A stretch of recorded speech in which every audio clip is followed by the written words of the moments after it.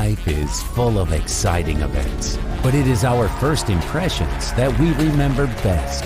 Your first diploma, your first job in a big company, unforgettable emotions from the first date, the first expensive things you bought when you got your first paycheck, and your first investments with Freedom Broker. Freedom Broker. Look at your favorite brands from a new perspective.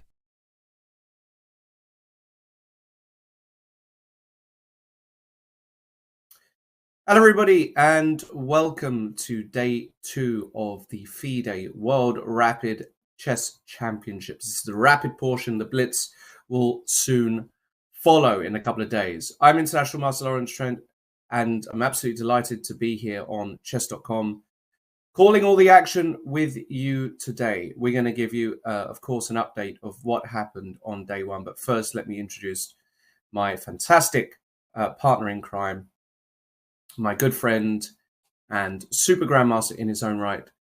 That is the one and only David Howe. David, good morning.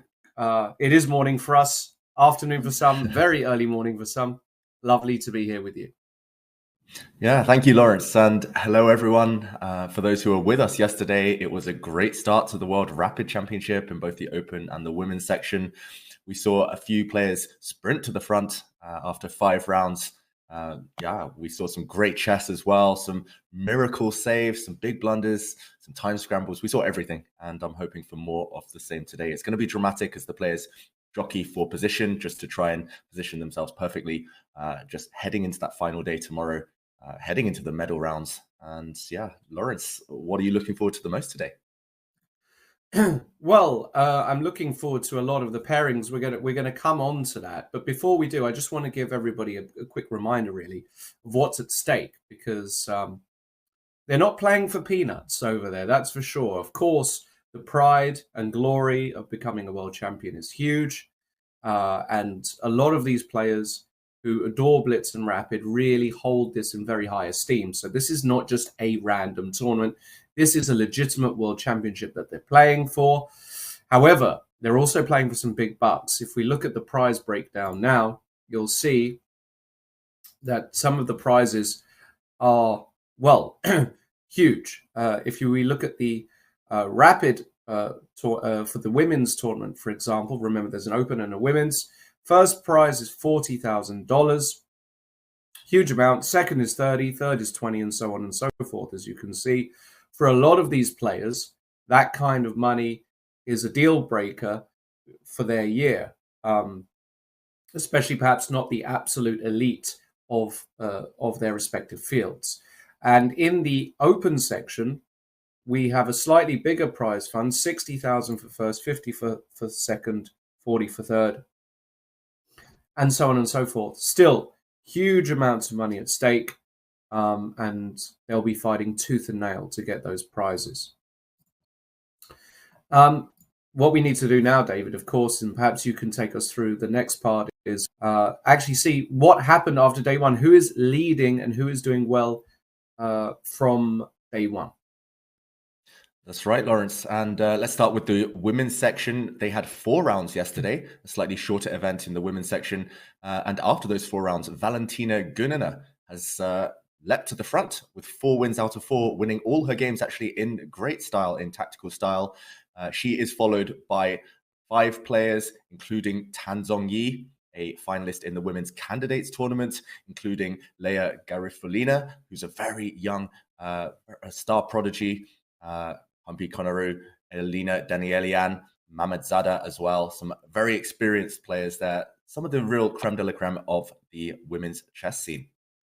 And if we see some of the matchups today, we do see that Valentina Gunina, the leader, is up against Tan Zhongyi, a huge pairing there, 2 of the highest seeds.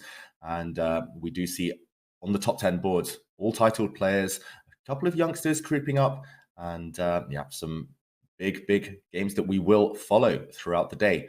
Meanwhile, if we go to the rapid section, Lawrence, there are not just 1 leader, there are 4 leaders right now, including Magnus Carlsen, who will want to win a title. Of course, he's about to let his classical title go. He is joined by Vladimir Fedoseev, Arjun Erigaisi, and Jordan van Forest, who was maybe one of the most impressive players of yesterday. Yep, some big names at the top, and of course, Magnus being up there shouldn't surprise anyone. As David said, even though he is relinquishing his classical title, he still believes that this tournament is one of the most important of the year. He adores winning these kinds of tournaments, Rapid and Blitz, and so he is fully focused to do that. Jordan had a great day, as you said, David. Arjun also had a pretty good day. And we can see a few other superstar names, notably the likes of Giri, Duda, Sarin, the young Indian. And how about Abdusaturov, last year's winner, keeping pace with the leaders? Do not rule him out. He can make a late run for it. Not even a late run, but, as long as you are half a point behind the leader, you always have a chance. You'll see no Hikaru Nakamura on that leaderboard. Not keeping the pace just yet, but with 2 full days to go, plenty of time to make up ground. We can't afford to lose too many more points. Some other big names on that board: Nepomniachtchi, we've got Fabiano Caruana, of course, Daniel Dubov also on there, Mamijarov, Artemiev. You can see Volodar Murzin as well. I mentioned him on the first day, young Russian talent, might make a run for it. Maybe he'll be an interesting quantity for the remainder of this tournament. Plenty of action, however. And the matchups today, David, well, one clear standout for me, board 1, Carlsen against Van Forest. What are your expectations for this game? That is huge for many reasons. Not only are they both on fire right now, but Jordan van Forest has helped Magnus Carlsen in the past. He was one of his seconds in the successful 2021 World Championship campaign. So they're great friends, they're great rivals. We're going to follow that one very, very closely. I'm looking as well at the other leaders, of course, Fedoseev and Arjun Erigaisi, who I see already is a big favorite in the feature chat. But also Abdusaturov, you mentioned. He lost to Magnus yesterday, but he is well in the mix up against Duda. And despite Nakamura, Vachier-Lagrave, 2 titans of the game, not being in the top 20, as we saw in the standings, they are still, however, on the top 10 boards. They will be fighting to try and get on a streak today. They need to do that, as you mentioned, in order to keep pace. So huge games if we look down on board 9, board 10. Nakamura, Vachier-Lagrave, 2 of the favorites, wanting to win at all costs. Yep. And just to remind everybody, the open section is a 13-round Swiss. So today is round 6. In the women's section, it is an 11-round Swiss. Today is round 5.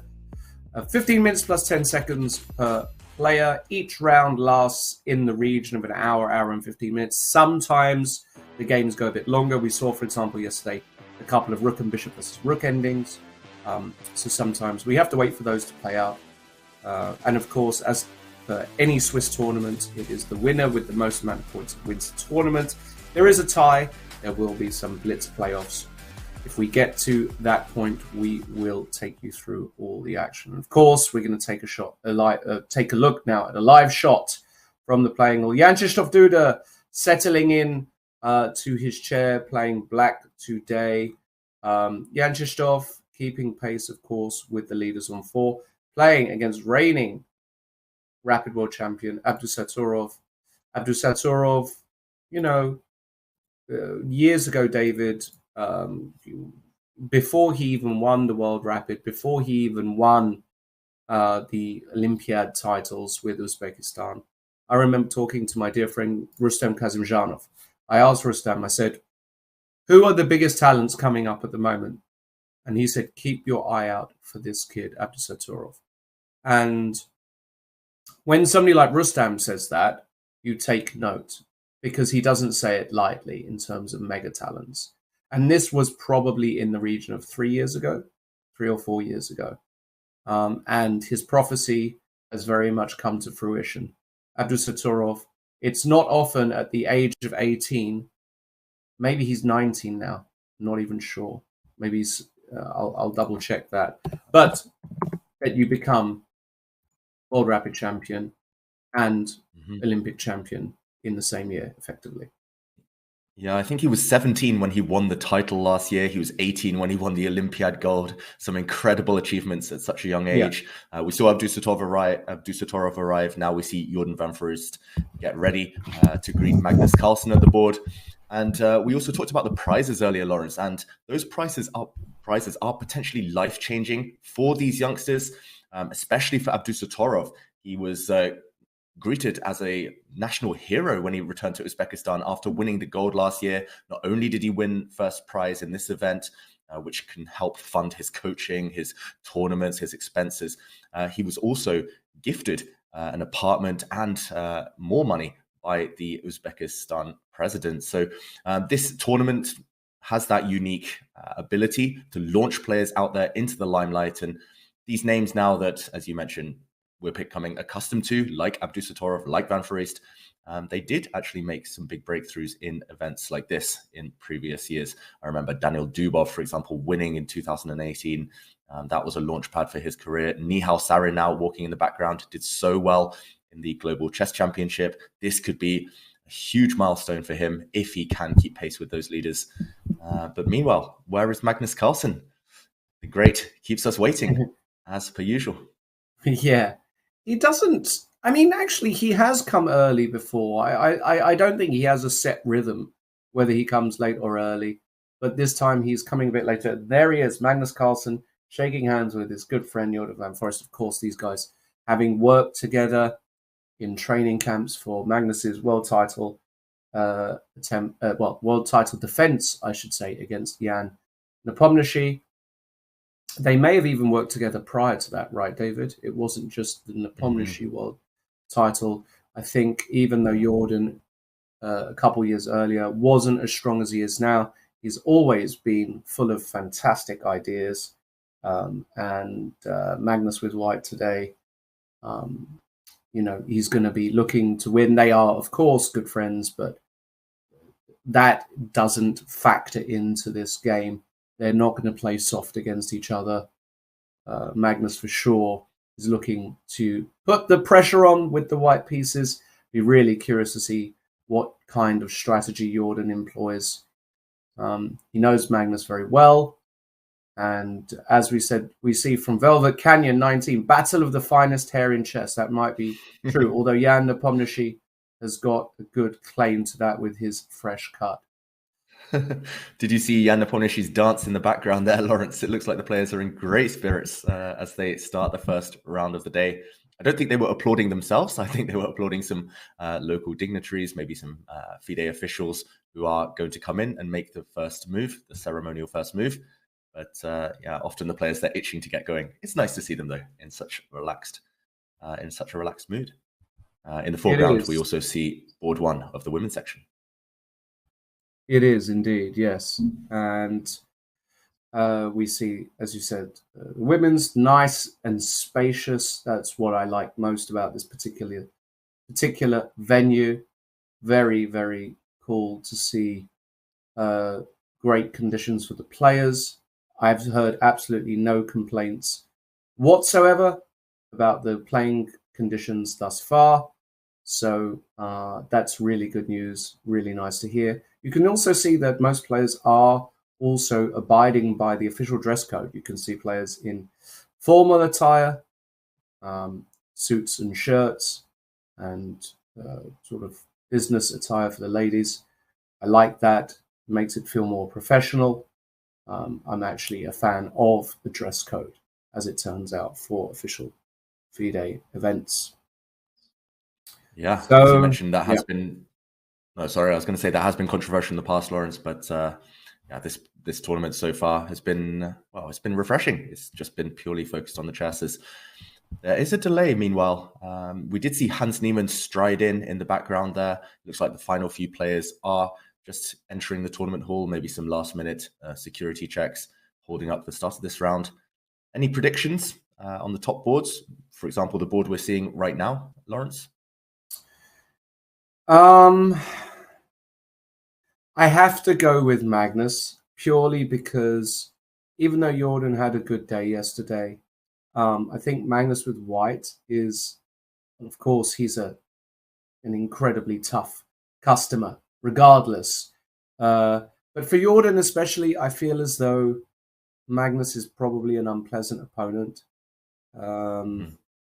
You've got all the dynamic of working together and analyzing together, and him knowing more or less how you think and how you play and what you've looked at.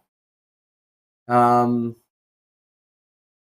example, I think Jordan will do a lot better against, other super top players compared to Magnus. If Jordan were to play Nepo and Hikaru, and I feel like his win rate is much greater there. Of course, you can claim that Magnus is just the number one anyway, so this analogy isn't quite relevant. But there's something special about playing somebody you've worked with for months on end.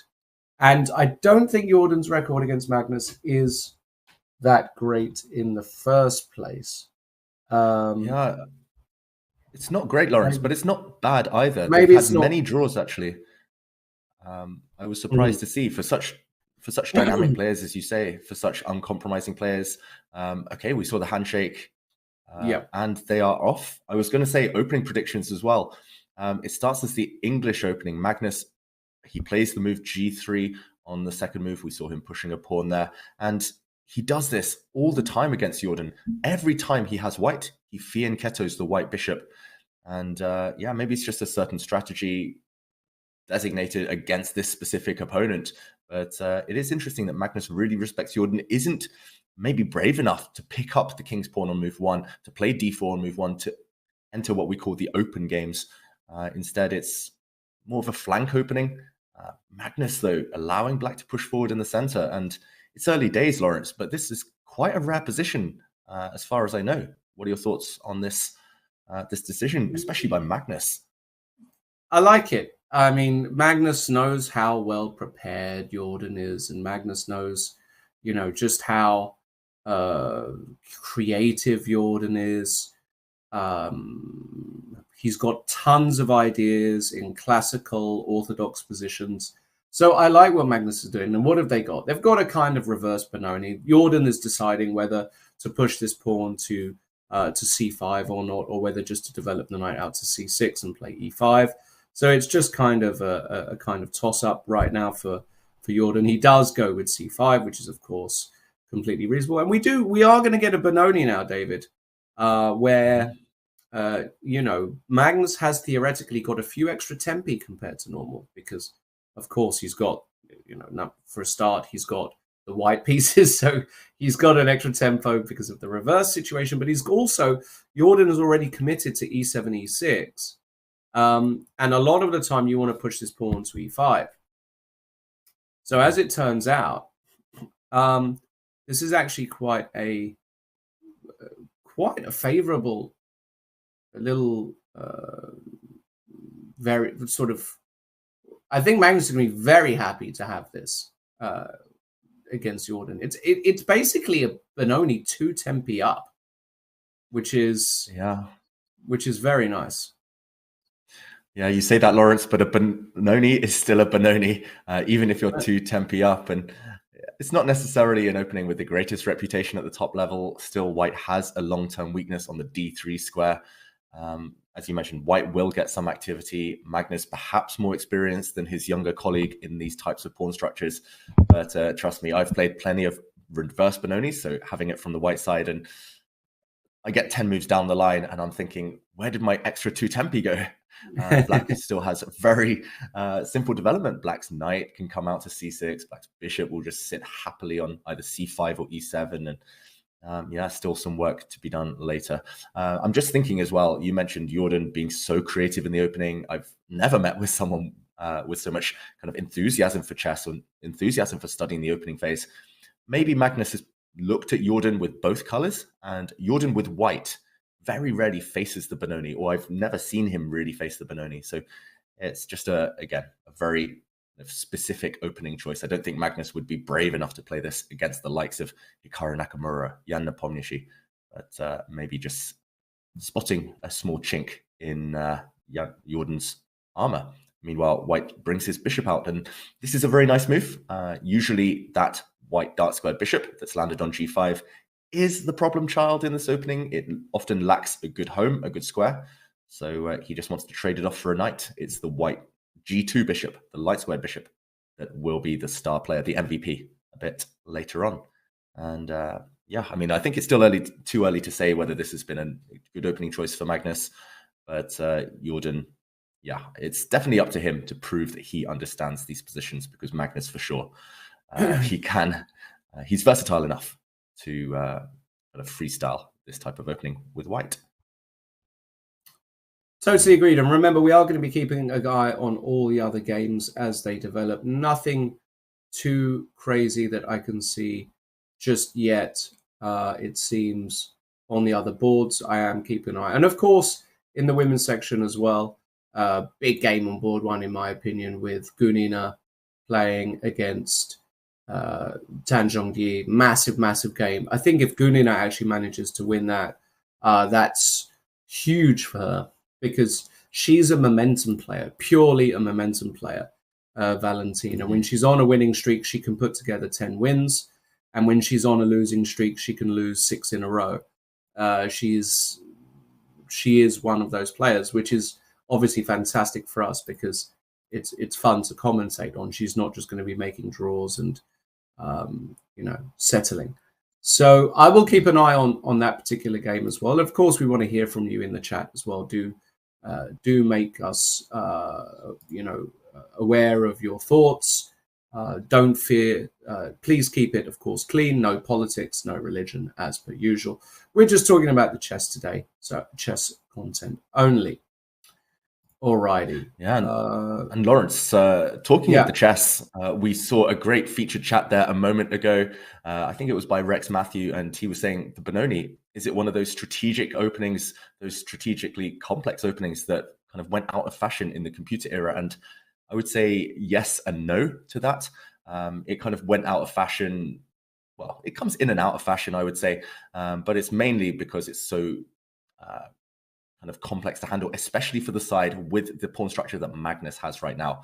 This is a reverse Benoni, as we say, and this d3 pawn is a long-term weakness. Endgames can often be very difficult, and if you don't get activity, if you can't fight against the opponent's center, which Jordan has just kind of fortified by pushing his pawn to e5, if you can't fight against the center, can't undermine it, then you're just simply struggling long-term. So I think it's just as much the practical difficulties of the position as the computer evaluations. Of course, computer evaluations often do favor the side with the extra central pawn. In this case, it's black, but yeah, it is, as you mentioned as well, very complex, and that's what Magnus is aiming for. It just suits the tournament situation. Remember, because it is a big Swiss, you need as many wins as possible. You can't just coast your way to the finishing line with a bunch of draws. You will get overtaken. So Magnus, especially with the white pieces, he doesn't want kind of a flat, drier position, which actually is my approach often when I play Jordan. But Magnus, these days, Magnus 2.0, as I call him, he has evolved into a very kind of ambitious player who's willing to play all sorts of positions. He's played everything under the sun, right, Lawrence? All sorts of pawn structures, openings. He certainly has, but I'm not a huge fan of what he's done with his knight on e2 today, I have to say. I mean, if we just go back around here in this opening, I was very surprised that even around here that he didn't just find a way to just go, I don't know, knight f3, for example, and put the knight on a more standard square. The knight on e2 does not make a really sort of good impression to my eyes. It's out of the game. It's being dominated by black central pawns, and I'm just wondering how he plans to get it into the game. Is he really going to play f4? This looks incredibly risky to play like this, to weaken all your dark squares. And what are you supposed to do? For example, if you jump in with a typical move like knight e4, I go back to e7, black is ready to play f5, and it doesn't feel like I've got what I would term as typical Benoni play. This knight on e2 is really causing me huge grief. David, I don't know what you think about that. I completely agree. I love the fact that Jordan, as soon as he saw the knight land on e2, he planted his pawn on e5, and that e5 pawn does dominate the knight on e2. And this is something that I learned a lot when I started kind of experimenting with Fischer random chess. A knight is only as good as the squares it can jump to. And often knights on the 2nd rank are dominated by pawns on the 5th rank. Likewise, knights on the 3rd rank dominated by pawns on the 6th rank. Yeah, Magnus, he's got one bad piece, that piece you highlighted on e2. And therefore, his position does look a bit dodgy, and maybe he does need to take direct action. F4, as you say, pushing forward, breaking open the center when black has bishops. It doesn't feel right somehow. But then again, what else? I mean, it looks just as wrong to play a move like h3, g4, plant the white knight on g3, because you're giving up dark squares. Yes, white's light squared bishop is great, but you can't give up the opposing color complex, really. And therefore, we see Magnus deep in thought. He's already significantly behind on the clock, which is never a good sign. I do see in the featured chat a lot of Magnus fans, including Inort53, saying the Magnus effect will come into play at any time. It often does, but maybe this isn't the position where the Magnus effect is so relevant. Okay, he plays rook move, it looks like, from his hand movements there. We will see rook e1 on the board. But again, where's that rook going? It's blocked by this troublesome knight on e2, this lost piece, which hasn't found yet its ideal squares. I think Magnus, hey, wow, Jordan really going for it with h5. I was going to say, I think Magnus just has a slow plan in mind, maybe moving that knight out the way, but Jordan is not going to give him that time. Going on the attack already, this is often a signal that black wants to put this pawn, clamp down on the king side, put it on h3 ideally, and Magnus loves this strategy himself. What do you think of this, Lawrence? It's looking good for you already, as far as I can tell. I can't stand Magnus's position here, and he will also understand that this has gone actually horribly wrong for Magnus Carlsen. The position is just bad. You can't, and he goes to c5 now, which a typical way to try and get some space for his pieces. But wow, he must be really upset with just how things have gone here. I mean, ultimately, let's have a look at what's going on. Black has got the 2 bishops. He's got space in the center, space on the king side. And okay, this move c5, he's trying to get some, but it's, again, I can't help but look at this knight on e2. This is the problem piece. Were this knight on f3, the whole position would be different, because there'd be pressure against the e5 pawn. You could maneuver both knights to these c4 and e4 squares. You could actually sort of put together some play. But the fact that they are both unable to get there at the moment because of this knight, I'm very skeptical. I won't say that Magnus is lost here, but he must be a lot worse, surely. I don't see any really seriously positive elements to his position. Okay, rook c1. And now, Lawrence, I've got to say I completely agree. There is a lot of messages in the feature chat, though, saying, yes, it's a Benoni, so it will look bad, but maybe long-term activity. There was also a message saying Magnus might have lost the opening battle, but it's still the middle game ahead. You've got to beat him in the middle game and endgame too. And I agree. I detest Magnus's position. I would love to have the black pieces here. So much flexibility. Black's pawn is flying forward to h4, maybe a pawn coming to f5. But what next? And would you still back Jordan here in a position where, okay, he's playing on the other side of the board now, pushes his pawn forward to a4. I was going to say, you've got to be consistent, you've got to be direct. It feels like Jordan, with his last move, putting pawns on h5 and a4, he's playing on both flanks. Is black ready for that one? Knight c4 now by Magnus. Yeah, I didn't think a4 was too necessary, actually. I guess in this position here, I guess the question is, do you ever want to give up this light squared bishop for this knight? Probably not. Maybe you should just keep on going with h4. I didn't see a problem just playing h4 here. I don't see a big benefit in inserting a4 and knight c4. And it's these little moments when you play against Magnus, it's these little, just these little moves where suddenly, when Magnus gets bit of momentum starting, it becomes very, very tricky and very, very awkward. So this is, I'm not a huge fan, let's put it like that, of what Jordan has done here with a4 and h5.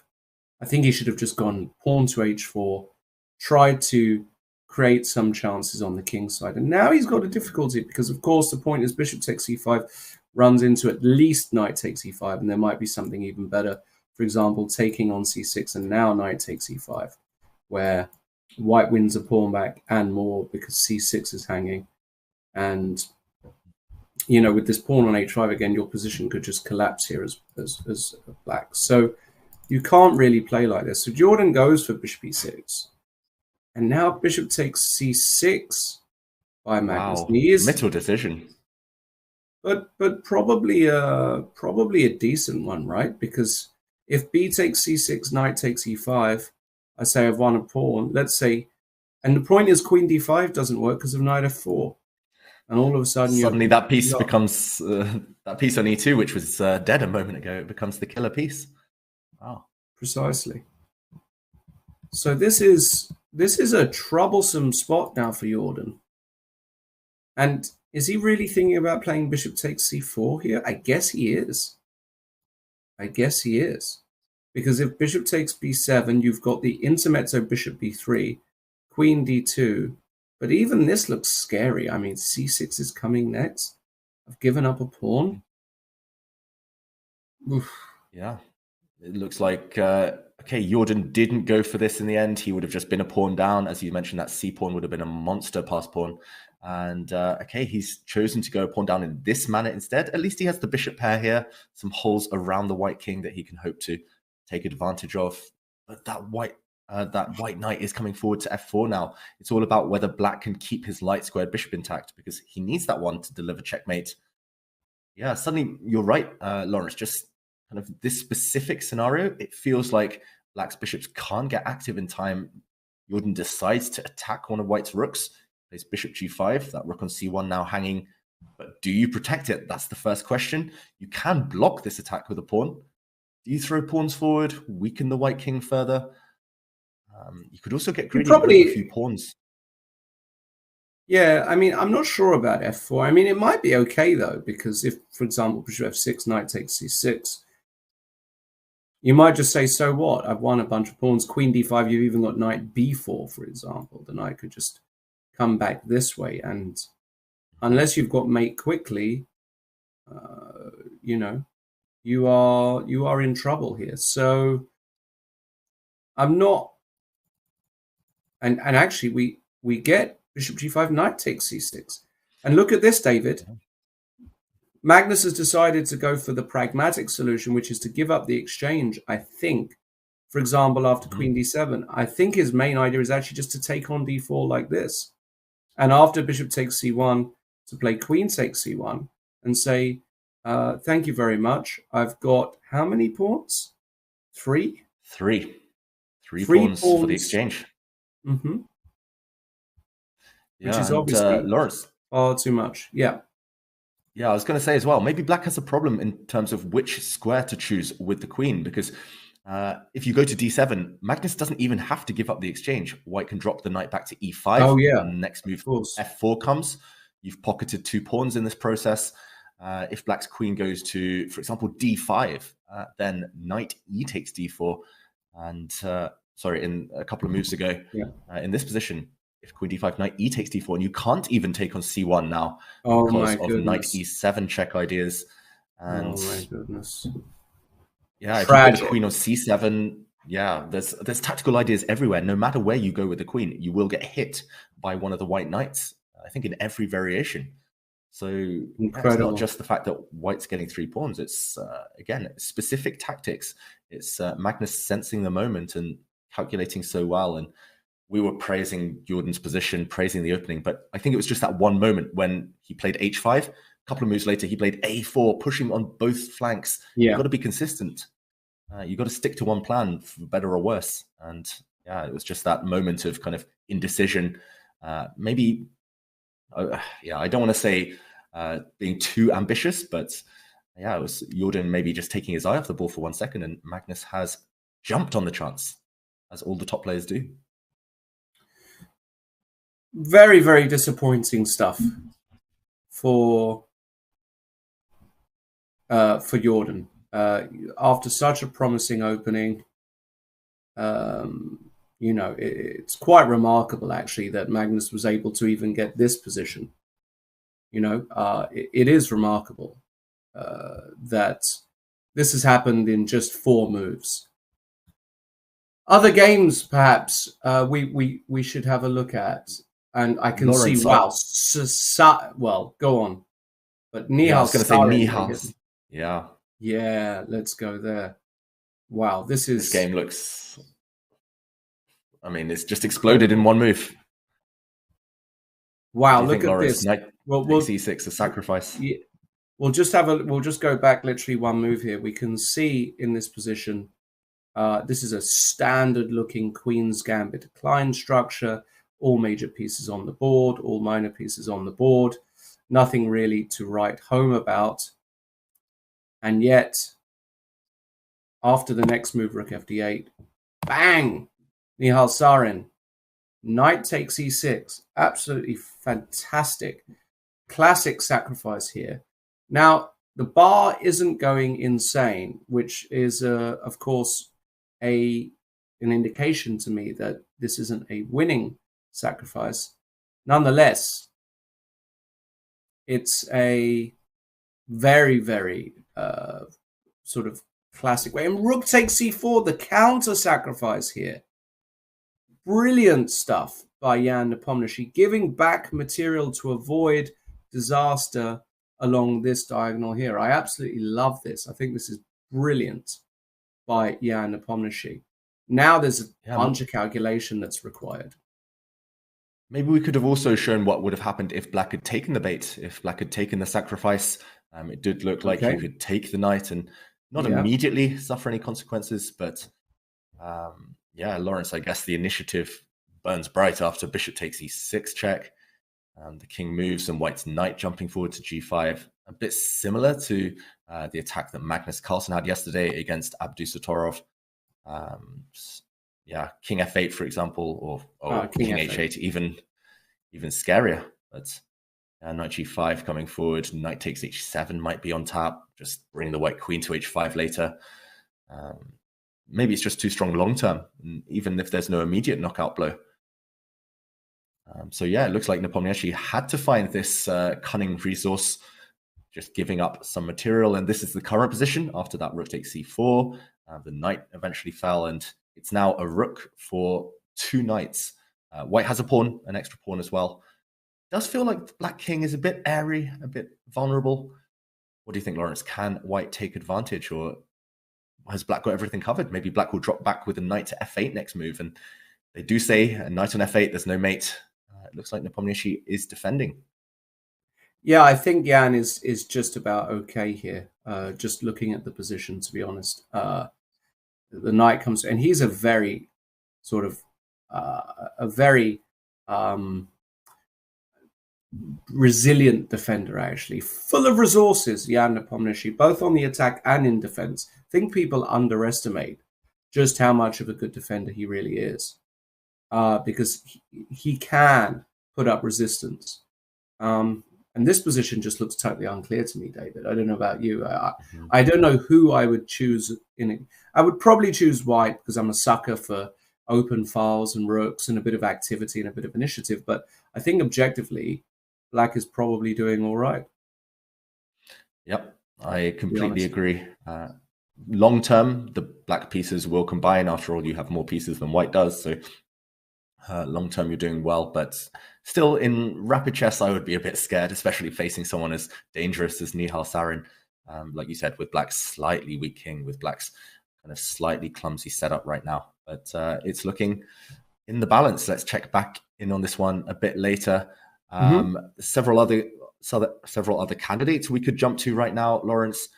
Which games catch your eye? Actually, I want to point out Donchenko against Rapport just briefly for the pawn structure, just because I've never seen this pawn structure in my life before. I've played chess a long time, but this one looks pretty unique. And Wow. what do you think of this, Lawrence? What a mess. Well, the computer hates Rapport's position, and that's probably because this pawn on c6 is just not available at the moment, which is, clearly a problem for Rapport. But if you look at the time situation here, we can see that Danchenko only has 1:48. Rapport has got all the time in the world, 12 minutes. So Danchenko really, really struggling on the clock. He now plays the move Queen H2, and maybe he's going for it now. Maybe he's going to go G5 and H5 and try and exert some pressure. The position, objectively looks horrible for Rapport. He's got no entry squares on the queen side. I mean, you've got this pawn on c6. If you manage to consolidate this pawn, I don't see how you would ever be happy here, basically, as Rapport. It looks horrific to me. But then again, What do I know? I completely agree, Lawrence. There's a lot of kind of love and hate for the pawn structure in the featured chat. But this is the type of position, yes, I agree, it's good for white objectively, but your pawn structure does look like a pack of cards. If one of them falls over, if you lose one pawn, if black can strike, break out somehow, then it might all just collapse for white. You have extended very far forward, especially on the king side. White's king could be a target later. Rapport blocks up the center now. I am wondering where the black knight's going. There we go. It retreats back to E8, but at least the c6 pawn now is vulnerable. At least the connection between white's bishop and that pawn has been broken. Also, the clock time, Danchenko down to 1 minute against 12 for Rapport, one of the pre-tournament favorites. So yeah, I'm not writing this one off. I just wanted to point it out because it's typical kind of chaotic fun from Rapport, and we love to see it. We love to see these really weird, unorthodox positions that he seems to get every single time. Yeah, he does. He did calm down in recent years. I think people forget that Ricard, he got to 27, 60, 70-ish for a reason. He kind of played a bit more. I mean, I remember years and years ago when I was even playing in the same tournaments as him in Gibraltar and whatnot before he became super, super elite, how he was playing absolutely wild and wacky stuff, but he grounded himself and he started playing more mainstream stuff for sure. And that obviously contributed to his ascent. But in Rapid and Blitz, I think he certainly feels the propensity towards, going a bit more crazy, that he feels like he can go a bit more crazy. But we'll see. We'll keep an eye on this position. In the meantime, Lawrence, maybe we can go back to Magnus against Jordan. There have been some developments in that game. The key game of the round, after all, and pawn structure in this one, very, very far from standard as well. White has 2 extra pawns, if I'm counting correctly, but black does have a clamp. Black's bishop now locking down that queen side. Black's queen trying to sneak in towards the white king. To be honest, I would take the pawns. The evaluation bar seems to agree. It thinks that white is perfectly safe. White's 2 extra pawns should win the day, but work to be done, do you think? Oh, absolutely. I mean, it looks bad for Jordan, though. I mean, we have to be honest. This position does look atrocious. The d4 pawn is weak. The knight on f4 is nicely consolidated here. h5 is hanging in all variations. If you manage to mop these pawns up, I think you're going to be in good stead. So I'm not exactly very bullish, let's say, towards Jordan's chances here. And the bar obviously agrees because the bar has gone crazy here. Yeah, and Magnus is up on the clock as well. I don't really see many redeeming features here, actually, for Jordan. I think this is just a case of how does Magnus want to convert. Yeah, the more I look at it, the more I agree. Yeah. Queen f2, you can maybe just take on h5, as you mentioned, but queen f2, it's just a mopping up job now, going for those weak black pawns. And as was seen in the featured chat there, it does look almost resignable. So yeah, difficult times. We could see an early win, a great start to the day for Magnus. And Magnus did actually say yesterday, because he had 3 hours of press conferences, then 5-6 hours of playing chess, he said he was feeling exhausted, but he is a Terminator, as Hian says there. He's when he's on fire, he's just a tough man to stop. Jordan, 1 or 2 kind of substandard moves, subpar moves, and he was punished immediately. That's just chess at the top level, unfortunately. It's brutal, and maybe let's see the next move from Magnus. But I would also love to see the top board of the women's section, because that is on fire right now. Yeah, Queen F2 was played. No real surprise to see this move, just targeting D4. And now I expect he's just going to win a pawn here, which looks reasonable. Yeah, I think that we're going to get a pretty straightforward Magnus victory. And I'm happy to go to that top board, as you said, David, in the women's section, because it's an important one. It's Gunina against Han Zhongyi, and we've got fire on the board, but it looks ropey for Valentina Gunina. It looks like a fantastic position for black here. The computer agrees. White's piece is all over the place. Black, lovely and centralized. David. And knight takes e3 just played. Hold on, isn't that just the end of the queen takes d8? Wow, look at this. And you can't take back because of the back rank mate. This is fantastic. So you have to go knight takes c2. Okay. But now black has got an extra piece. 1 extra piece. Yeah. Those pieces are a bit clumsy, though. That black knight on c2 offside could get trapped. Yeah. That black bishop on a3 could get trapped. I mean, you would take black with the extra piece. I don't see any immediate knockout blow. It's unclear whether black is even threatening to take the white queen. Maybe that would result in some exchanges, which would be favorable for black. So maybe that's a small threat now. Maybe the white queen has to move, in which case, where to? But yeah, it looks like Tang Zhongyi has calculated it all. She is extremely precise with her calculations. Yeah, Lawrence, I'm struggling to come up with a move for white. Absolutely. I don't like this at all. And a piece is a piece. I'm sorry. You know, the pieces are slightly clumsy, but it's, you know, let's say after queen d2, the knight comes back to b4, can be recycled always to c6. There's even ideas of going e3, ruining the structure and opening up this bishop. I think, you know, objectively speaking, this has to be just absolutely horrific for Valentina. I don't see many practical chances. That said, she is a fighter, she is warrior, and as Anita Drink said in the super chat, she is Valentina the Destroyer, so they don't give up, ever. They do not give up. So I'm very maybe curious. In that final position, Lawrence, after queen d2, knight b4, at least you can try knight f5 maybe, and there are some threats in the air. If the knight lands on d6, that will be a family fork hitting the queen, rook, and bishop if the knight lands there. So that is true. Some hope. Black's king is still a bit uncomfortable on the back rank. I'm not writing it off yet, but as you say, the clock situation is against her. Obviously the material count is against her. She plays queen d6 instead, and that should give black the time now to start consolidating. No threats for white that I can see, and a piece is a piece. Yeah, looking good for Tang Zhongyi. Looks very, very dodgy indeed for Gunina.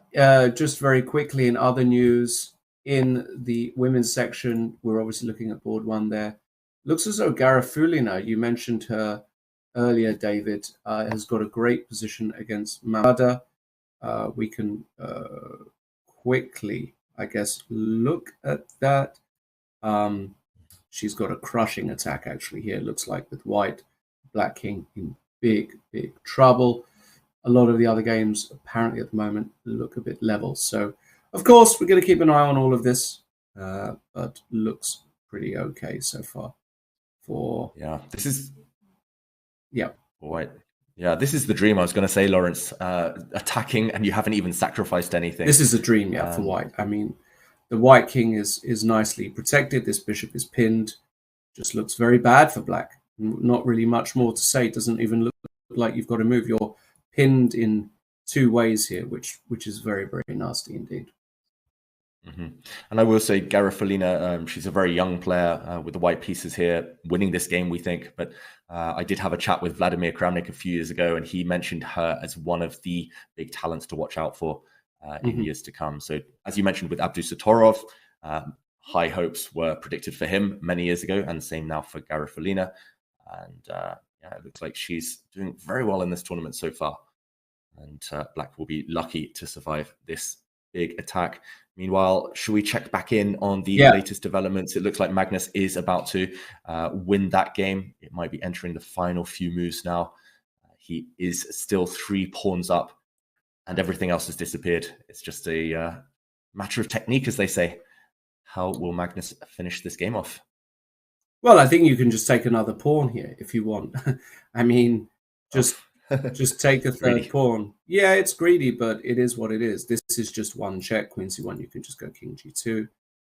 You can't even take here because after rook a8, king h7, queen f5, you're either getting mated or you're winning a rook. It's probably just mate in one, isn't it? Actually, g6, queen takes f7 is just mate. Yep. Magnus decides to go for another route, which is more than fine. He just wins his pawn. I actually don't expect Jordan to really waste too much energy here. He's a lot of pawns down. King h2 will be played by Magnus here after queen f3, queen d5. Now he's going to slowly encroach with his queen. He can even play queen d1 here, try and win. And that's what he does, of course, just trying to win this a4 pawn. And now if the queen has to move, you can go d5, queen b5. You can even just go d5 here, give up the b2 pawn. It's no big deal. Something like this, king h3, queen a3, d6, and the queen just does not make it back in time. And you can resign. Fairly standard stuff. I love it, Lawrence. You're just spitballing these incredible variations, just kind of off the top of your head. And I mean, I love d5. You've got to calculate that one correctly, but you're right. It's just, I mean, Magnus will play it, I think. Yeah, not too much to calculate, right? The king has got a lovely safe square on h3. And I just don't see it being a big deal, basically. So I fully expect Magnus to just play d5. He's got plenty of time, 3 minutes. Just making sure that Jordan doesn't have any resources, but Jordan's body language also, if you look at him in the chair there, he's basically, he understands that this is just a very unpleasant position, and Magnus will play d5. It's the principled move. He's enjoying it as well. Maybe he's just I mean, there's not really much to talk about. No, there's been a little repetition here of moves. He needs to channel his inner Lawrence Trent. He needs to channel you and do some calculation. Well, okay, I am going for the most direct approach. No, he's not. I am surprised. Because that looked very straightforward to me. That looked like that didn't require almost any calculation at all. So I am surprised.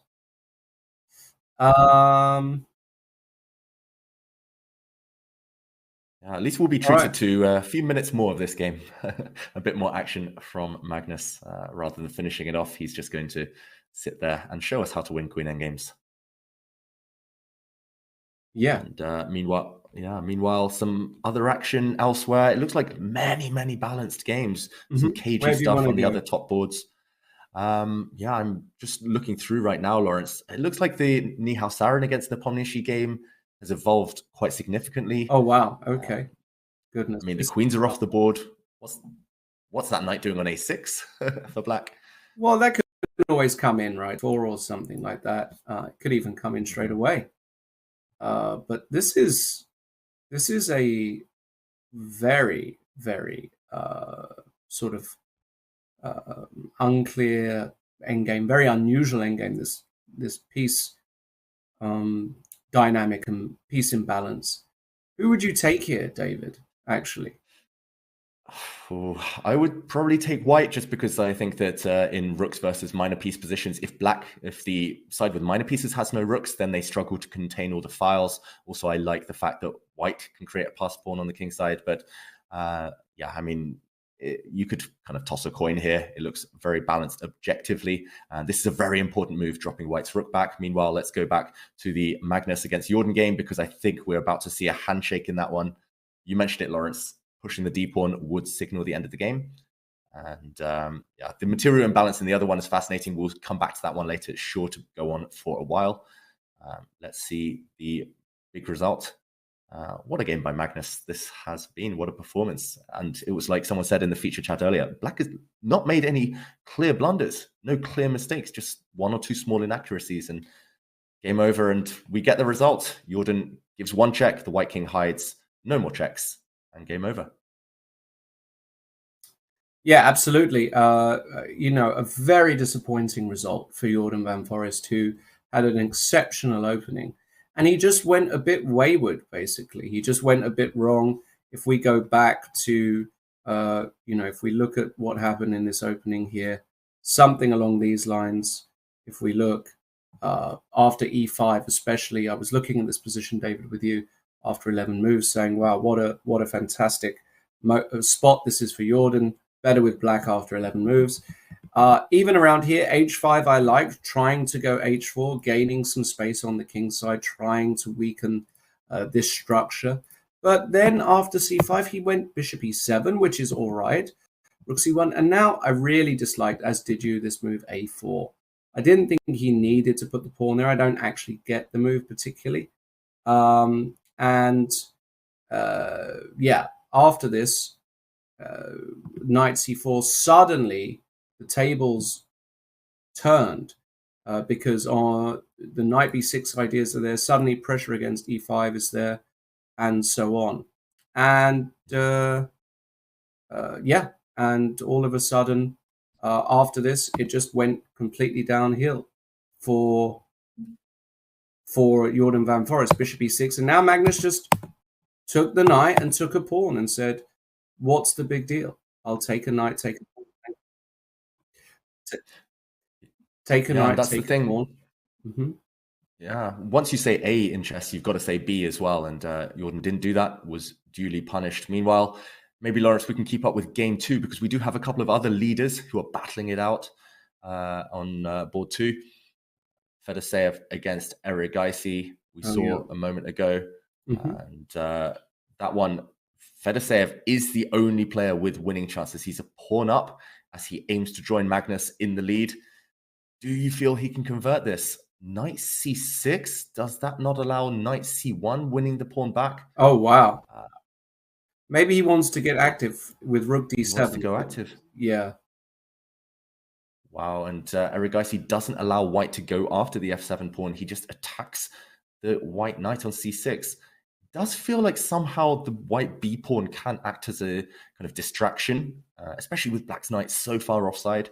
Maybe knight back to e5 now. Fedoseev has just moved his knight. Mm-hmm. It is on that square. And rook d7, monster threat. Would be a winning threat if he can play it. Black's king in some trouble. Oof, this one, yeah, such high stakes now. Erigaisi needs to hold this game. A loss, and he's going to be thrown right back into the pack. So Fedoseev, he's also got great endgame technique, I've got to say. I've been ground down by him in many a blitz game. Can he finish this one off? Knight c3. Oof, what is the idea? Weird. He wants knight e4 check. Knight e4 check, and but then just king f3, right? Yeah, and I don't see it. Maybe we can put that variation, or at least draw those arrows on the board. So rook d7. Rook d7. Knight e4 check is surely the idea. King f3. But you're right. I don't see Unless... the... Okay, this is on the... Oh, okay, it's not on the board. I was going to say maybe black can just play knight takes f2 here and hope that he's surviving. But let's catch up with the... Yeah, this has been for black, I've got to say. Horrible transition for black. Now the king is open of the white pieces, and rook f6. This is a beautiful move. Now you just mop up. This is just a mop-up job now for white. Surely this is curtains for Erigaisi. Yeah, if the rooks ever come off the board, then white's b pawn is going to decide the game. And I don't think you can even get to that stage for Erigaisi. You're dropping at least another pawn. H6 is falling, E6 is falling, your whole house is falling.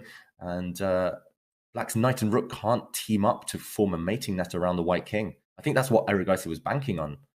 Okay, he's grabbed the H pawn now, but Black's knight is really offside. White's king can jump into the center at some point.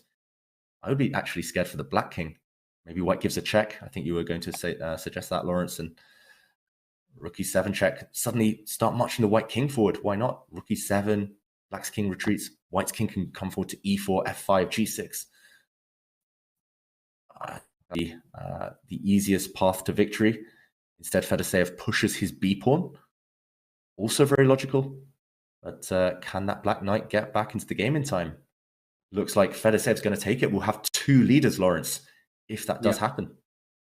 I see absolutely zero chances here for Erigaisi, 0 practical chances. The B pawn's too strong. The king walks in. Fedoseev too good.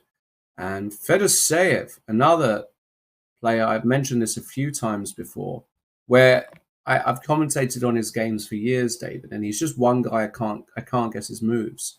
Hardly ever. Not at this point, this is a bit more straightforward, but in general, a very, very tough player to predict, but very, very underestimated quantity when it comes to tournaments. He can cause upsets. He can beat anybody on his day. So doesn't surprise me at all that he's winning this particular game. And he will convert this, no doubt about it. Abdusattorov, by the way, potentially doing very good also against Jan Krzysztof. Should we quickly go there? Because I think this one is dead in the water, to be brutally honest. Let's jump over to board 3. In the background, on the background of that picture, we did see Nepomniachtchi and Nihao Sarin leave their table. Sarin staying to pack up the pieces. We did see a draw on board 4. But Abdusattorov against Duda. We see the position in front of us. And wow, the evaluation bar loves White. Is there a tactic right now? Can White just play C3? Can you just win a piece? I mean, that's about as simple as it gets, isn't it? This is what we learn in our first few months of playing chess. I don't get it. Queen takes B3, C takes D4, Queen takes D3 must be Duda's idea. And a bit of instability in the center here, so he might get a few pawns. But even and it wasn't played. It wasn't played. Interesting. Wow, missed opportunity. I guess it's hard to evaluate when you give up all of your pawns for a piece, but yeah, Abdusattorov, he normally thrives on those types of imbalances. Duda was taking big risks there, provoking his opponent, and it should have backfired on Black. Now it looks balanced again, Lawrence, unless I'm mistaken. Absolutely. No pawn breaks for either side. Looks completely balanced to me here. Knight D4. Who would you take? I think I would take White just because the knights... I take White. More flexible. Yeah, he can go Rook E1 or Queen E1 now. I like just trying to maybe put my Queen on G3 and my Knight on F5 and pretend that I'm threatening some mating stuff. But yeah, the White structure is such that it's very solid. He does go Rook C1, King H7 by Duda. Duda also down to 23 seconds. So Duda struggling here for sure. What is Abdusattorov? Knight H4. That's another thing. I mean, Abdusattorov, he's very Carlsen-like stylistically, in my opinion. He doesn't overly complicate positions unnecessarily. He likes to keep control. Duda hanging on.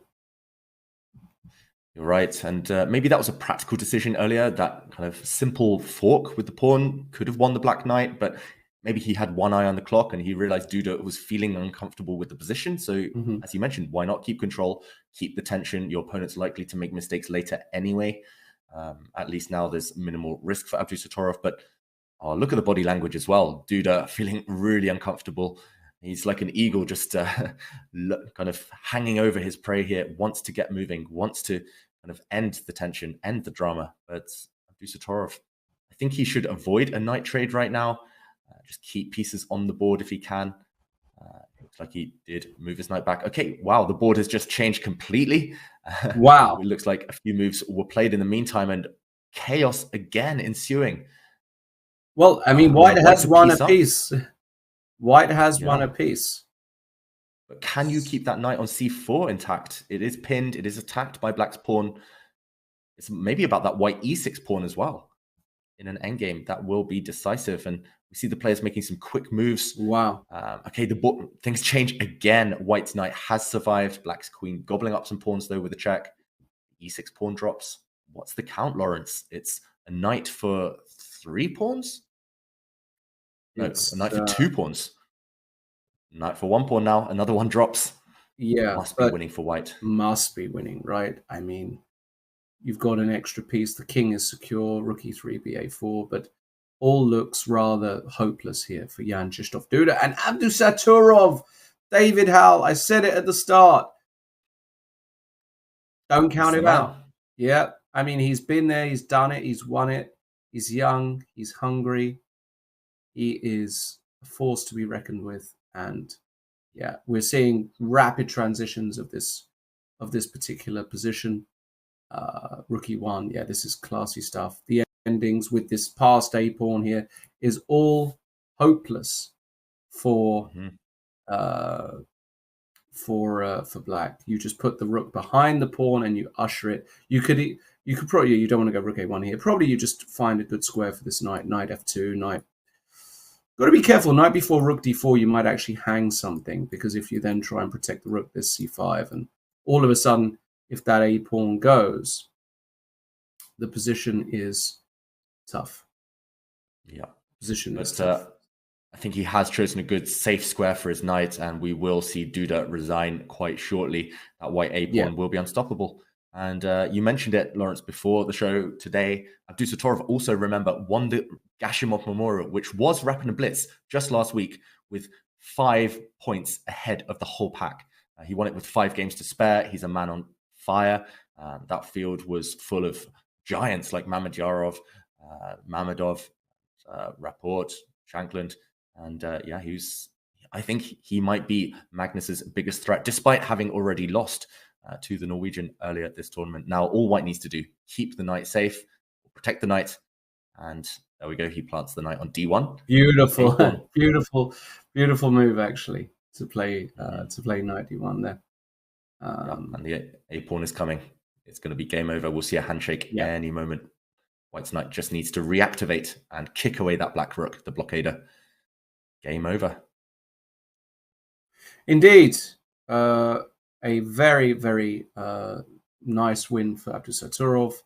The rook passive. Duda, of course, shaking his head. Rightly so, because it's a gross position. Yeah, knight d3. Now the knight's coming to c5. It's going to kick the rook away. The rook will go. The pawn will come to a6. You can even defend to a7. You can then put the pawn on a6. Rook b1, rook b7 then comes. This is going to be a fairly straightforward victory for Abdusattorov. I have no doubt. He's just too good. He's way up on the clock. Maybe not way up, actually. Hold on. You can see Duda there. Maybe he's not way up, actually. Yeah, it looks like both sides are around the 30-second mark, which is plenty of time with a 10-second increment. And you were talking of victories a moment ago, Lawrence. Fedoseev did indeed wrap up that win against Erigaisi. Huge for the standings. That means we have 2 leaders after 6 rounds. Magnus Carlsen and Vladimir Fedoseev. Those 2 will fight against each other in round 7. Meanwhile, a few more draws as we go down the leaderboard. Vachier-Lagrave has drawn. Nakamura still in action. Oh no, Nakamura has just drawn as well. So dropping even further down the table. Nakamura failing to keep pace with Magnus. So yeah, it does look like the leaders are making themselves known. Abdusattorov is going to be sitting half a point behind Magnus and Fedoseev after this round. You would expect so. I mean, I would be very, very surprised to see a save here. I mean, fair play to Duda. He is fighting. He's not letting this one go. He's not letting himself lose easily here, for sure. King f2. Okay. Because the problem is if you take on c7, let's say h4 by black, the problem is if you take on c7, king d6, suddenly the tables have turned and you actually lose. You can't protect both pieces, which is nothing short of a disaster for white. So actually, how do you win this? It suddenly got very tricky, Dave. You're right. I think he could have maybe found a better square for his knight a bit earlier. I think he could have landed on c6 with his knight and put a pawn on a7, completely immobilizing that black rook in the corner. But despite black's passivity, with that rook stuck, blockading the white a-pawn, black's king is active. Black's pawns are rolling now. f5 by Duda. I think a very clever move had to be played. You're right, Lawrence. It's no longer a trivial matter. It's no longer so straightforward. No matter where you put your rook now as white, black's king will get some access to some squares. If the white a-pawn falls, remember, black's drawing chances increase enormously. So right now, I'm struggling to even see a move. A productive move for white. G4 check is coming next. Black's pawns will continue rolling if you do nothing. Okay, a waiting move from Abdustarov. Maybe quite clever. Maybe a clever waiting move. But he needs to do something now. Drops back with the knight, but black's king just retreats, attacking the white rook. Maybe his idea is to give up the white a-pawn, but to get all of black's pawns on the king side. He wants to leave himself with a g-pawn. Oh, rook h7 now, potentially. Can he get away with pawn hunting? Because black cannot take the white pawn. Oh, he repeats the position. Black's king can go back now to the center. That will be the second time we've seen this position. Duda doesn't want to repeat. He wants to eliminate as many pawns as possible. But now, can white's king not just sit and blockade? White's rook is going to go after this far advanced black h-pawn. 20 seconds. What do you think? Still winning for Abdusattorov, but the margin for error? Very slim now.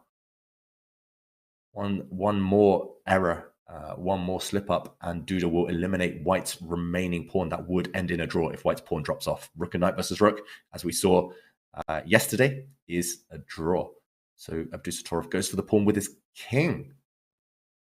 Interesting. He's within the square, as we say. He's within the box. He's going towards that h3 pawn. Duda needs something now. He still can't get through to that white knight with his king. He can't kick away the defender of the white a-pawn. Talk of passive kings. This is the most passive king you'll ever see on h1 now. But Duda's still doing a good job, Lawrence. Yeah, now you can go a7, for example. The bar is shot at exactly a7. Now it's a totally different ball game because all of a sudden the rook is kind of condemned to the back rank. And after... What is this? Why? So in the current position, king d6... And knight now, a6. That's the difference. Yeah. That's the difference. Suddenly, king d6 exists and knight a6. Goodness me. Absolutely it's completely different now. The difference between having the white pawn on a7 compared to a6 has changed the game. Duda did not notice that little nuance. And that a6 square, as you're pointing out, Lawrence, is now available to white's knight to defend its rook. That is a game changer. And now white can, at will, at his own leisure, just mop up those black pawns, slowly marching the white king towards the queen side. It still takes a while, but no more chances for Duda now. All you need to do, shuffle your rook across to b7, threaten rook b8, breaking the black rook's connection with that white pawn. Looking at Duda's body language, he's looking away from the camera. That is Duda knowing he's losing. And he got there eventually, Abdusattorov, but he does take this essential win, or he will do in a moment. There we go. Rook b7 on the board. White a-pawn. No stopping it. White's knight can land on the a6 square. Just go for that black rook now. Yeah, still nothing absolutely. Changing. Yeah, winning for white. Absolutely. Just winning. That's all there is to it. It's just winning. Nothing more to say. Rook c7. Okay, a bit nervous here, Abdusattorov, no? Just interestingly. Just a little bit nervous. Can't find the clean way. Knight d7. King d6, rook b7, and rook b8.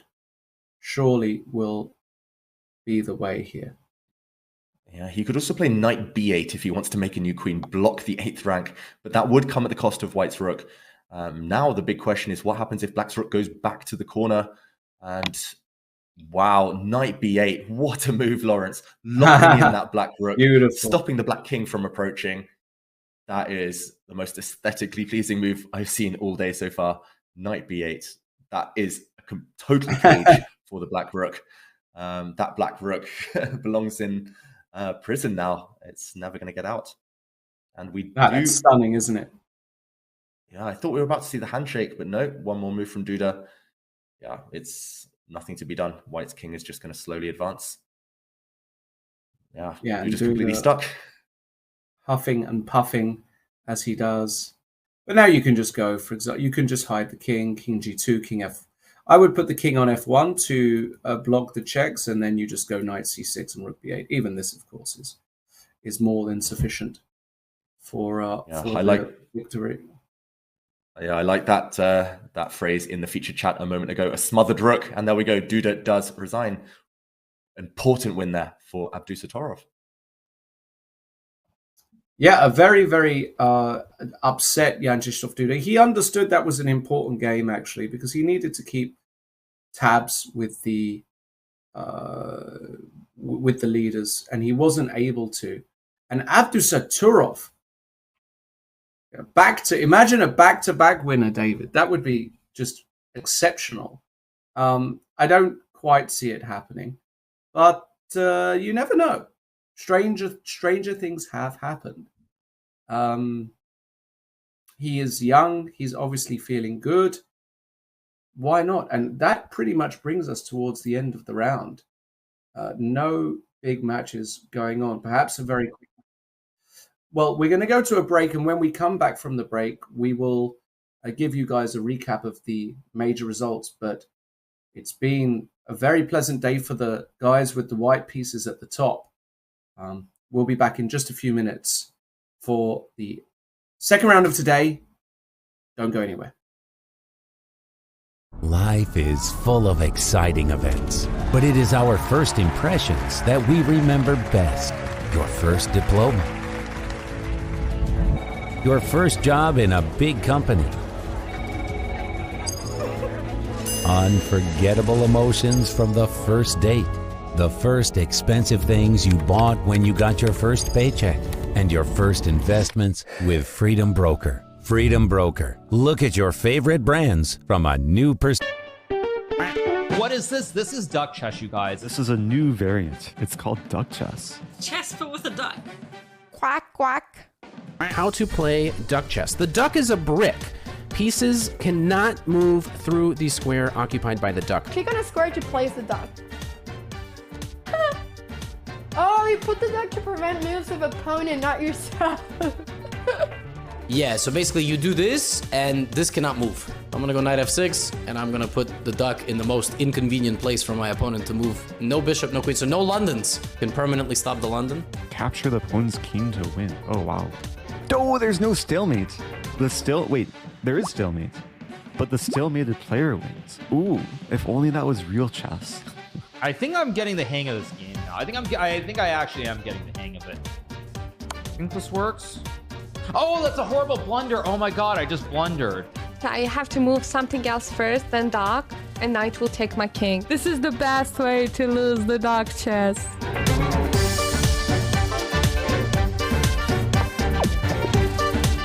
Those some real bullet skills right there, boys. This is the first time winning duck chess. That's so exciting. Oh no, mouse slip. No. I won! Yeah! Duck chess champion. Give me those points, baby.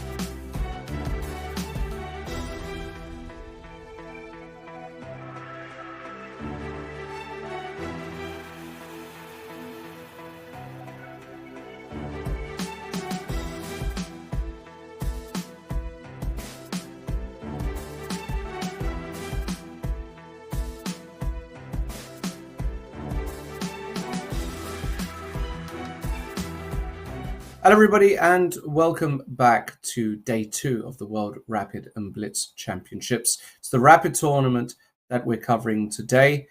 We will, of course, update you on all of the results from the previous round. That was round 6. But before we do that, a quick interlude, a quick interjection. Of course, I want to remind you guys about the Chess.com awards for 2022. 2022 has seen some incredible chess, and we are celebrating this year's greatest games, moves, players at the Chess.com awards. And you can have your own say by voting in categories like Game of the Year, Player of the Year, Creator of the Year, and more. Type exclamation mark awards in the chat to lock in your votes now. Make sure you do that. Of course, reward the guys that you want to be rewarded. Now, of course, back with David. David, we saw a very interesting round there, especially in the open section. It was a successful round for the guys with the white pieces. Perhaps we can have a quick recap of what the major results from the top boards. Yeah, so we followed the open section quite extensively in that last round. We saw a huge result on board 1 with Magnus Carlsen defeating Jordan van Foreest. On board 2, Fedoseev took down Arjun Erigaisi to keep pace with Magnus in the lead. And this final position here that we're seeing in front of us was the game between Abdusattorov and Jan Krzysztof Duda. So some big results, big wins for those with the white pieces, as you mentioned, Lawrence. There were a bunch of draws. We saw a really fascinating draw between Nihal Sarin and Jan Nepomniachtchi. But draws, remember, don't really help that much in this Swiss system. It's all about winning. It's all about taking your chances. You need some killer instinct. And yeah, Lawrence, a lot of players, they weren't able to get those desired points. We saw Nakamura, for example, and Vachier-Lagrave, 2 of the pre-tournament favorites, slipping even further behind the lead. Yeah, absolutely. We saw, Hikaru drop even more points. He's really off the lead. Fabiano Caruana also lost to Vincent Keimer, I should point out. Vincent, with the white pieces, rated only 2590 according to Rapid ratings, but of course we know he's much stronger than that as he's an over 2700 rated player classically. But that's a major blow for Fabiano. Maybe we can see the game, Lawrence. That's one we weren't able to follow. We do see in the shot there, just below our faces, we do see the tournament hall. What a shot that is. What a venue the players are at out there in Almaty, Kazakhstan. Almost 300 players, I believe, in the tournament. 2/3 of that is in the open section, 100 players also in the women's section. And this was the final position, Lawrence. A very well-known technical endgame, rook and pawn versus bishop. It's actually a bit tricky sometimes to win rook and pawn versus bishop if it's a rook's pawn. But Keimer finished it off. Maybe we can go back a little bit just to see how he managed to break through. Yeah, perhaps around this moment here, because it's a very long game. But if we take the position after move 51, it's one of those typical positions where Fabiano looking to make a draw here with the bishop. He's got an extra pawn, trying to set up a fortress, but seems as though Keimer was able to do it. And Fabi actually got in what looks like a favorable trade here to make the double H pawns in this position, and the bishop also restricting this king coming in. I would actually say just optically here, this feels as though this should be a position that Fabi kind of should hold, David. I don't know if I'm being out of line here, am I? Because this looks like a really favorable position, but we can see Keimer managed to finally get in. Maybe some inaccuracies there by Fabi. And H5, we can see the bar go up. This looks like it was the critical moment here. Maybe Fabi had to find something slightly different in this particular position, because after bishop f2, H5 was a brutal shot. The bishop has got no checks, and if you take the pawn, rook g8 is mate. This is probably the big mistake by Fabi here, this bishop f2 move. And after that, Keimer was able to just win a bunch of pawns, and once all the pawns come off the board, it really is a hopeless spot for Fabi. So interesting stuff there. Just flicking through the rest of the results as well. A lot of draws this round, but of course, Fedoseev beating Arjun, Abdusaturov beating Duda, massive win, and Carlsen beating Van Forest were the major ones for sure. What about the women's section, David? Yeah, I was about to mention, Lawrence, the women's section. We saw some dramatic results again at the top of the table. Before round 5, we did know that there was only one leader, Valentina Gunina, but she was taken down by Tan Zhongyi. We followed a bit of that game. We saw the moment that Tan Zhongyi won a piece as black, and she was able to convert very smoothly. Also, Elena Danielian took down Humpy Konaru, one of the top seeds. So she's joining the lead. We also have Leila Garifalina in the lead after that important win. We saw her have a huge attack earlier against Mamadzada, and she got the point too. So now 3 co-leaders after 5 rounds, and we do see a bunch of players in the chasing pack. This is the top 10 on the leaderboard right now. Some big names still. Don't rule out Goyachkina from putting a run together. One of the top seeds, one of the best women players in the world. Abdumalik, a local fan favorite from Kazakhstan. It's been a while now since she's won one of these big tournaments. Could this be a big breakthrough for her in her home country? Lawrence, some really important results in that last round. Yeah, massive. I'm a huge fan of Jansaya Abdumalik. I managed to get to know her a bit from the Gibraltar tournaments. Extremely talented player. Also, has, I think, moved into a bit of politics, actually, locally in Kazakhstan, has got her own chess academy. There is a massive figure in the chess world. Jansaya is on a 4-game win streak after losing the first, surprisingly, to Mungtsul. She has come back quite considerably, winning 4 on the bounce, and has white against Leia Garifulina. And even though Leia is extremely talented, Jansaya in this form, you would expect her to actually be huge favored. And as you also mentioned, Elena Danielan, so experienced, playing black against Tan Zhongyi. Awful pairing, in my opinion, for Elena. I think Tan is the sort of player that Elena doesn't enjoy playing. Very precise, very good calculator.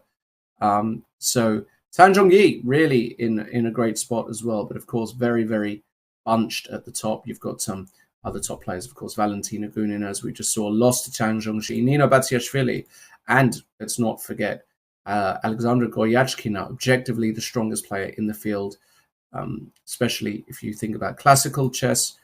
She is there, as is Bella Konstanashvili and Daria Voigt. So very, very bunched at the top in the women's section as well. Yeah, and I think the reason that round 7 has been delayed, that there are no pairings yet, is because there's still one game going on in the open section. And wow, look at this. Who have we got here?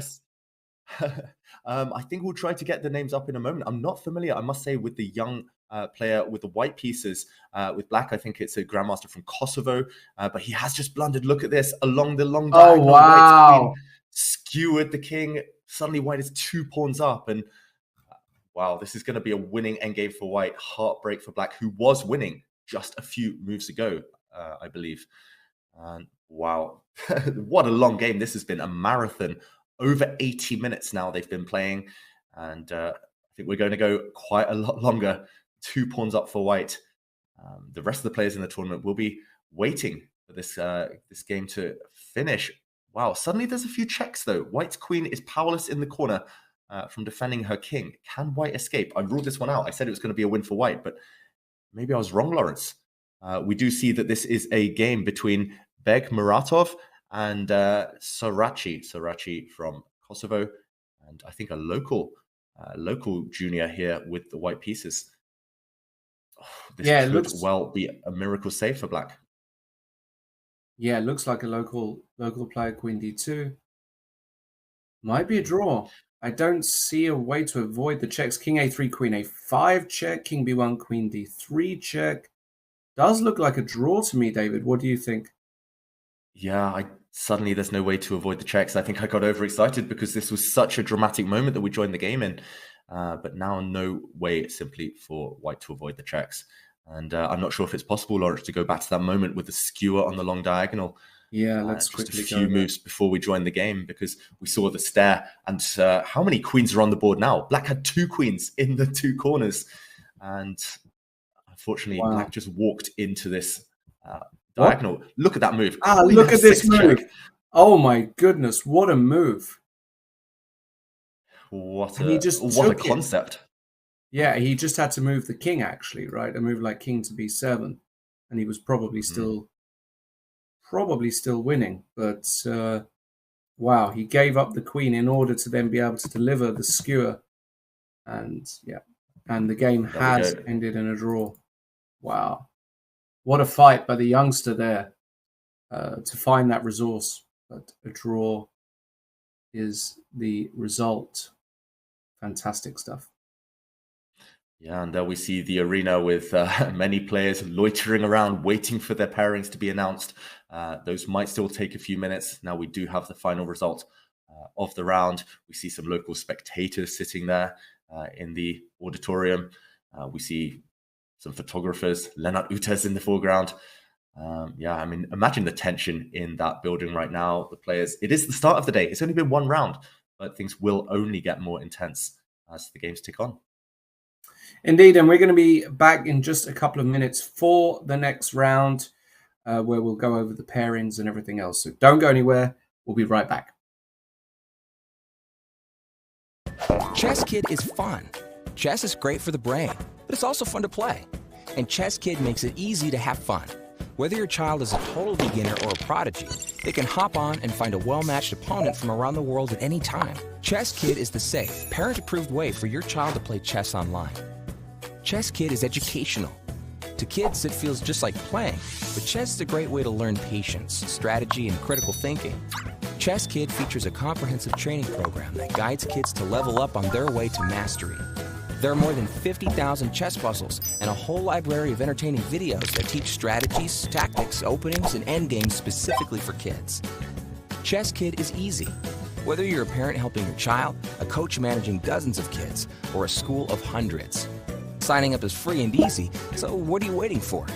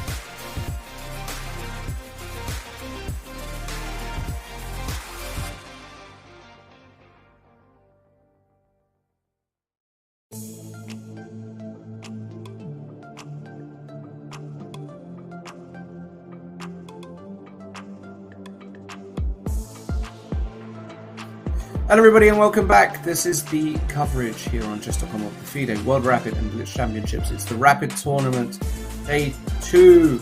We've just seen the first round of the day, and you can see there also an overview of the playing hall. Lovely and spacious, just how you like it. Nothing worse than having a guy next to you elbow you in the face mid-blitz or mid-rapid. So well done on the organisers in Kazakhstan, Almaty, for finding this wonderful venue for this very, very important tournament. I'm International Master Lawrence Trent, joined by the one and only Olympic gold medalist, multi-time British champion, and good friend of mine, David Howard. David, it was a good start to the day, wasn't it, for a lot of players, especially at the top?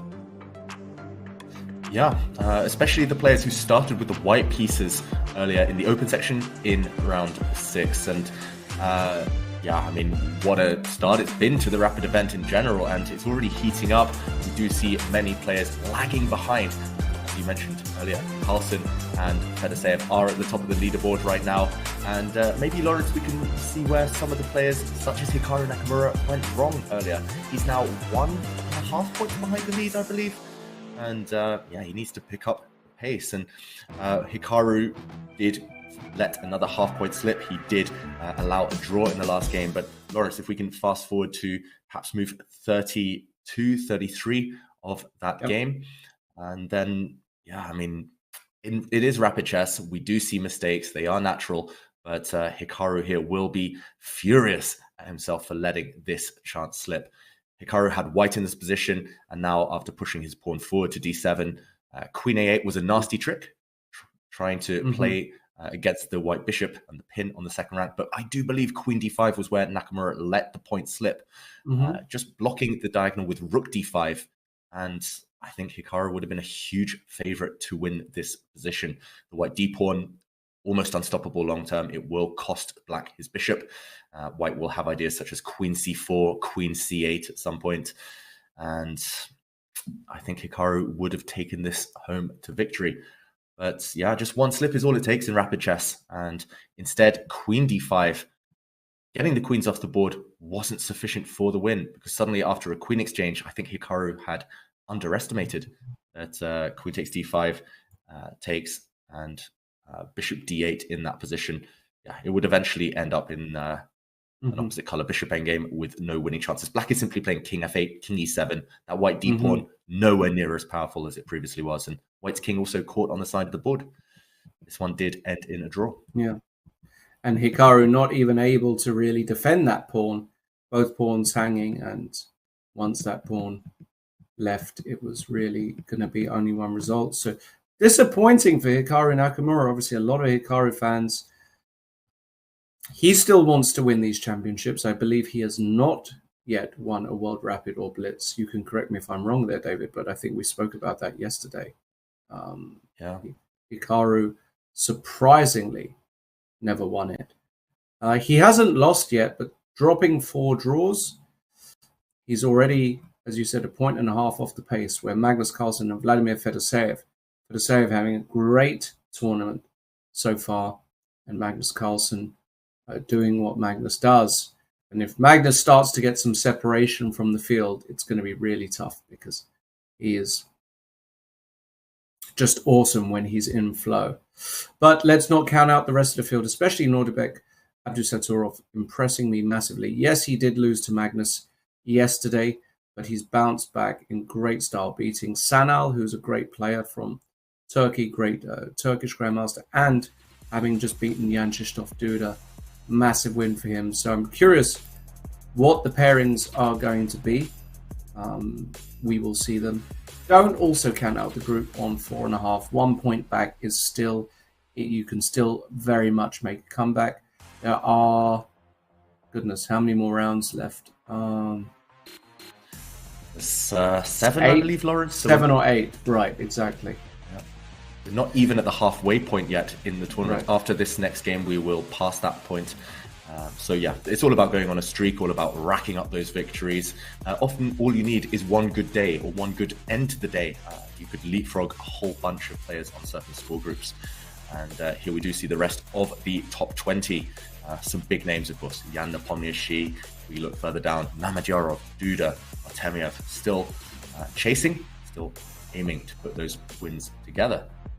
But yeah, as you mentioned, Lawrence, it's just, yeah, it's such small margins at this top level. Yeah, and let's take a look at another game while we do wait for those pairings to come out.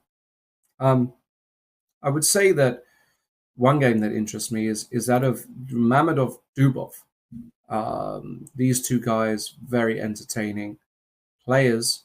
Once again, sort of position here where if we take it after move 34, white should be okay, especially with this pin, being able to pin the rook. But after rook c2, perhaps Mamedov forgot that now not only are you attacking the bishop, but now the move knight takes b4 next will be able to unpin yourself. But is the bishop actually hanging? Good question. Well, after king g1, there was a repetition, and finally knight takes b4. White is able to win the pawn back with rook b8, but is he? Because knight d3 actually hits the bishop, and no, you're not, because black is able to save the pawn. And once you save that pawn, it really is the end of the game. That pawn is way too strong. You just literally march it down the board. Sometimes chess is not too complex.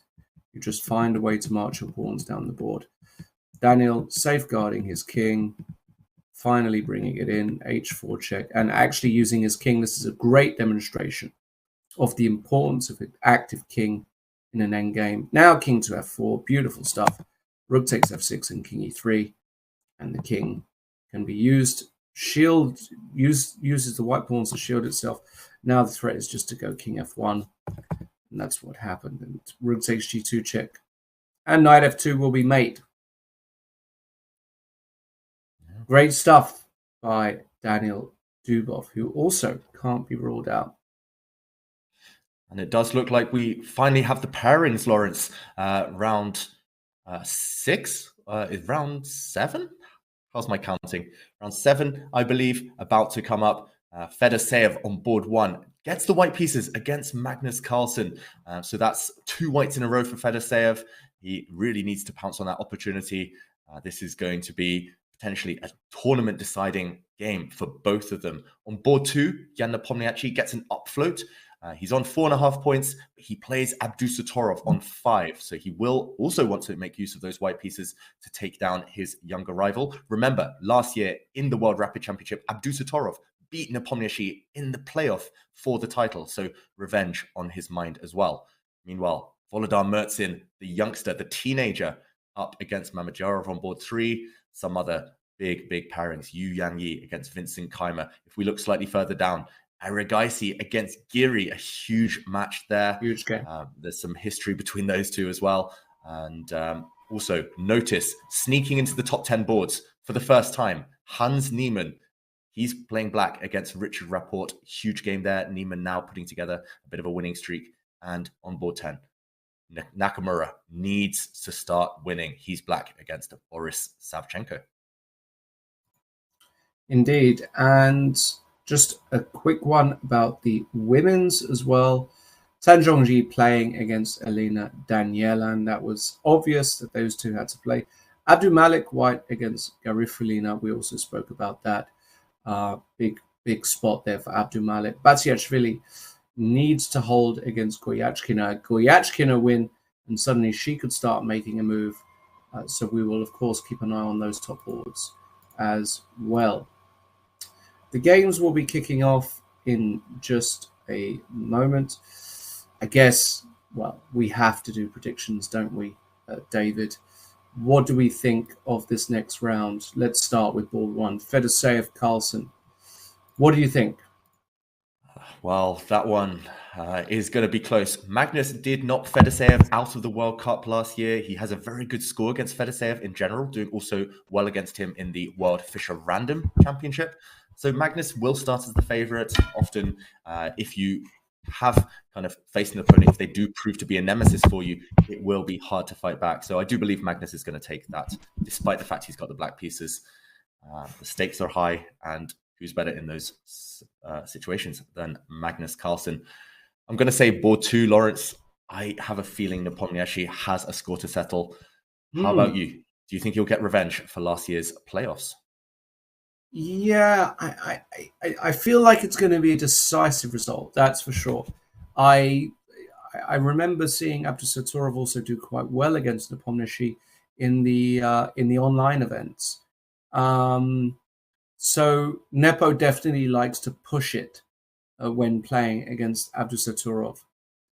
It's going to be a very interesting match regardless. I do like Nepomniachtchi here, though, today. I do. I think he can smell that he can get really in touch with the leaders. I have to also say this. I think Fedoseev is not going to lose against Magnus Carlsen this round. I've got a sneaky suspicion. I feel as though Fedoseev is an awkward opponent for Magnus. I actually remember talking to Magnus at the Warsaw World Rapid Blitz last year, and we were speaking about Fedoseev. And he also told me that he finds him to be a very tricky, very difficult player to play, massively underrated. But board 3 is a very interesting pairing to me. Volodar Murzin, the young Russian superstar. I mean, he's basically been pegged as, somebody who could make it. He's only 16 or 17, I believe. He's rated about 2550, which isn't the sort of superstar level that we've been used to from the Russian system. When we've seen the top 15 or 16-year-olds, they've often been already 2650, 2700 plus. But there's something about this guy that has impressed me. I remember seeing him for the first time years and years ago at the Gibraltar Open when he was only rated about 2200, but he was dusting and beating up on IMs and GMs then, and it was clear that he had something special. Doesn't surprise me at all that in this format he's doing very well. I think he's got a good opponent. Mamedyarov, of course, a fantastic seasoned pro, but Mamed is going to risk it, and this could be a spot for Murzin. Actually, this could be a moment where we see, like we saw Abdusattorov last year, are we going to see Volodar Murzin make an incredible dark horse run? We'll find out after this game. Yuyan Yi Kaima is going to be a relatively chilled affair, I think. Dubov Sarin is an interesting game, as is Anish Giri, by the way. So, and Rapport Neiman could also get excited. Lots of interesting pairings this round as we see the players slowly enter the playing hall, getting ready to do business. You can see there Vincent Keimer, always looking professional. So mature, David. Mature beyond his years. I remember seeing him at the Grenka tournament when he had his breakout win about 4 years ago now, when he won the open section to be able to then play the master section, which has Carlsen, Caruana, and the like. Does he have the goods to go beyond where he's at, in your opinion, David? Is he just, where do you think he is in terms of his his level and where he could peak? Yeah, you mentioned Vincent Keimer. He's, I think that was 6 years ago, Lawrence. He had that breakout. Time does fly. Where he was 12 years old. He won a really strong open tournament. And yeah, I think he's going to go far. He's already 2700. He's just left school. So finally he can focus fully on chess. He's going to be at the top for many years to come. Meanwhile, we do see in front of us Alexandra Goryachkina, another very young, strong player from Russia. I'm about to cough, so maybe you can take the word, Lawrence. But yeah, I'll take it. Chances. I do. Yeah, well, I mean, look, Alexandra Goryachkina has been a sensation. It's one of the players that I don't know as well. I've not really got to meet her. I know her opponent very well, Nino, who has been was on the bus with her most days last year going to this tournament, because you had to get a bus to the stadium, and Nino was on the same floor as me, so we would often get the bus. Extremely talented player, Nino. I feel as though she's very underrated at the moment. I feel like she could be a stable 2,500 plus player if she gets a few more things right, does a little bit of work. But she's definitely an underdog, even with the white pieces against Goryachkina. Goryachkina is just such an incredible talent. She got over 2,600 FIDE classical, which already is putting you in a very special group. I would say probably definitely less than 10 female players, I would say, all time have gotten over 2,600. So she already belongs to a very special group. She's just very, very tough, but she's good in opening. She's good in all areas. She's a universal player for me, Goryachkina. Nina is going to have to produce something very nice today. But she does have the white pieces, and she's got the experience, and she often has, when she's in form, she's another, in many ways, a momentum player, because I remember times, again, thinking about the Isle of Man tournaments where she played tremendous chess. So she's more than capable. Very curious to see how that goes, but on paper, I would say Goryachkina is still big favorite, even with the black pieces. But we'll be keeping an eye on everything. Yeah, and meanwhile, Lawrence, yeah, I was going to say the tournament hall, it looked like so much movement, players running around all over the place, but still so many empty boards. Where are they? Why hasn't the round started? And that we see a close-up. I think in the foreground, we see Adiban sitting, waiting for his opponent. Very famous Indian player, the Beast, as they call him, famous for various openings such as 1b3. We saw Nihal Sarin just walk past there.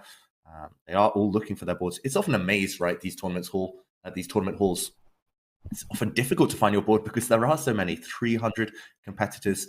And okay, I think we will be ready to get going in a moment. Photographer Lennart in the foreground too. Arbiters running around. It's often chaos until the game starts. Then it becomes very tranquil, very peaceful, at least for the first few moves, until we do reach the end of the opening. And meanwhile, some handshakes. You can see players just relaxing in their different ways, running through opening lines in their head. As Yogi does say in the feature chat, the FIDE rating in that room is unreal. Very high FIDE average, maybe one of the highest for such a tournament. There's literally no tail in this tournament. There's no kind of lower rated players. It's really the elite flocking to Kazakhstan at this time of year, fighting for those titles, fighting for those huge prize funds. And here we see Fedoseev also fighting for gold, ideally. I remember in 2017, I think he got a silver medal in either the World Rapid or the World Blitz in Saudi Arabia. He was so close. I think he just missed out on some tie breaks in that event. He will want to go one better. But the only way to do that is to go through the big guys, go through the likes of Magnus Carlsen. And that is easier said than done. And as usual, Magnus is one of the later players to arrive.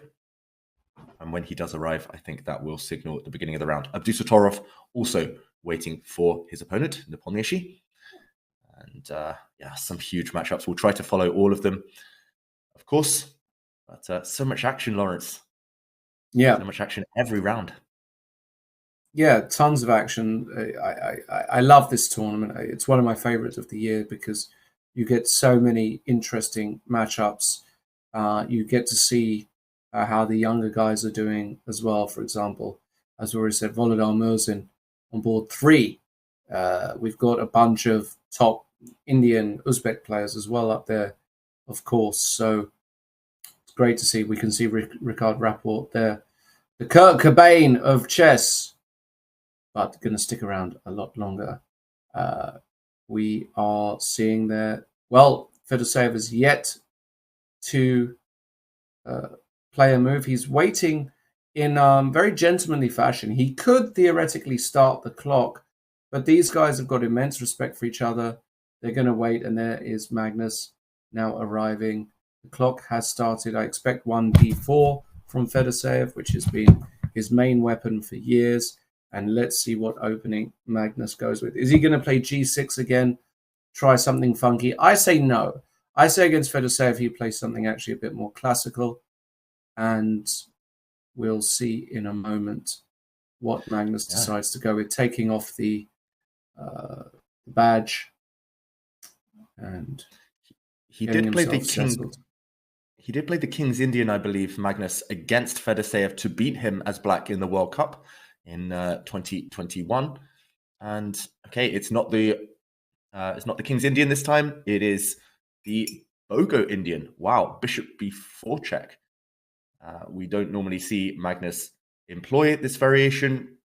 It's very flexible. Black tries to get some pieces off the board early. Often black will end up slightly cramped, so why not exchange pieces first? It helps you with any space disadvantage later, and it causes Fedoseev to think at this early stage. Surprise factor important here, Lawrence? I wouldn't call this a surprising opening exactly. Fedoseev just deciding which system to go with. I'm curious. Yeah, he does go for the critical variation, which is to block with the knight and then try and get the bishop pair after knight d2 castles, and now most likely a3 played, and Magnus goes bishop to e7, and now white does have the option of getting the big center with e4. This is not obligatory, but Fedoseev, principal player, does play the move e4, and now Magnus most likely will play d6. Yes, this has been played also a fair amount. At some point, black is going to try and get in the move pawn to e5 to challenge in the center and to make sure that white's pieces are, certainly the bishops at least, are hemmed in slightly. But, you know, white has got the center at the moment. How bad can it be? Do you know much about the theory of this opening, David? I must say no. I don't know too much here, but can you hear me, Lawrence? Sorry, give me 1 second. Oops. Okay, I'm back. Sorry about that, Lawrence. There you are. Sorry, yeah. I don't know too much about the opening theory here, although I am familiar with this exact position. It's a favorite of players such as Luke McShane. I think Gata Kamsky has played this before. It tends to be a favorite of players who try to avoid opening theory. And Magnus, of course, he's played everything under the sun. He's played every opening imaginable. And I think his idea is, again, as has been throughout the tournament, just to take the opponent into unknown waters. And we do see in the feature chat, Carlsen shall endgame grind. Maybe that's a strategy, but we are far from the endgame now. I think the idea is to just give the opponent as many options as possible. Fedoseev, after a bit of thought, decides to castle. Maybe we can show in that position, Lawrence, that white could have tried to win a pawn, but it would have backfired after a capture here. And black has several moves, I believe, but knight g4, if I remember, is one of knight g4 stronger moves. And I think there are options in that position, but often if white has to play a move such as knight takes g4, queen takes d3, then black gets at least full compensation for the sacrificed pawn. White's army is in disarray, and white struggles to castle. So if we go back to the game, a couple of exchanges, and Magnus drops his knight back. So it looks odd on the face of things to move a developed piece when so many other pieces are asleep at home, but you do free up the f6 square for your bishop. You do get ready to jump around to c5 with your knight, and the other knight is planning to land out on c6. So I think Magnus, well, he's definitely studied this one before, but his idea is that it will present new problems for Fedoseev that perhaps he hasn't faced in the past. And the more I think about it, the more I do recall Magnus having experimented with the Bogo Indian on the Champions Chess Tour in recent months. It's not his main opening, it's far from it, but it is something that he's had reasonable success with. So Fedoseev now has to decide what to do with his knight on d4 that's attacked. I'm guessing he'll defend it with his other knight, the knight on d2 for white. Very clumsy, that piece, blocking in the white queen, blocking in the white dark square bishop. So I'm expecting knight on d2 to f3. And white has that Maroczy bind pawn structure with pawns on e4, c4, clamping down, preventing any black pawn breaks. But black is happy to play with pieces rather than pawns in this position. It's a really interesting strategy for Magnus. It's not what you see every day. And chess win there in the feature chat, beating me to it. It is a Maroczy bind in a way. this structure. And still lots of tension. Notice this is one thing, this kind of the ingredient for success for Magnus. Yes, he loves endgame grinds, but in this tournament, he's been keeping pieces on the board. He's been making it complex. That's how he beat Jordan. That's how he beat Abdusattorov. And these younger players, Fedoseev not that much younger, a couple of years younger than Magnus. But yeah, these younger players, they have struggled against the strategy so far. Completely agree. And that's one of the things he's so masterful at, isn't it? He just, I don't know how, but just managing to keep the chances alive, knowing when to trade, knowing when to bail out, all of these things that really you get to learn from watching somebody like Magnus. It's quite incredible. And we see the move knight 2 to f3, as you were talking about, David, protecting the knight. And now Magnus has got to decide, is he going to play rook e8, knight c5, knight c6, a5? There are a few moves here. He could even play a move like h6, and dare I say, although that looks a little bit slow to me. I'm going to go with rook e8 as the move. Tell me that I'm wrong. I think you've got inside Magnus's head here, Lawrence. He does love his flexibility after all, and there we go. We see his hand move out to his rook and rook e8. You predicted it. And yeah, that's why we talk about chess styles, right? And kind of preferences and just thinking processes. If you get inside your opponent's brain, if we know Magnus, we've watched him more than most people. And yeah, he does love to stay flexible, not commit, not give the opponent easy moves. For example, if black had moved one of his knights, maybe white would have had ways to swap off pieces or attack the black knights. For example, if knight to c6, white could, for example, take that, or bishop e3, defend the knight. And at least there's one easy move for white. I'm not sure what next. But if knight c5, if knight c5 had come instead, then b4, it gives the opponent obvious replies. So why not just improve a piece and stay flexible? I love it. And it's also very difficult to play against Magnus's style. Absolutely. It is indeed. Rook e8, bishop e3 played. Magnus will have to get some of these pieces out at some point. The question is when, of course. Is he going to do that? That part is not so clear.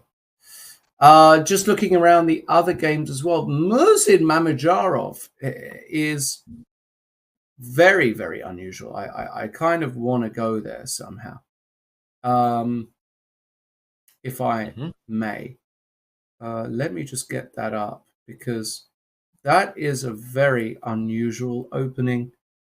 And I'm trying to locate the game. Bear with me. We had a 4 knights, David, which is a very standard opening. d4, and now pretty much 90% of the time you see the move e takes d4, knight takes d4, and now the move bishop b4, the absolute main line of this open Scotch, 4-knight Scotch.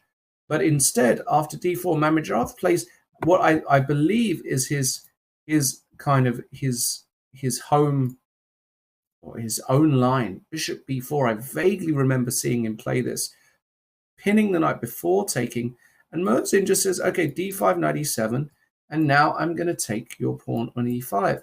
Now, I don't know if this is right, but Mamedyarov has spent something like 6 minutes on this move. Why is he thinking so hard about knight takes e4? That's my question. What is it about this move that is bothering him? It's got to be queen g4, Lawrence. Just a very aggressive move with multiple different attacks. Queen g4. It's also a variation, kind of sub-variation of this line. As you mentioned, bishop b4 is rare, but it has to be considered. In this position, I'm not sure whether it's strong or not. For example, knight takes c3. The black knight is under attack after all. White could flick in either queen takes b4 or even queen takes g7. Takes g7. And it gets crazy. Attacking the rook in the corner, threatening checkmate on f7. Black has all sorts of knight jumps. The black knight can move out the way with a discover check, or black can just simply play rook f8 and ask white the question, what are you doing next? Here, I believe the move would be something like a3, And A3, yeah. it's just crazy. I mean, the computer seems to be favoring black. Now bishop h6 would be strong for white, for example. Wow, yeah. Going for checkmate. Yeah. And suddenly I think checkmate is almost unstoppable. But this is the kind of chaos that's going through Mamejarov's mind. He doesn't want to allow that. And therefore, he goes away from the principled variation of taking his pawn back. He's allowing Mertzin to keep the pawn temporarily. He didn't want to go for this chaos. It would be his style, I should say, Mamejarov, but it's always scary going for such a mad position against a young player. So he plays d6 instead. And this does ask a question of Mertzin. Does he retreat the knight, in which case black will win back the pawn on e4 anyway? Or does white continue in the same vein and play bishop b5 check, in which case, who knows what's happening? Does black have to move his king, displace his king there, lose castling rights, or does he continue sacrificing, like c6, for example, instead, blocking the check? Goodness me. Takes mess. And castles kingside. Oh my Who goodness. This is an absolute mess, isn't it? Yeah. Classic Mamejarov. Absolutely. That's why we love him, Lawrence. It is why we love him, and we should keep an eye on that. But I do believe we should go back to the Carlsen game. I am keeping an eye on the other games, though. We did see after rook e8, bishop e3, the knight did finally come out to c6, like so. It was captured, and rook to b1, getting out the way, protecting the b2 pawn, and on c5, okay, just b4, and after c takes b4, the pause now by Fedoseev, which is extremely unusual. Why is he not taking back on b4 immediately here? That is a good question. Maybe you can tell me, David. I mean, it's bemusing, right? Because taking back this pawn with the white rook would leave white with two isolated pawns, the white A pawn, the white C pawn. They're currently isolated.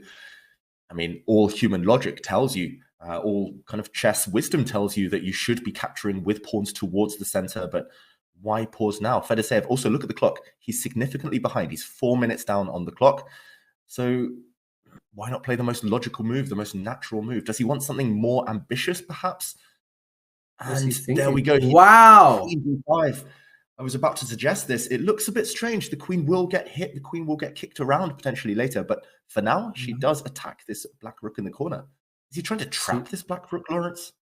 And if rook b8, what's his idea here? Is it bishop takes a7? Trying to trap this rook? Bishop takes a7, bishop b7. And then queen b5. And if c6, queen takes b4. But this the engine doesn't like it. Is there some bishop takes e4, bishop takes c2 here? I think you're right, Lawrence. Giving up some material temporarily, but it's a kind of pseudo sacrifice where you only give up a little bit, but you're going to get back more later.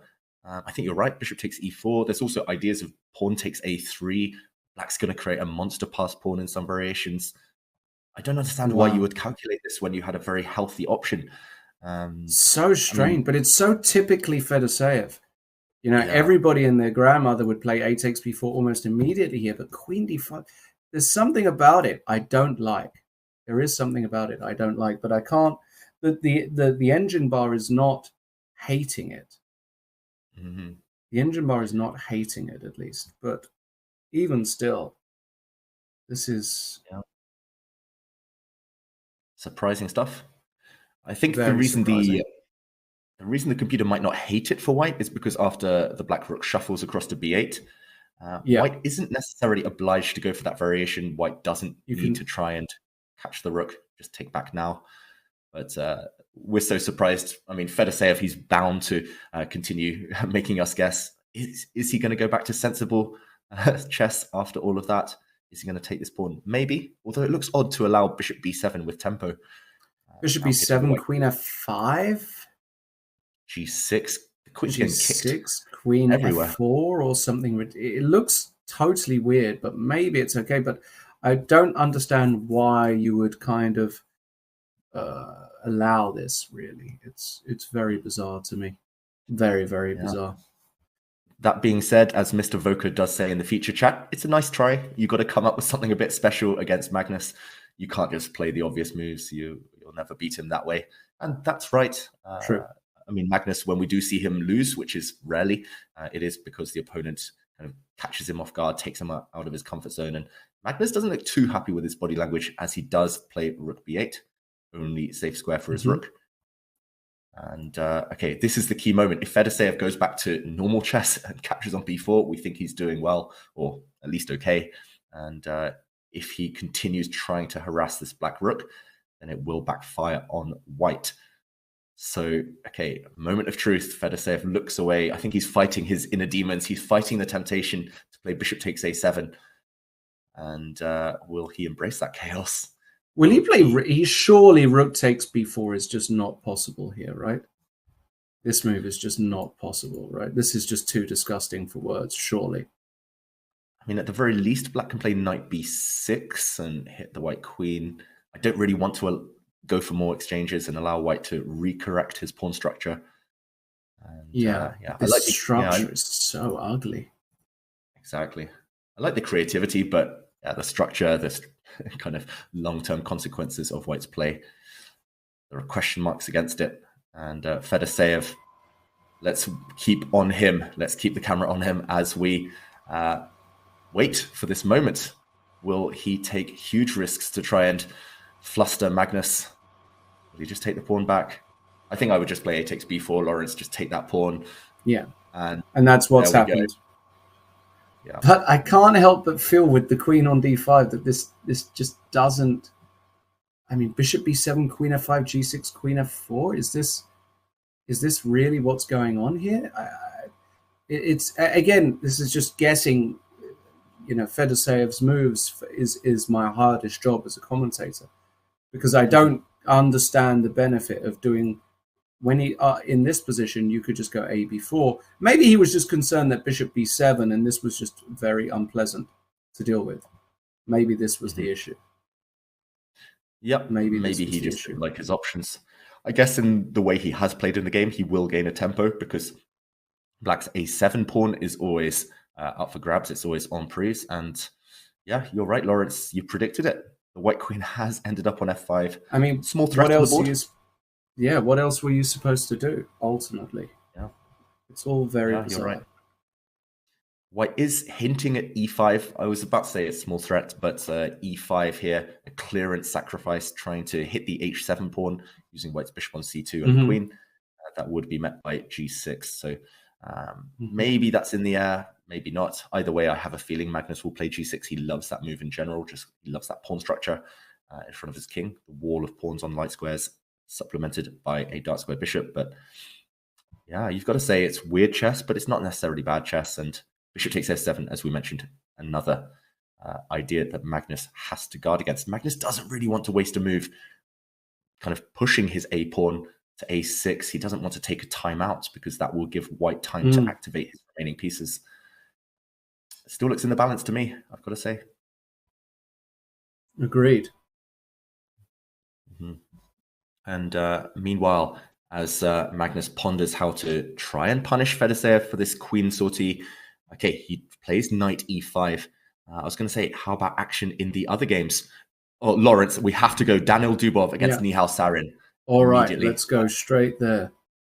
Wow. Okay, That's it has to finish, but what a final move. Oh my goodness. What goodness a move. me.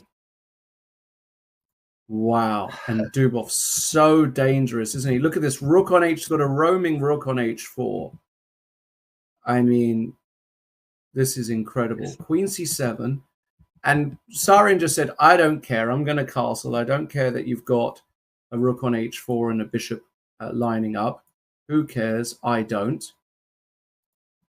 That's like walking into a burning building, Lawrence, castling when your opponent's rook is on h4.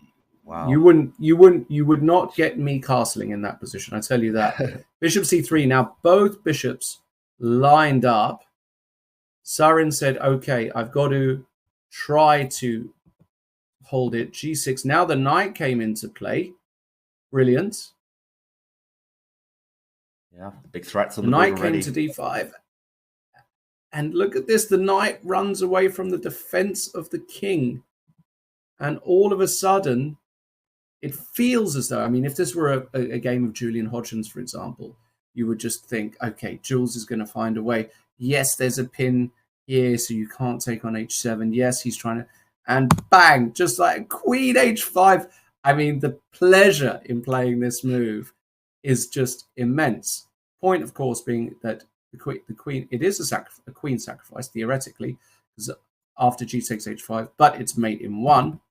And if you come back with the knight to f6, you can just lop it off. Bishop takes f6, same idea. If this happens, you go bishop takes h7, and that's it. There's actually just no reasonable way to continue here. Right? There's just no reasonable way to continue this position. That's a once-in-a-lifetime type of move, Lawrence, and what satisfaction Dubov will have had playing it. We've got to say, disappointing for Nihal Sarin. Not his finest moment, castling in that position against a fearsome attacker like Dubov, but queen h5, move of the tournament so far. Yeah, what beautiful. a win for Dubov. And Lawrence, maybe we can go to Rapport's game. Rapport against Hans Niemann. Looks like some big developments in that one. Hans Niemann with black. He won the first game today, and he's winning again. Hans winning. It looks as though, let's have a think. The bar, at least, is saying that this is pretty much all she wrote for Richard Rapport's, I mean, b3. Do you even have to be precise here? Perhaps not, right? I mean, why can't I just take this pawn off? I don't understand, because there are some back rank threats here. What am I missing, David? I don't think you're missing anything, Lawrence. I think you can take that pawn. Maybe the safest move would be something like queen f7, just to defend the black knight.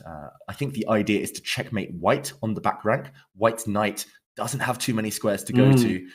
And for example, if White's knight is attacked, if it tries to retreat to e2, he does go back to f7. I love this move, I've got to say. And if the white knight drops back to e2, then there's going to be killer blows like h3, for example, bishop e4. Maybe you give a check first on f1. Maybe checking on f1 is actually the most precise way to do this. You mean before h3, just here? Yeah. Queen f1. Give a check. If knight g1. And if no, bishop e4. Yeah. Sure. Queen a2, h3, double pin, crash through on g2. That's brutal. And he's going to. That is going to be all she wrote, isn't it? Really, to be honest. That is going to be too brutal. And I mean, Niemann, he struggled yesterday, we've got to say. He drew several games against players 200, 300 points below him. But he won the first game of the day. He won that. Well, he's about to win now. And that's what you need to do. No matter how poor the start, you need to get on a streak. And he is racing up the table. Yeah, as black against Rapport, Lawrence, that's not an easy game either.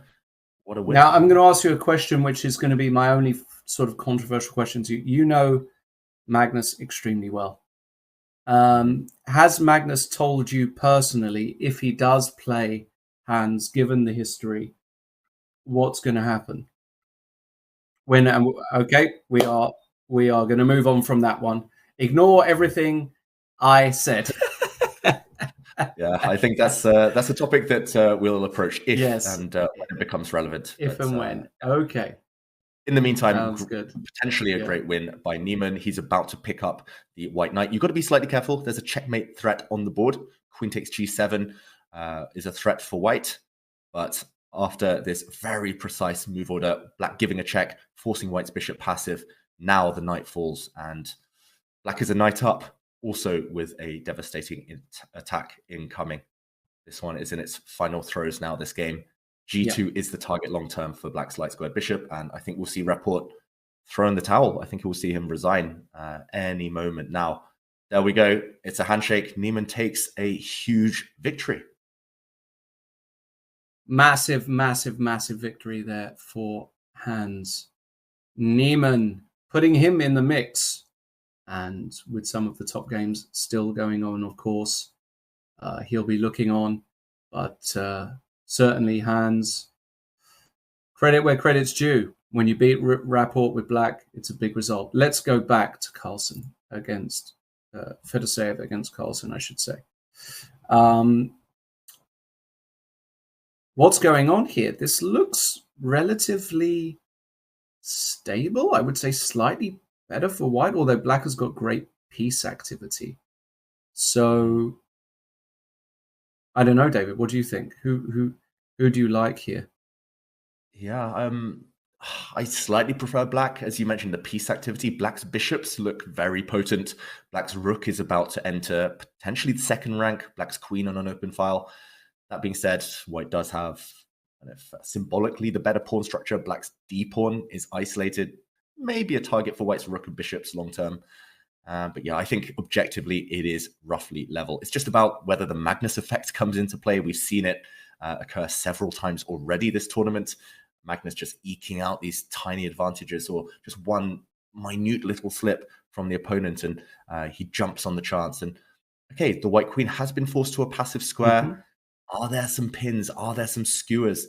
Bishop b5 here by black is met quite nicely by white playing rook b1, for example, b3. Or bishop d3. Oh, rook b1.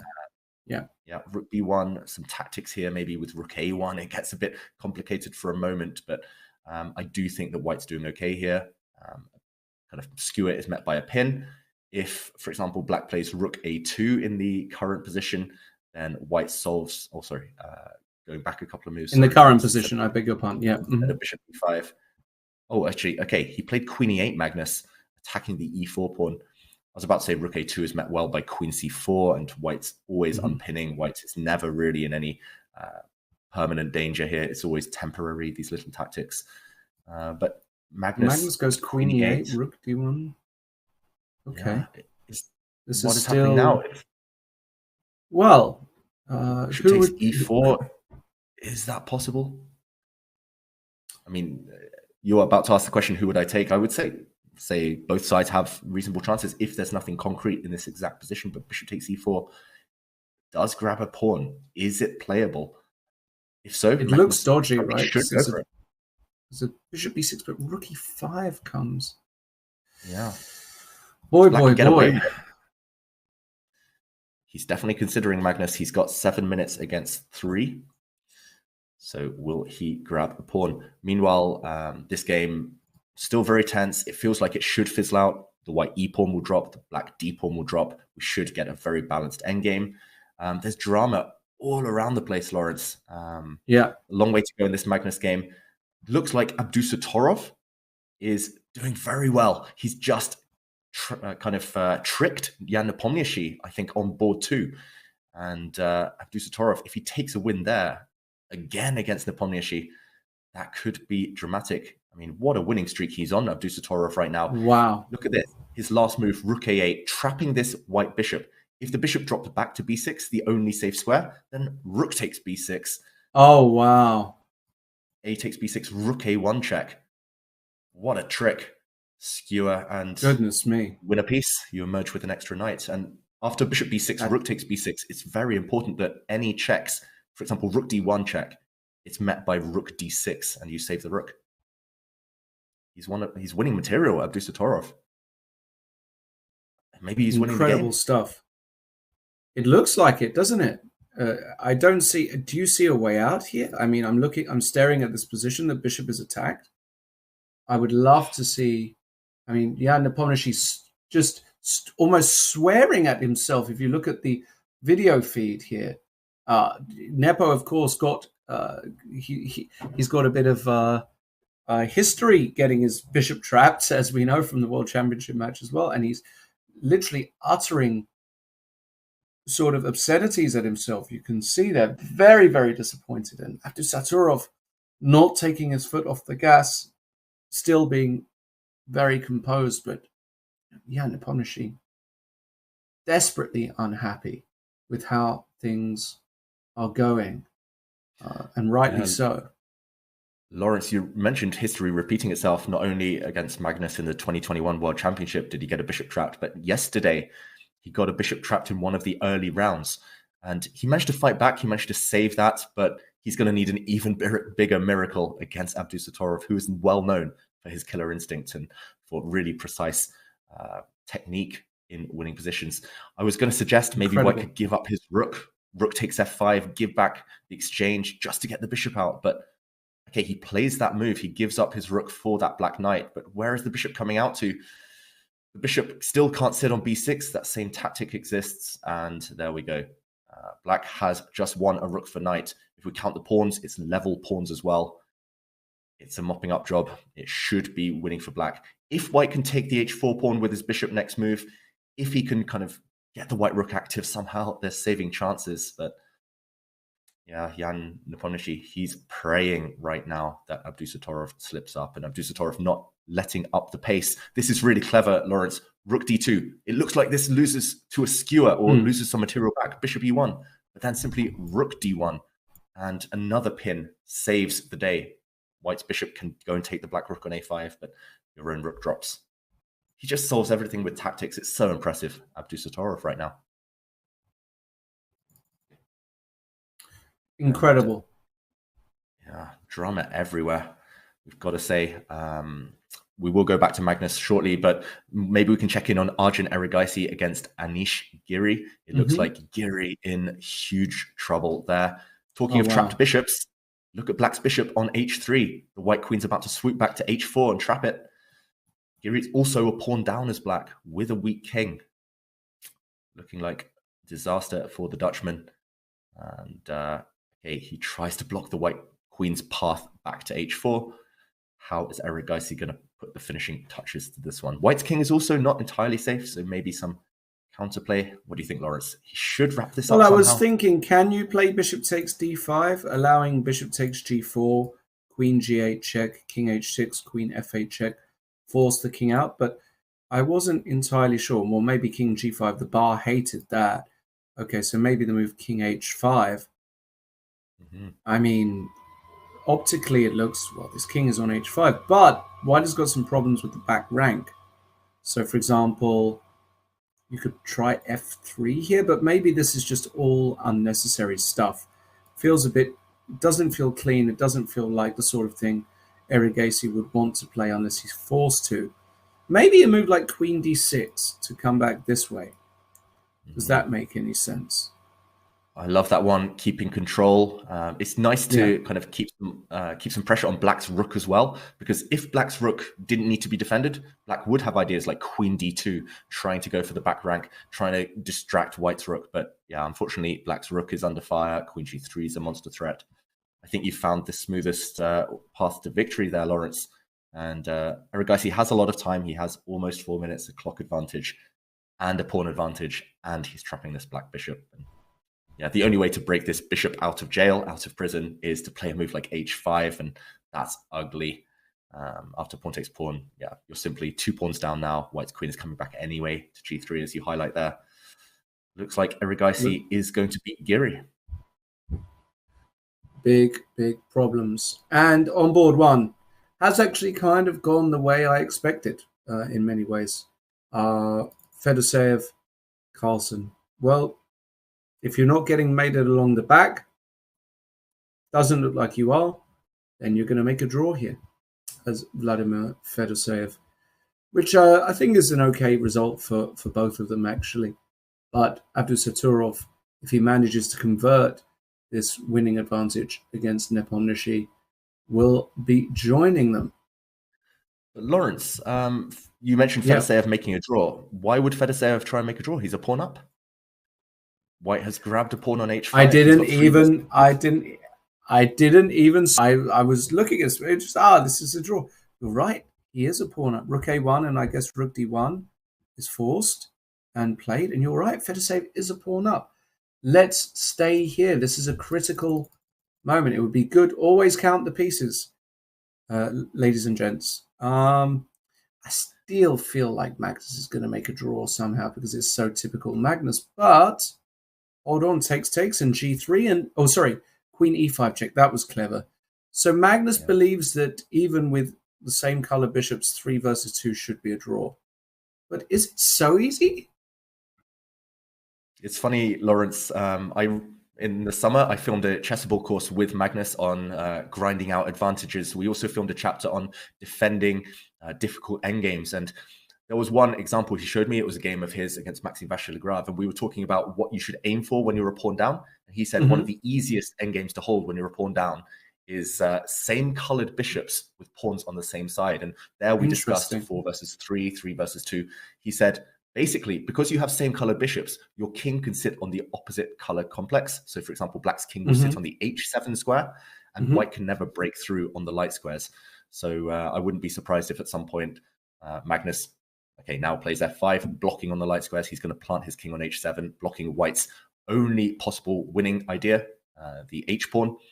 And yeah, there's simply going to be no breakthrough. Now just the bishop check on d8. Very important check. Yeah, stopping white's king coming in. And there we go, And black's king.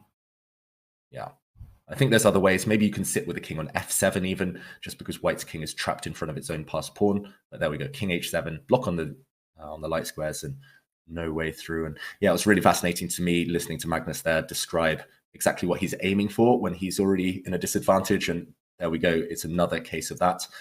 Unfortunately, white's bishop can't journey too far away from its f-pawn because it will be tied down to its defense later. I think this one is headed towards a draw. No progress to be made. For example, if white tries bishop f2, maybe we can Let's choose try one bishop variation. f2, yeah.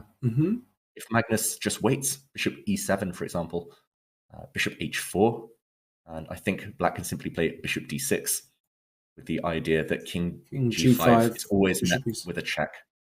And white has to go back. And if bishop g5? Then I think black can continue waiting. Just bishop c7, for example. And the only way to go forward is to go back. White will have to bring the king the whole way around, but I don't think you're ever going to make progress there. He probably will do this. I mean, there's no reason why he won't try this. It will end in a draw, I'm pretty sure, but he has there's no reason why he wouldn't give this a try at least. Psychologically, it's quite nice having a position against Magnus, knowing you can't lose. Not many people get that joy in life. So Fedoseev will play on a little bit. And yeah, this is a really poignant comment from Der Wienmeister in the feature chat. Fedoseev, Nodibek, Abdusatorov, all these players, they're so underrated. They're so dangerous on their day. They can beat anyone. And they're proving it today to the front runners. Abdusatorov, still the favorite against Nepomniachtchi in that battle. Fedoseev, meanwhile, trying to find some progress against Magnus, but still the white king is cut off. It's caught in a box on the edge of the board. And likely we will see a draw. Look at Magnus as well, kind of looking anywhere apart from the board. He's restless. He wants to get this game done. He wants the handshake. And a draw with black, not the worst result for him. He'll still share the lead. Well, not at all. And he will share the lead. Now, I think we should stay then with Nepomniachtchi against Abdusatorov. Can Yan magic something from this position? A very tough position indeed. His body language says no, Lawrence. He was shaking his head yet again. There we see fiddling with a piece. The top players in the world are great at twiddling those pieces. Boris Gelfand, notable. I think he would be the world champion at fiddling with those pieces. But hey, black's king is caught in the center, maybe caught in the crossfire in some variations. There we go, a check. But it does look like black's f-pawn is going to decide this game. Black's f-pawn will later cost white a bishop or rook, most likely. And there we go. A result, Fedoseev gives up his winning chances. He could have played on for longer, but he does admit that white couldn't break through. And we saw Magnus react there. Really nice to see the players analyze with each other. Magnus maybe missed something just by judging by the opening of his mouth and a bit of laughter. Yeah, I think a balanced game in general. A draw, a fair result. Agreed. So, is Abdusatorov going to join the leaders? He's got to be precise. We know how tricky, Nepomniachtchi can be. Very resourceful. Let's see. Yeah, Does black just push the pawn, Lawrence? Does black just give up his b pawn? White can go and take it, but it will cost a couple of moves. It's not easy in practical terms. Do you keep your pawns, maybe at the cost of a bit of time? Do you just bank everything on your passed pawn? Nodibek likes to he prefers in general going for winning. Yeah, he gives a check. He doesn't want to take too much risk. You mentioned this earlier. He likes to keep control. And how do you keep control in this position? Not 100% easy. Maybe a move such as rook b6. Or just b6. I think he pushes his pawn to a I think square. b6, yeah. I was going to say that looks like the natural move to me, just to keep the pawn. And now it's about marching that f pawn down the board. If you can start rolling this guy, it's coming. There's not much you can do. Yeah, and black's king will be safe on any light square, essentially. Really nice hiding place for the king. If the checks continue, the black king will march down, for example, e2, maybe f1, and no more checks will spell the end for Nepomniachtchi. Okay, he's going for counterplay. This is what the top players are so good at, finding ideas to trouble the opponent. King a4 coming, king b5 coming, as was said in the feature chat there by Only Western. Yeah, you can see Nepomniachtchi holding this. It's possible. Maybe giving up the white bishop for black's f-pawn later, but only after creating some counterplay with white's queenside pawns. What would you say are the percentage chances of saving this one?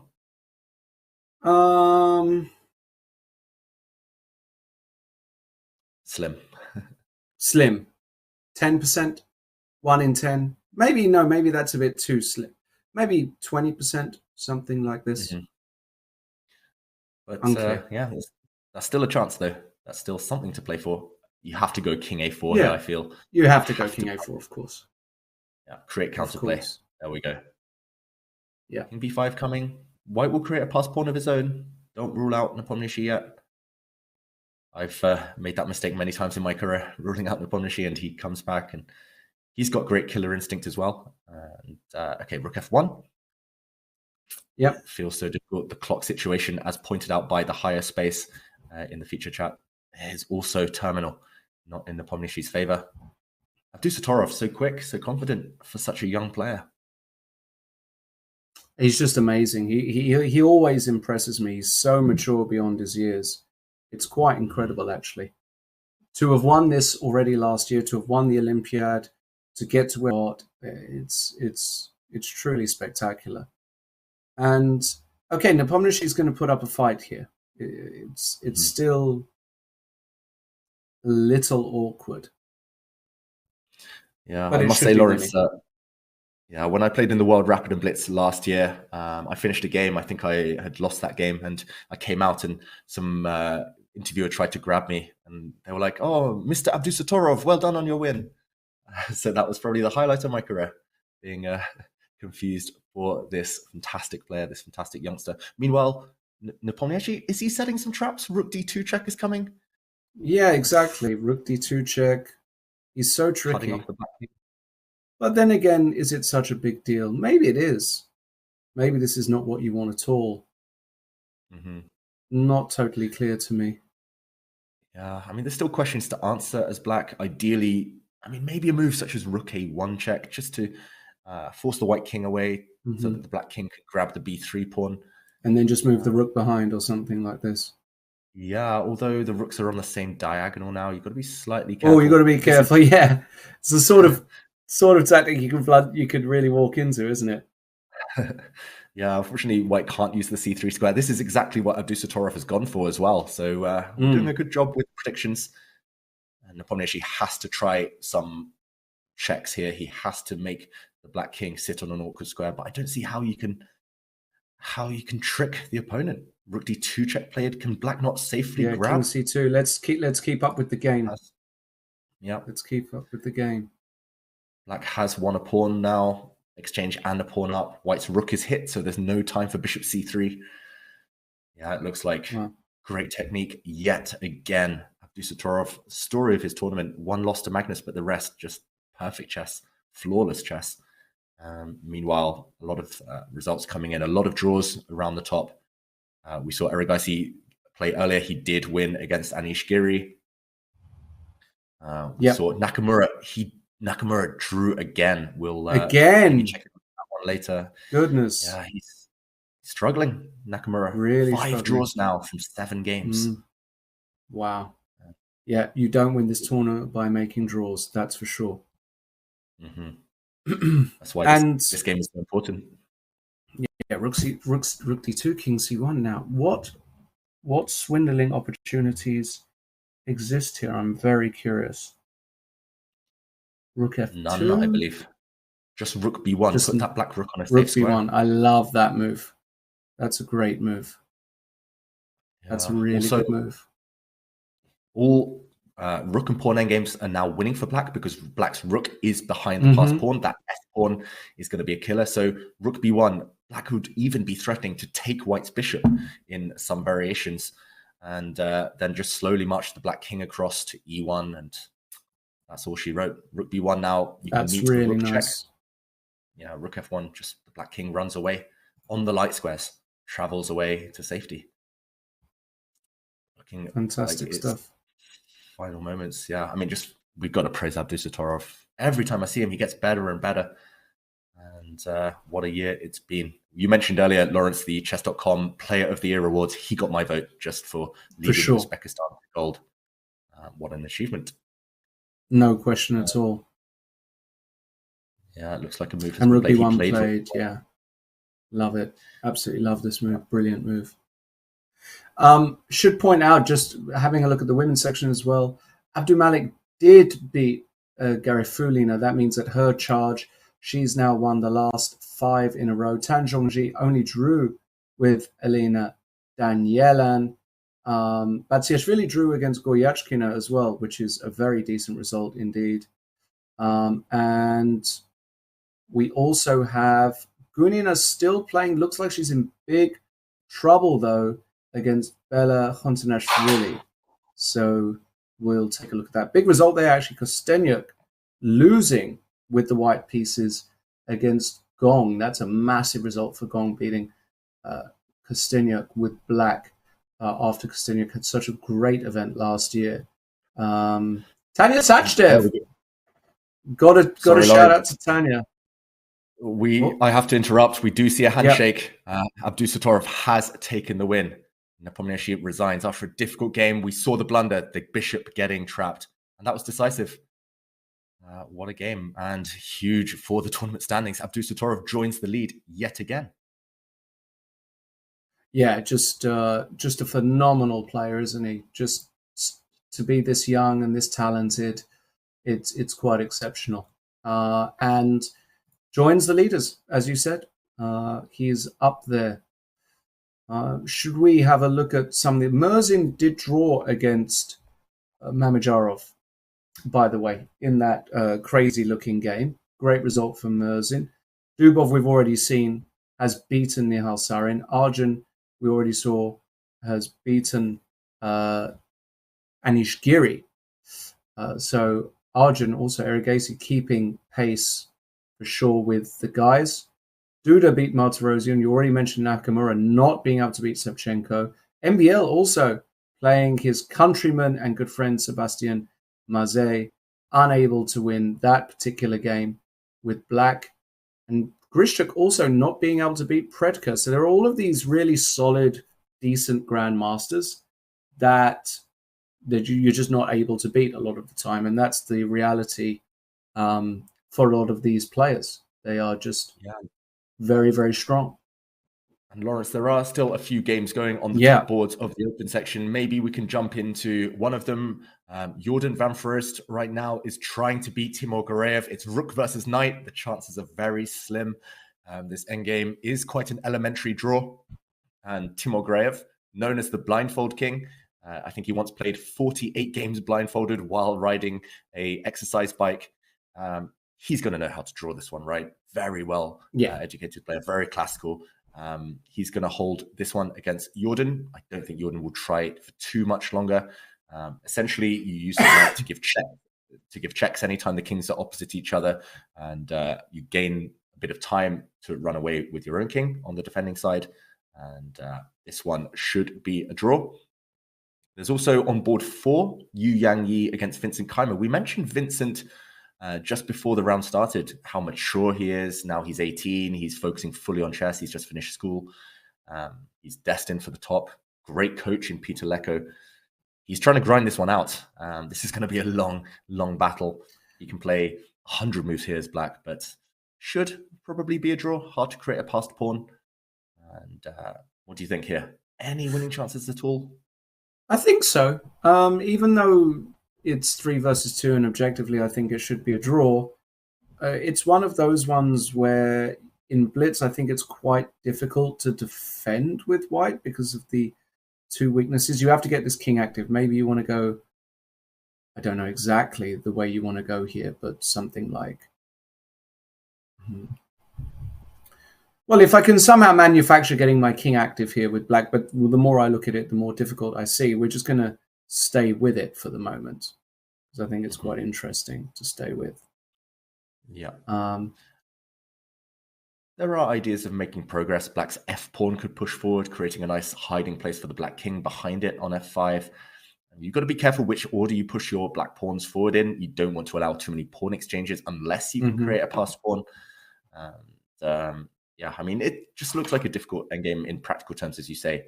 And Yu Yangyi, though, very fast. I've played him many times in Rapid Classical. It's very hard to beat him. Rook a8, good move. He's going to start checking from behind. You could also consider pushing black's e-pawn forward. Vincent does go for this. Now black's king has created a path for itself through to the f4 square. Black's king will try and hide behind its own pawns. The question then is what next, which is also a difficult one to answer. Yu Yangyi cutting across that plan, stopping the black king moving into the center of the board. Yeah, I mean, this one, I wouldn't be surprised if it hits the 100 move mark. We're already at move 71. Whoops, sorry, looking at the wrong game. We're already deep into this game anyway. And yeah, Vincent, he's going to try. There will be ideas along the second rank of if black gets there, rook a2, pushing the pawn to e3 later. Still some pitfalls to avoid. Yeah, again, this is the type of position that's maybe in practical terms 50% of the time you'll win, 50% of the time it will be a draw, but you never stop trying as black, especially, as we mentioned, wins are such a high currency here. In this tournament, you need them in order to have any chance of fighting for medals. You have to take any half chance you get, and this is a half chance at best for Vincent, but he'll try until there's no more. There are no more plans for black. And yeah, he absolutely needs to play this position on until the end because there's no additional benefit in making a draw here or agreeing to a draw, even if it is a draw. I'm not even sure. Like, if I go king e5 now, what does he want to do? King g. I didn't even get this move. What's the idea if I go king e5? I think he's just going to continue waiting with his rook. I think he ran out of waiting ideas. He's going to allow the black king to f4 most likely, where it looks nice and pretty, but it does get in the way of black's pawns. Right, he's basically saying it doesn't do anything. Yeah, Vincent does put his king on f4, I believe, hiding from the checks. And now Yu Yangyi is just going to wait. He's just going to move his rook to the side. He's going to bring it back most likely at some point, and still far, far from a winning plan for Vincent. But yeah, Yu Yangyi is not going to be enjoying this. This is pure suffering. And it's just about knuckling down. The top players are good at this, however. They're good at suffering if they see light at the end of the tunnel, if they can eventually get that half point. Rook a8. Could be here for hours, Lawrence. Okay. Well, we're going to keep an eye on that one. And what we're going to do is we're going to go slightly down the list here to board number 50, where we've got some cameras as well, which is fantastic. And that is the game Aravind against Ilgun, I believe. And we have this position here. This is just a draw. I mean, this is a draw in every sense of the word here, because, of course, even if the pawn were gone, it would be a draw. So I don't quite know what Aravind is doing. This is actually a non-interesting position. The bishop stays on this diagonal, and it can be agreed a draw. So we can keep an eye on this, although, as I say, not a particularly interesting position from a purely chess perspective. Yeah, this is not the first time, Lawrence, that we've seen Aravind play on a dead drawn position. We saw one of those yesterday as well. Aravind, I mean, he's battling. He's hoping that eventually he can check away the black king. The white king can advance, gobble up the black pawn. And like you say, rook versus bishop is a dead draw anyway. But at least there's some traps to avoid in that one. Unfortunately for white, the black bishop does keep a steady eye on this long diagonal. And yeah, I've played Bilgun, the player with black, myself. Oh, right, He's okay. He's from Mongolia, and yeah, I think he beat me a few years back in Gibraltar. After also, he was suffering the entire game, suffering a similar endgame to this one. But there we go. Finally, a handshake. White gives up his rook for the pawn. No checkmating material left. And finally, a peace treaty signed. So might be back to board 4 in that case. Not many games remaining in this round. Wow. Almost an empty playing hall as we see there. Exactly. Board 6, or rather board 4. He's making progress, Lawrence. The black king has advanced. The black pawns are moving forward. Could Vincent Keimer grind this one out? The black king does have somewhere to hide as well. Normally, the idea to draw this is to give checks from the side. Rook a3 check is met by the black king, continuing its journey into e2. And another check is met by rook d2. Suddenly black is winning. No king of pawn games for white. Yeah, you can't afford to trade rooks ever. So there's a clear path through. Vincent, setting so many problems. This does look difficult for Vincent, no question about it. Sorry, for Yu Yang. Rook a2 played, but the bar shoots down. Is it just e3? Is it as simple as just going e3? The bar says no. Big question. Yeah, unless you're 100% sure of a pawn push, it's better to keep flexibility. Maybe rook c5, just giving the king some shield, some shelter. The black rook now can block any checks. There we go. David. Yeah, I think that's kind of endgame 101. Just don't commit unless you're 100% sure. E3 maybe was strong, but why allow that as we go through the early moves of the game, Lawrence? Oh, what's going on here? We got to. I beg your pardon. Let's get back to the current position. Let's go back to the current position. Yep. Rook a3 check played. And a block. Now the black king is getting ready to enter. White's rook goes after the black g-pawn, but that g-pawn isn't really relevant. I think the black king can continue its journey in. Maybe you give a check with the black f-pawn as well. This feels like it's balancing on the edge for white now. Black's pawns are so close to promotion. Rook c2, threatening e3, I think is what Vincent has chosen. There we go. That f-pawn is pinned. How can white save the day? How can white save the game? I don't think he can anymore. Any rook check is met by the black king coming into e2. An even better square for the king. Lawrence, you mentioned that this was tough in practical terms. Yu Yang, he went down to a couple of seconds there. I think he's just failed to prevent all of black's plans from coming together all at once. And now, very straightforward, it seems, after the white rook moves up the board. Surely black can just play either e3 or f3 here. Maybe e3 is the best way to start. And there we go. I like e3. Yeah. If the pawn is captured now, yeah, e3 looks killer. f3 check, and you run through and force a new queen. And that really is all she wrote. There's nothing really much more to discuss. Agreed. That is game, set, and match. So and Vincent, and rook a1 f3. Yeah, this is killing the game there. What a win. And he's a rare exception of a youngster who's so talented at endgames because he's had this great chess education under the tutelage of Peter Lecko. Yep. Important win on board 4 with black. Vincent Keimer rising through the ranks. Quite incredible, isn't it? Vincent also keeping pace with the leaders. Massive, massive win for Vincent with the black pieces beating Yu Yang. And what that means is after round 7, we have Magnus Carlsen Vladimir Fedoseev, and now Nurdirbek Abdusattorov, the reigning Rapid champion, all on 6 out of 7. And in joint 5th on 5.5, Vincent Kamo, as we've just seen, with that wonderful result, beating Yu Yang Yi. Arjun Erigasi with a great win against Anish Giri, and Daniel Dubov with that miniature against Nihal Sarin. They are all just half a point behind. And then, of course, we have a big bunch of players just there on 5 out of 7. And meanwhile, Lawrence, I think... Yes. Oh, sorry, I was about to say this might be a good time for a break as the players refresh themselves as we wait for the pairings to come up. It's been a really dramatic first couple of rounds of the day. So join us again in a few minutes. See you soon.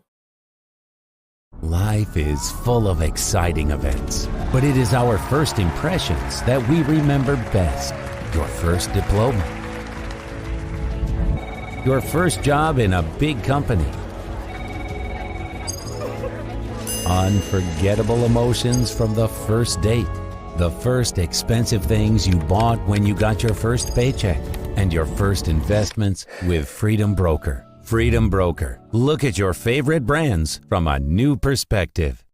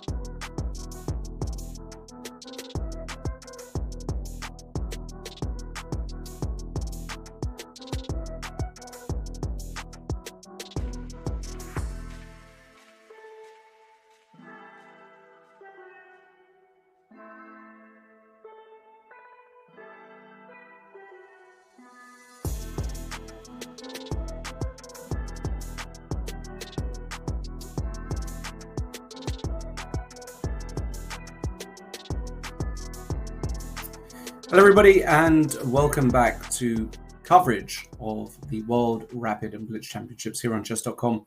Day 2 of the World Rapid Championships. Things are getting interesting and tight. At the top, we're going to go over the results of the previous round in just a moment. Before we go there, though, you can see a live shot of the camera hall. I beg your pardon, of the playing hall, the camera of the playing hall. There we go. Lots of space, lots of people commenting on just how good the conditions are over in Kazakhstan, Almaty. This is a place that I've never been. Looks like a fantastic playing hall, though, and players are enjoying their experience. We will, of course, take you through the major events of today so far. Before we do that, though, a quick message. Do make sure that you check out the official Chess.com Discord server. It has been revamped. It has a fresh new look, lots of new features, and plenty more.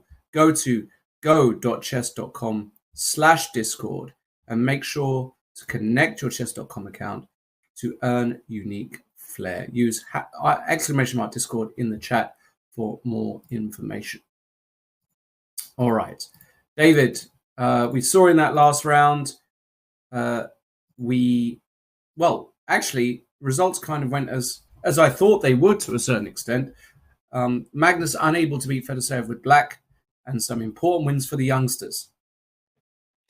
Yeah, you're completely right, Lawrence. Fedoseev more than holding his own against Carlsen. Had Carlsen on the rope slightly. It did result in a draw eventually. And other than that, the main story is the rise of those youngsters, as you mentioned.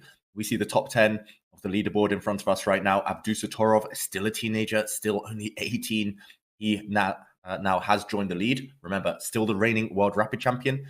Arjun Erigaisi, also important win, beating Anish Giri. Daniel Dubov, maybe not a youngster, but still young, hungry, and a very dangerous player. Playing maybe the move of the day, Queen H5, against Nihal Sarin there in a very important victory. Vincent Keimer, Jordan Van Foreest, Vladislav Artemiev, and look at 10th place, Volodar Mertzin, someone you pegged, Lawrence, as potentially a surprise package, a dark horse of the tournament. He's still up there, only 1 point behind the leaders in joint 7th place. And here we see the rest of the top 20. Still no Hikaru Nakamura, still no Maxime Vachier-Lagrave, still no Alexander Grishuk, some giants of the game. Instead, we have surprise packages. For example, Kuparadze in 11th place here.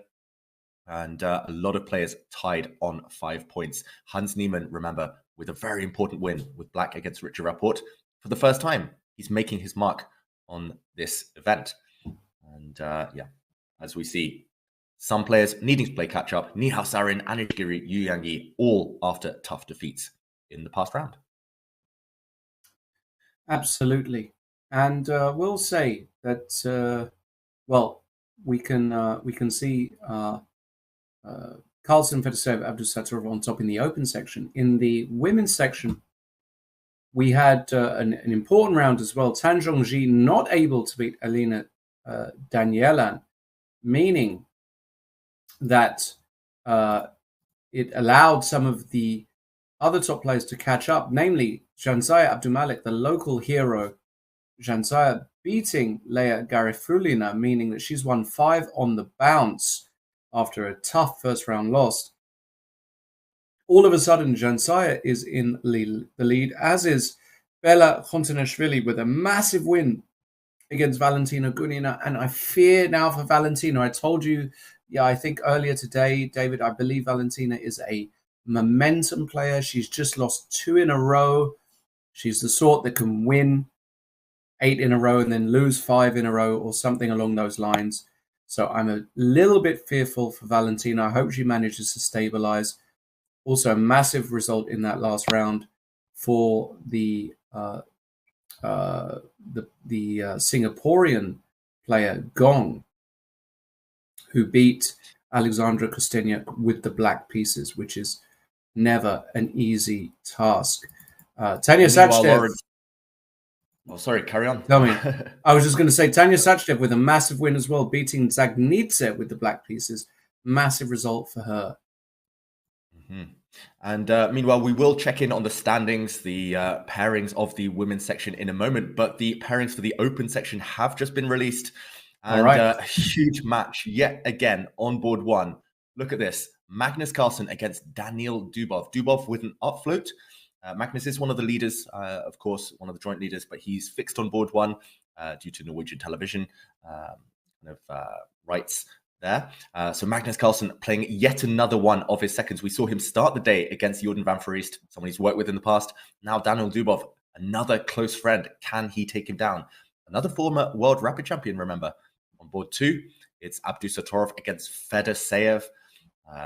Two joint leaders, both there. Very uncompromising. They will be going all out to beat each other to put themselves in prime position as we head towards the last rounds of the day.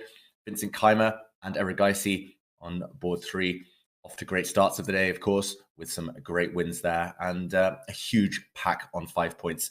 Just towards the bottom of the top 10 boards, we do see Hikaru Nakamura. He still has a chance. It's not too late, but he needs to go on that streak. He needs to rack up the wins.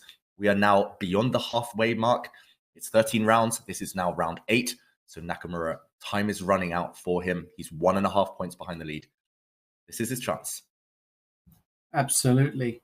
It is. And wow. Still tons of chess to be played. What a matchup, though. Carlsen against Dubov on board one. Massive matchup.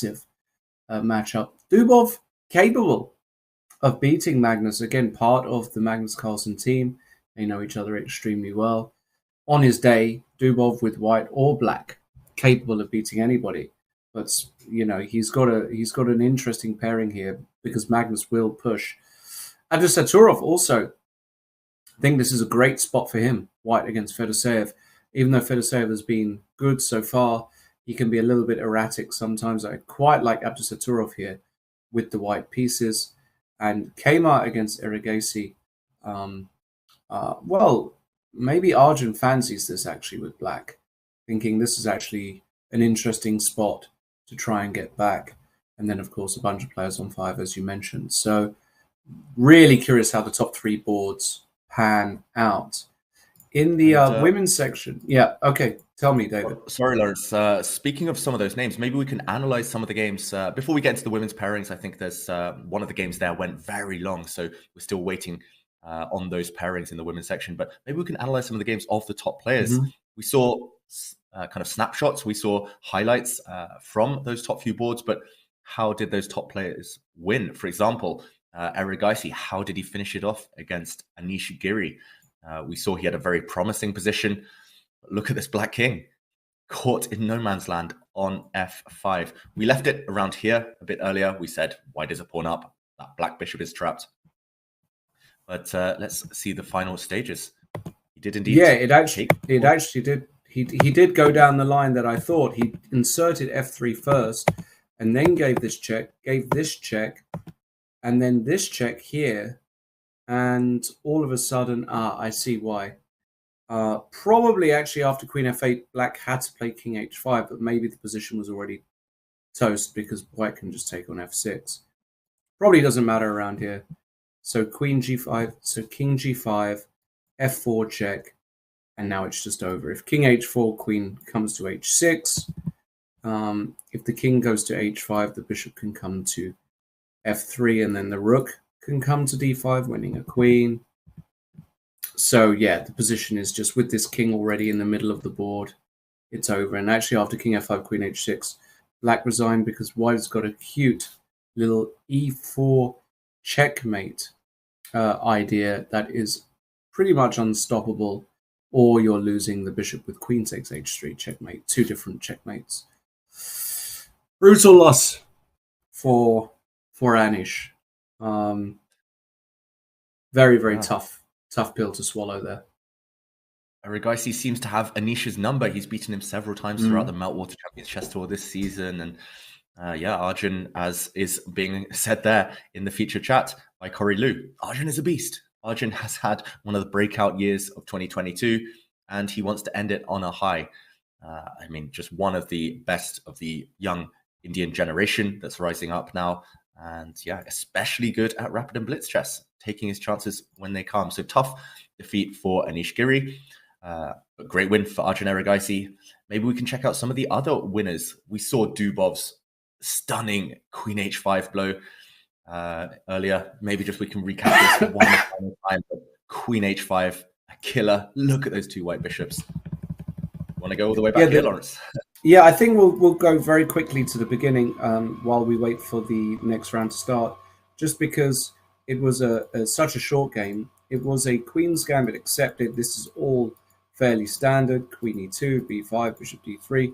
All of this has been seen. But after C takes D4, this is where Dubov, with his opening preparation, comes in and often causes such interest with his new ideas. A4. I mean, almost everybody here would either play the move Rook D1 or take back on D4. Dubov decides to go A4. He gets his Rook active and he swings his Rook into the center. And all of a sudden, the Rook comes over to the king side. And it was around here where Sarin played Bishop B7, Knight C4, Queen C7. The Bishop developed with Bishop D2.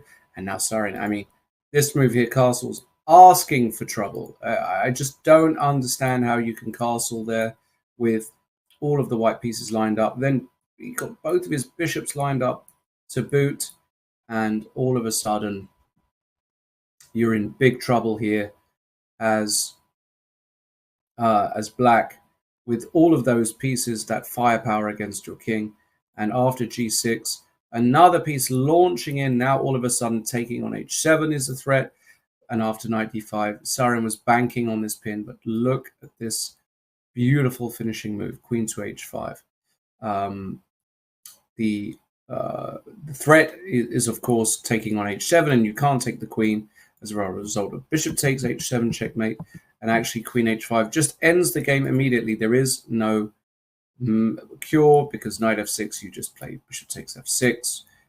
And the threat remains on H7. And that's it. It's just completely over. There's no way to avoid mate. It's probably mate in 2 or 3 moves. So a lovely miniature. Beautiful stuff, reminiscent of the 19th century, the romantic era in chess. Queen sacrifices galore, checkmates galore. But on that very impressive note, let's move to the women's standings. We do have the leaderboard up right now. We do see at the top, there's 4 players in joint first. Tan Zhongyi, Alina Danielian, Zansaya Abdumalik, a home favorite, and Bella Kotenashvili.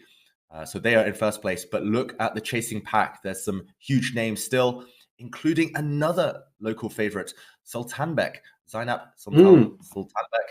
And you mentioned some of the others, Leia Garifulina, Elizabeth Pate, and Gong. Maybe the surprise of the tournament so far. She took down one of the top women's players in the world as black. She took down Kostenyuk.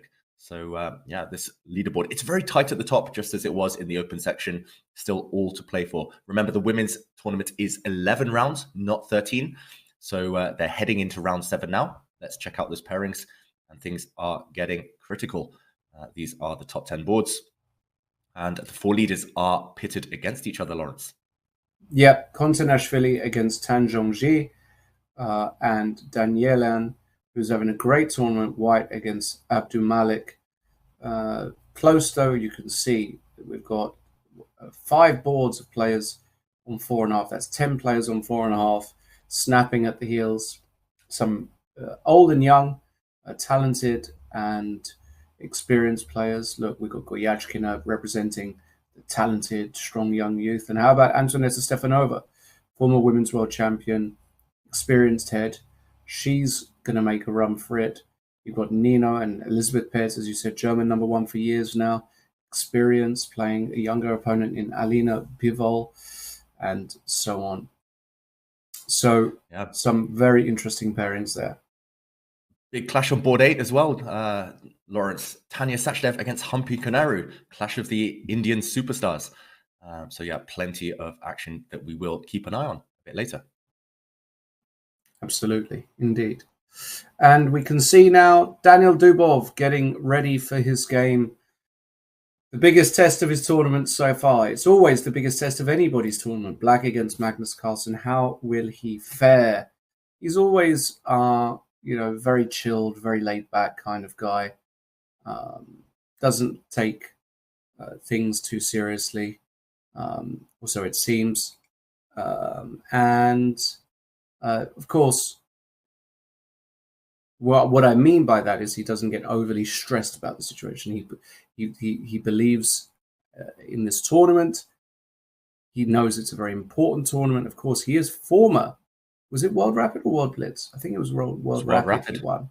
Yep. Yeah. Not so long ago. What was it? About 5-6 years ago now. I think he won. 2018, I believe. So only 4 years ago. Right. He's still Only a very 4 young years player. ago. Yep. Very talented, very creative, and it will be very, very interesting to see how Magnus decides to play this particular game. Yeah, and one thing we should also mention about Dubov, he's from a very historic chess family. I think his grandfather was a very strong player. And now, in light of recent developments this year, he has spent a lot of time in Kazakhstan. I believe he's been living there for quite a few months. Wow.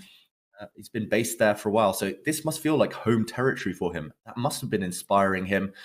No jet lag, of course, compared to some of the other players who've been traveling from the other side of the world. Some of the American players have started a bit slower because maybe adapting to that huge time difference has been a factor. But Daniil Dubov, no, he's looking very relaxed, as you say, looking confident, playing some great chess. Queen h5, what a move. And Black against Magnus is not going to be easy. Magnus won't give him the type of positions that he thrives in without a fight.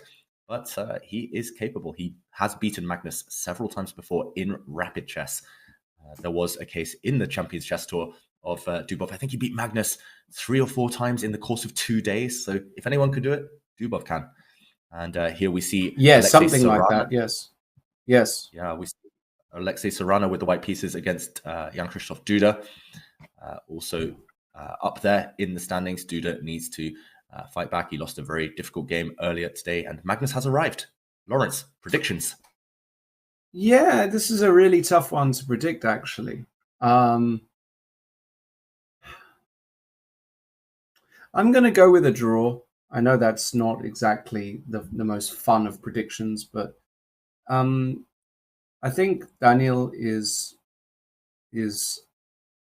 creative enough. And Magnus isn't having...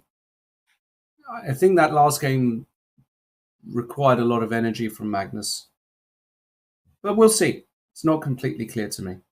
It's a really, really tough one to go for. And he's sticking with his B3 opening, David, which is really surprising me. He's played this a bunch of times already. And Dubov goes for a sideline with Bishop B2 knight and G6, and Magnus continuing to play in his kind of Englishy Nimzovich-Larsen way. I mean, it's very curious, just getting a position. Yeah, at least he's being consistent, Magnus. He's staying loyal to the openings that have brought him success so far in the tournament, but it is a double-edged sword. The more you repeat an opening, the better prepared your opponents will be in future. And these two, as you mentioned, Lawrence, they've worked together now for, 4 or 5 years. They know everything about each other. Last time I was hanging out with Magnus, he actually got texts from Dubov. They're that good friends. But of course, they want to kill each other over the board. They both want to take this very important point. And B3 won't have come as a surprise. As you mentioned to Dubov, Magnus has played that move several times already this tournament. And quick replies by Black. White opening the center, Lawrence. What do you think of this? This pawn structure looks nice for White, having a clamp on the center, but Black is quite far ahead in development already. Black is now castled. White needs to catch up. White needs to get his king to safety. White needs to do something about his queenside knight. I'm not that big a fan, I must say, of White's chances, White's position right now. I don't know about you. Well, maybe he can just take on c6, take on g7, and play knight c3 and just develop like this. For example, if I play like this, I take here, and then I play knight c3 and queen d2. How bad is life? True. And Dubov takes back with the d pawn. How interesting. I was about to suggest that this is always an option in this type of pawn structure. Not only are you speeding up, accelerating your development, now the black bishop can come into the game, but also you have opened up the central line, which black now has control over the open d file. Long term, of course, white is winning any king and pawn endgames because white has the better pawn structure. White has 4 versus 3 on the king side. Black on the other side, that pawn majority is not impressive, but yeah, this is reminiscent of the Berlin endgame. This is reminiscent of the Scotch game. Often you get this type of pawn structure as black, and not too much to worry about, I feel. However, style-wise, surely it's got to favor Magnus that Dubov can't checkmate him, can't attack him, no more queens on the board. That tends to be the antidote against very aggressive players if you can get the queens off. And Magnus, well known for his endgames. So yeah, pros and cons. I still believe black is completely fine. Black is very active. Black will be able to throw his a pawn down the board later to cause some disturbances. Black's bishop can sit happily on e6. Black's knight maybe has a route round somewhere a bit later on. But can Dubov whip up some activity? He's not the kind of guy who wants to sit there in a long, grindy endgame. Lawrence, yeah, interesting start to this one. It's this kind of sped up. I didn't expect this opening choice from either side, I've got to say. But sticking with your prediction of a draw? Yeah. This is, Magnus is in risk-free territory here, though. So you've got to be a bit careful here with Dubov. Dubov plays a5. Typical kind of move, putting the pawn on a dart square, gaining a little bit of space. I'm curious to see. Yeah, Magnus is going to play very classically, bishop e2. Yeah, it's interesting what the plans will be for either side. I think Magnus wants to get his h1 rook into the game as quickly as possible. As we mentioned, exchanges benefit white long term because of their superior structure. So Magnus's plan is maybe clearer than black's. That's the one thing I will say. It's not 100% clear where black puts his knight. I mentioned it could reroute to better squares, but if, for example, you push the black pawn to c5 to try and get the knight to c6, you do lose squares yourself. So bishop e6 first from Dubov. Can he ever break with a4? It's unclear whether that's a threat. Yeah, white's knight is sitting nice and pretty actually on the c3 square. Maybe the most valuable piece right now, the MVP. Just holding everything together. Also, how does Magnus connect his rooks? If he castles, the black rook can come into d2. And that is something that needs to be evaluated very carefully. And yeah, I mean, I've lost too many of these to Magnus to be optimistic about black's chances, but I still feel objectively in the balance. All right, let's move on to the Yu Yang Yi game very quickly. Playing against Fredka. We have a very interesting opening there where we had a Catalan main line, and here the move knight c3, which is becoming more popular for years. Either the queen to c2 or queen to a4. Recapturing this pawn was the call to play, but instead we see white trying to get the big center here, and h4 by Fredka, an early h4, looking to gain space on the king side, pushing that knight into d5, and now using the newly supported g5 square, knight g5, h6, knight h3. And this position here is very, very interesting. Thoughts on this one, David? Yeah, it's fascinating. Like you say, it's so imbalanced at this early stage. White has almost gone all in. White has committed significant resources into getting this kind of wedge in the center. White is down a pawn. Now the knight is attacked. You have to decide whether to trade off black's knight on the outpost on d5 in the center. However, on the plus side, remember, it's rapid chess. In rapid, it's so much easier to attack than defend. White has a ready-made attack. White's queen is coming out to g4. White's knight is going to relocate via f4 over to h5. There's going to be all sorts of sacrifices on the h6 square in the air. That black h6 pawn is what we call a hook. White's going to use that hook to break open the shelter around black's king. And yeah, queen g4 is almost ready to be played. Yeah, I mean, it just looks so natural for white. Whereas black, you have to seek counterplay quickly. And this b4 move, I mentioned that white can take on d5. I would be tempted, to be honest. Normally, you don't want to trade off pieces when you are material down. Knight e4 is a very natural move, as you mentioned, Lawrence. But knight f4 here, You are attacking black's pawn edifice on d5, and you will gain the bishop pair. It's just about this position, the evaluation, exactly, after knight takes e6, as you highlight there. Concretely, do you win the pawn back? You're hitting e6, you're hitting h6. I don't see how black can hold everything together. Is there a concrete problem? Bishop h3 is also available if you want to kind of hammer down on the e6 weakness. I'm not sure if this variation is forced, but it looked that way. And if so, Yu Yangyi might be in trouble at this early stage.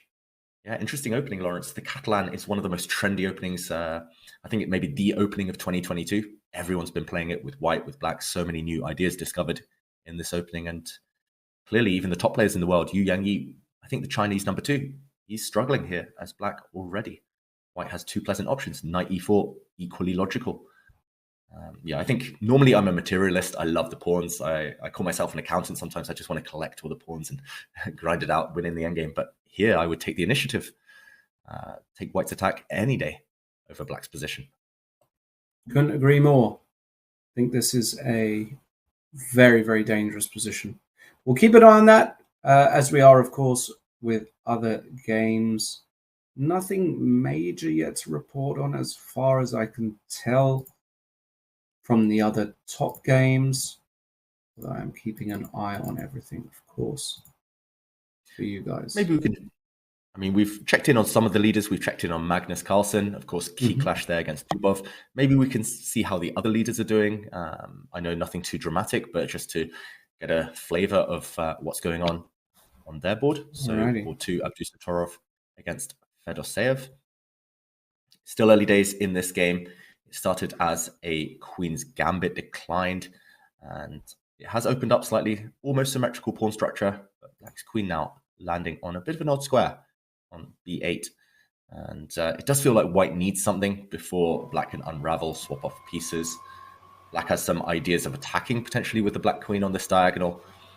Towards the h2 pawn, the knight might land on g4 later, but yeah, Abdusattorov, how happy will he be feeling? Fedoseev was just staring him down a moment ago. I love that when the top players just glare at each other, try to get under each other's skin. Rook d1, centralizing the rook. Who do you take here, Lawrence? It does feel like there's a lot of potential for either side. I think I'd take white here, to be fair. I think that just the disconnect between the black rooks at the moment and the fact that my pieces are ever so slightly more active, but it's a really tough one to say. I'm not entirely sure. I would have to have a real think about it. It's really close. I'm just trying to think what kind of plans I might have here as black. Because if I go knight e5, can white just take on f6? That's my concern. Even this, I'm not sure is that bad for black. But yeah,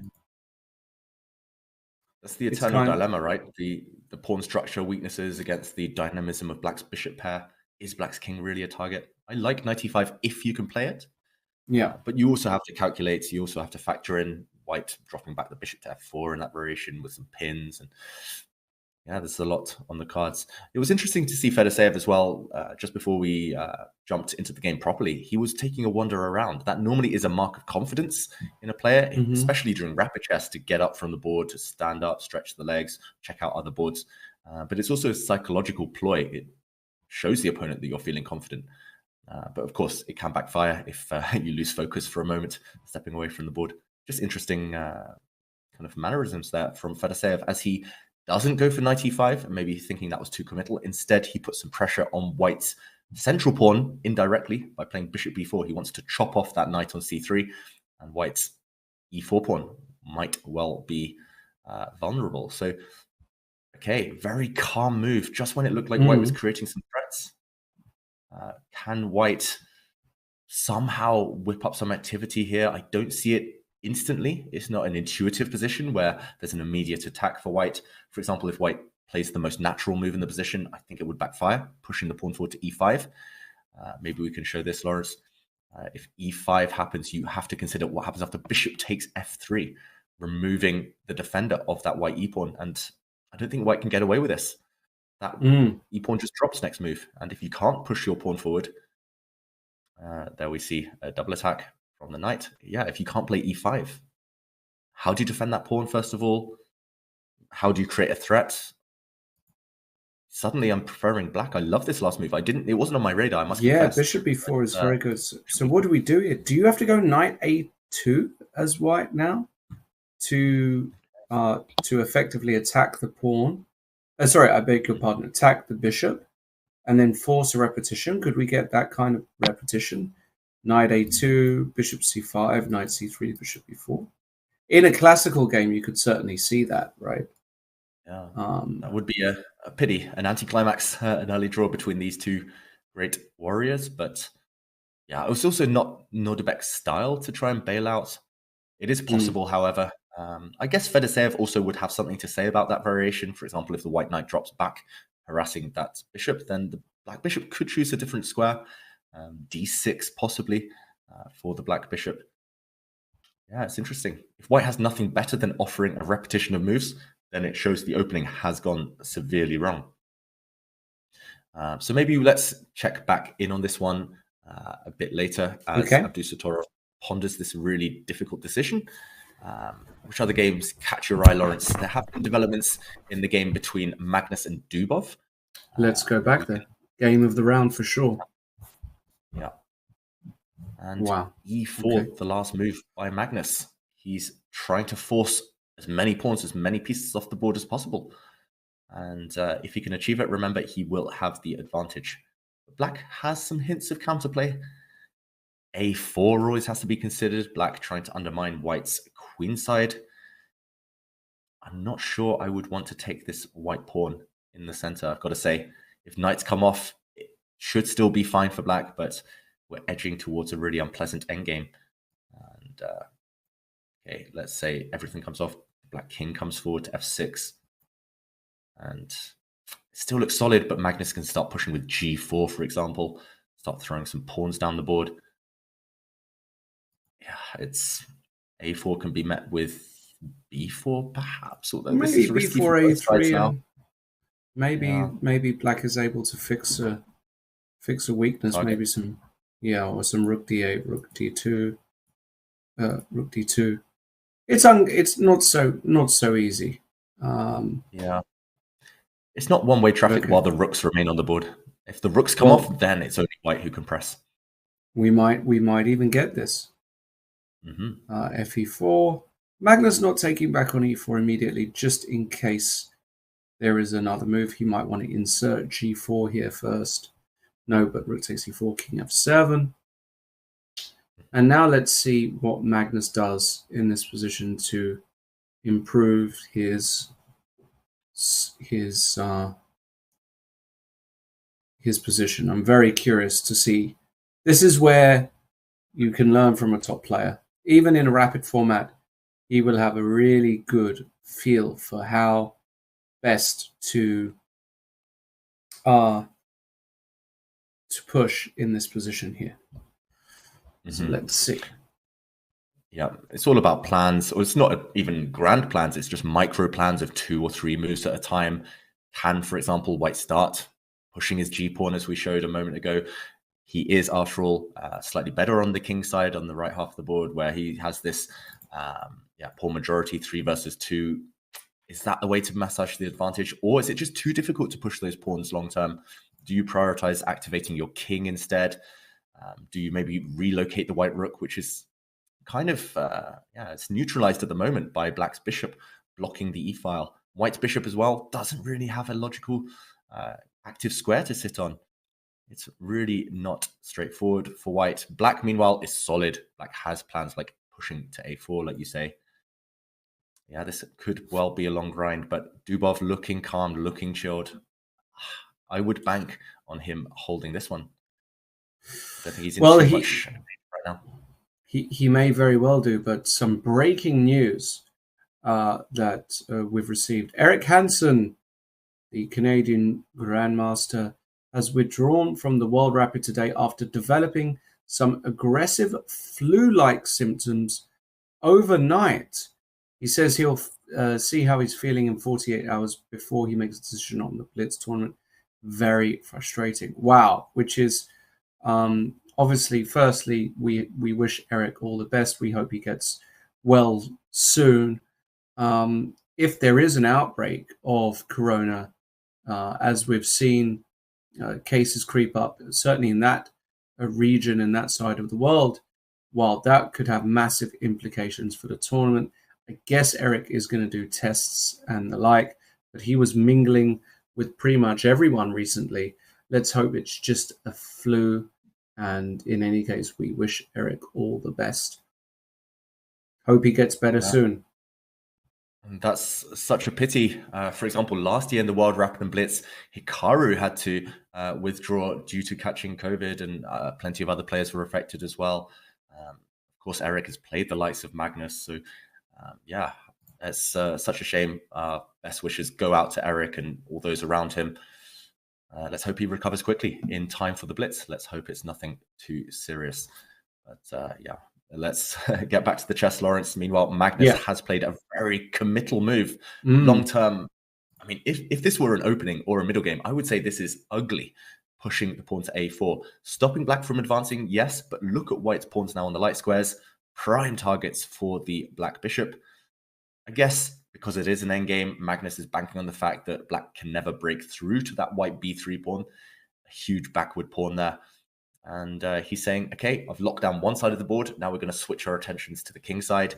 And that's where the battle will be fought. But I've got to feel skeptical. I've played so many Berlin endgames where this backfires on white long term. Magnus, of course, he's better at judging these things than anyone else. But yeah, that's certainly a sign that he's not happy to just play for a draw. He's not happy to just sit tight, hold the status quo. He really wants to frustrate Dubov here. And white's next moves will be king e3, will be g4, pushing pawns forward. And how does Dubov take advantage? Feels like there should be I'm looking at this position and I feel like there might be a few ideas. For example, what about the move rook to a6? Does this move make any sense? The point being that you want to put the rook on b6. Let's say white plays g4, a move like rook b6. And let's say now white plays rook to e3 just to defend. I was wondering, can you now go rook b4 and try and play b5? Looks a little audacious to me to play like this, and there are almost certainly better ways for black to play for white to play. But it's an idea at least, and it's certainly an idea that will cross Daniel's mind. How would you play? Well, rook d8, of course, classic. White cannot allow rook d2 here. Of that, I'm sure. I expect the move king e1 or king e3 to be played. I guess king e3 is correct. Yeah, king e3 is the move you would want to play just to cut the black rook off from ever entering white's camp, but there are the direct tactical ideas. If king e3, for example, black can play bishop f5 in that position, and black is coming behind now with his bishop to try to get to c2 after rook d4. Black could give a check, for example, on e8, and you do have to calculate stuff like bishop c2. I don't think it works right now, but you would also have, actually, Lawrence, in this position, white's rook is almost trapped after c5. Oh my running goodness. out of squares. You have to be a bit careful. Rook I got d5 lucky. now. Rook d5 and I just survive. And Magnus is just surviving because he has gone for king e3. King e1, you mentioned the alternative. White's king is not so active there, so Magnus playing the maximalist approach yet again. But yeah, it's certainly a 3-result game, this endgame now. Maybe after bishop f5, he wants to go rook e5. Now, this is certainly a move, but let's say black said, actually, I want to defend. Does Magnus want to play c5? Is that an idea to allow this bishop to finally join the action with bishop c4? I'm not sure how beneficial this is for Magnus. Certainly an option. Bishop back to e6, maybe. Yeah, this is a problem. Just saying, if you want to play bishop c4, it's just a rook endgame, and that should end in a draw for black. Yeah, I mean, there's lots of questions to answer. Magnus answers one of them. He plays rook d4 in the current position. I think we should keep rooks on the board if we are Daniel Dubov. As we mentioned, a rook exchange, and it's all about whether white can convert. It's not even a question of winning the game anymore as black. If the rooks disappear, it's simply the 3 versus 2 on the king side that all the action will lie with. So rook d4, I think black will give a check and go for that variation we mentioned. Any other games catching your eye? This one is going to be a long grind, Lawrence. Yes, it is. In the women's tournament, we see some really tense battles, some drama, maybe on board 3. It looks like Goyachkina is about to win or has a winning advantage against the underdog, Gong from Singapore. The other games on the top boards of the women's section do look quite balanced, so we'll check back in if there's some drama there. Okay, we have... Ooh, this is interesting. Is this the right game? No, I'm just getting up the right game. We are looking at Bella against Sanjongji. What a bishop on h7. Look at that piece. Yeah. Very, very poor bishop. Yeah, and incredibly, the bar is not giving this as massively winning for white, which is shocking to me, because my knight lands on e4, and why is this not +2 for white? Yeah. Looks phenomenal. I'm struggling to understand as well. Maybe black has some counterattack against a slightly open white king.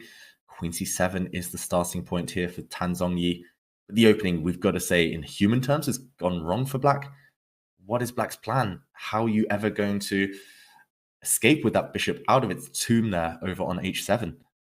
Yeah, I guess long-term black has to play king h8, pawn to f6, bishop back to g8, but that will take 3 tempi to reroute the bishop, and even then, it sits on a poor diagonal. So yeah, you're right, Lawrence. It does feel like white, with some accuracy, should be able to whip up some initiative before black is ready. The knight comes out. I guess black has to go for a knight exchange. White's knight was too strong. It looks like a statue there in the center of the board. So trading off that knight will alleviate some of the pressure, but still looking very good for Bella. How about on board 2? Some of the other leaders, the local favorite, Zansaya Abdulmalik, you mentioned. Looks like let's have a look.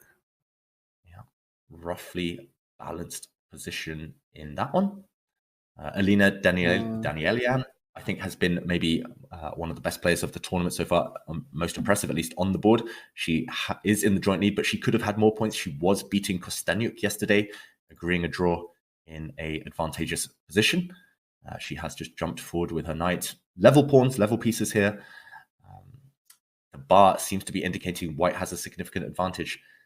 At first, I thought it was balanced, but the more I look at it, the more I think white's piece activity could be decisive. Black's king as well.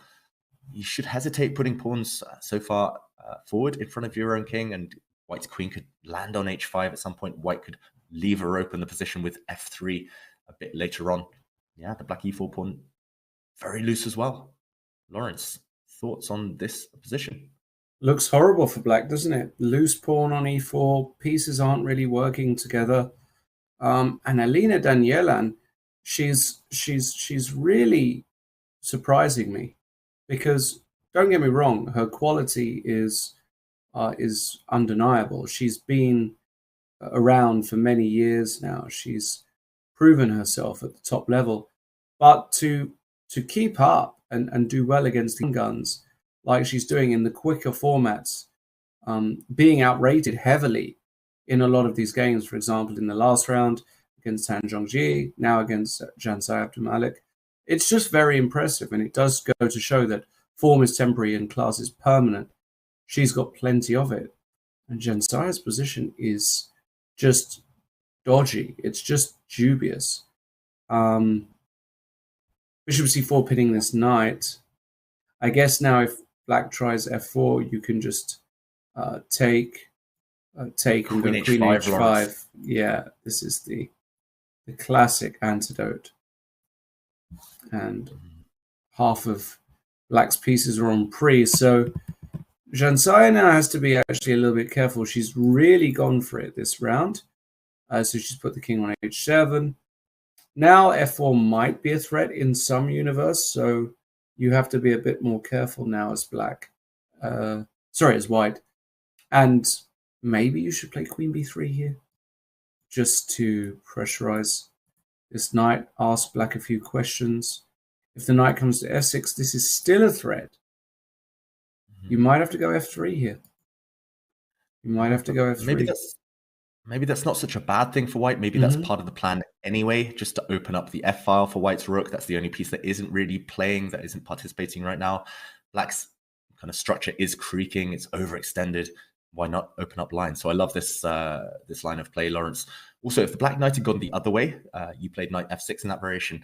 I just want to point out one small thing, but if the knight had gone to b6 instead, after queen to b3, then there are ideas like knight b6, bishop g8 check, for example, gaining a bit of time. I'm not sure whether it actually achieves much, but it just looks nice and flashy, just jumping in to hit that black king in the corner. So so knight b6, bishop g8 check, yeah. king h8, and now maybe you can even just come up here, right? Attack this knight. Exactly.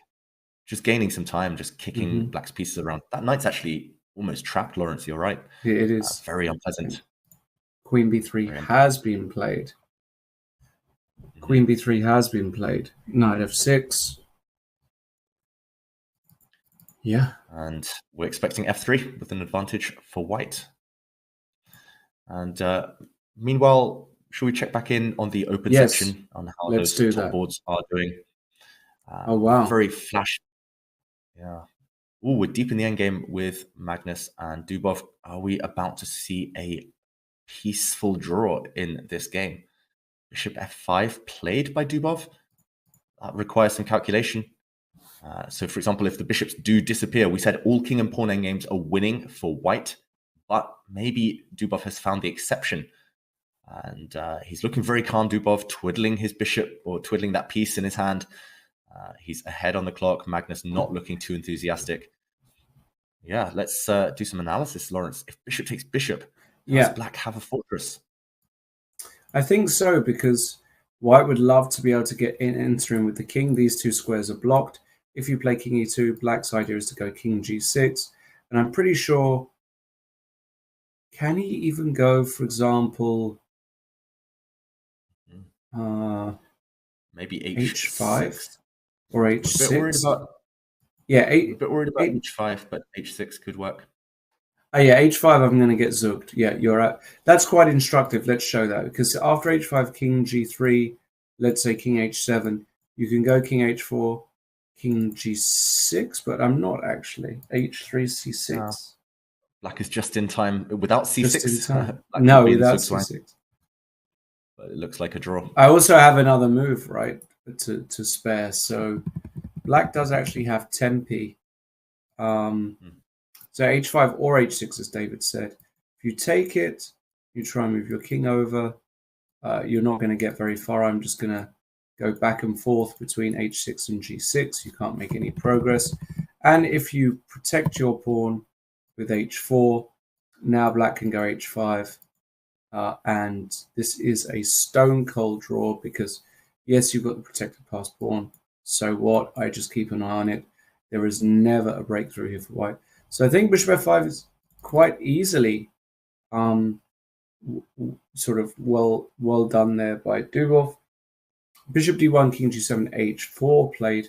And now I wonder if h5, yeah, exactly, played by Dubov. And this position is very, very difficult for Magnus to win. The problem is, of course, is that if he doesn't take en passant and he goes back here, we already know that this ending is a draw.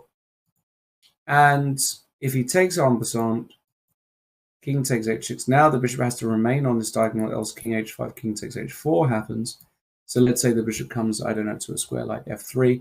And if I just pass here with black, Lawrence, it is a draw. They have agreed to halve the point here. Just nothing to be done, as you mentioned. The word fortress, Dubov held the fortress and Magnus had no way through. Fair result after a very cagey game, cagey affair in that one. Yep, absolutely. And I'm pretty happy once again with being able So guesses. I didn't think Dubov would lose somehow. I don't know why I thought that, but I felt like Magnus had a tough game the previous round, had to do a lot of calculating and maybe took a bit of steam out of him. He's just losing a little bit of steam, still, of course, up there with this draw.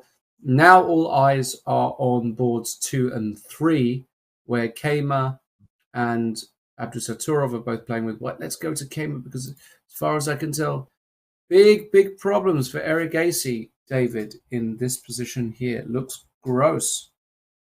Yeah, huge problems. Just doing a quick count, it is level material, at least temporarily, but look at Black's structure. Black's e7 pawn is isolated, Black's a6 pawn is isolated, all of White's pawns connected. So even if this gets to an endgame, which I think Eric Acey is praying for right now, then there will still be long-term problems. But short-term, it's all about the looseness for Black. That knight on c6, undefended, doesn't really have any safe squares to go to. Black's king is quite open. Don't be surprised later if White's king steps forward, a White rook swings over to the h-file, and there might be trouble there. And also, yeah, the White queen is aiming to pick up so much material. I'm still wondering what the knockout blow will be. For example, if Black's one of the two Black rooks sits on the 6th rank, rook f6 or rook d6, just to kick away the White queen. I guess the White queen just retreats. She can step back to any square. Yeah, as one of the ones you mentioned, Lawrence, g4, h3, and knight e4 is coming next, nearly no matter what, and that's going to come with power. I love where you've put the White queen actually opposite the Black king. There will be some knight g5 checks, as you mentioned later on. Knight e4 is going to hit the Black rook. The white rook on the c-file is going to open up. Everything is just wrong with Black's position, and Eric Acey therefore seeks solace. He tries to defend this one in an endgame. He offers the queens to come off. A queen trade, still, as we mentioned, ugly for Black, but at least it would postpone the worst. And okay, let's go back to the current position, Lawrence. I think the queens have left the board. Vincent is known for loving endgames. He is, as we mentioned earlier, that rare exception of youngsters who do favor those slower strategic positions where he can take his time, outmaneuver the opponent. And after the Black queen, okay, has dropped back to d6. I think he took that queen off, and Eric Acey back in the tank thinking. And I'm expecting the pawn to recapture. If the Black rook takes, then knight e4 looks mightily troublesome. This looks like a disaster for Black. Rook e6, knight c5. The knight can do a dance. Maybe there's still no knockout blow after rook d6. It's hanging together by a thread right now. It's like he's walking a tightrope now, Eric Acey. But if he takes with a pawn in the current position, if he takes back on d6 with a pawn, equally disastrous. Okay, he has actually gone for this variation. Wow. So let's stick with the current position. Rook e6. Okay. He's really praying to all the chess gods now, Eric Acey, that nothing falls. I don't even see a way for White to win the a6 pawn. Maybe we can show this. Knight c5, getting the White knight out of dodge. Knight c5, rook d6. If you take on a6 in that position, then knight takes d4 is a counterattack, hitting that White knight on a6. So this is what Eric Acey is banking on, not to go down a pawn. Did Vincent miss that Black could get away with this when he went for the queen trade? I'm not sure if he missed it. I think he just thought that this position is just so good for White regardless. But he has to be precise. Not so. You could go knight b7. What about knight b7? Just rook e6 again. Oh, no, rook e6 d5, sorry. Yeah, so... Yeah, this one's a piece. Rook f6, maybe knight b7. Also d5. So knight b7. And if rook d7... Now, worst cases, I can take. And, well, it's a pawn. Should be enough. Grind this forever. I mean, remember, Vincent won an endgame with 3 versus 2, a pure rook endgame in the last round against Yu Yang Yi. It's reminiscent of that. I think we're heading in this direction. We are headed to this endgame, 4 versus 3 in terms of pawns. All of White's pawns connected. Great winning chances, but... Okay, this is the best position Eric Acey's seen since we joined the game. He's survived at least. He knows now he can knuckle down and try to defend for the next 50 moves. It's not going to be easy. White's going to play king g2. White's going to improve his bishop to a better diagonal. Eric Acey now trying to get his rook to the 2nd rank. Interesting idea. White's rook could always drop back and defend that second rank via a2. Yeah, this one we'll check back in on later, but it's very much a 2-result game. Erigaisi fighting for his life can only hope to draw at best. Alrighty, let's go elsewhere. Let's see Fedoseev now. Fedoseev, such a tricky customer. The machine seems to prefer black here. And hold on a second, he's just won an exchange. What is this? He takes d5 and queen d6? It's an exchange. Wow. Queen c2, rook g6, knight h4 will have to be played. Yes. But Lawrence, even if White wins back the material, White is down a pawn. Black will have an extra pawn, and it's not just any pawn, it's the past c pawn. Is it enough? Rook d4, as you highlight there, is coming. We could be headed towards a queen endgame where the extra pawn might be decisive. Black's queen is not a happy blockader, but she will try to gobble up that white d pawn a bit later. Black's king is super safe. Black's pawn structure is compromised around his king, but this is the ideal defensive setup actually for Black.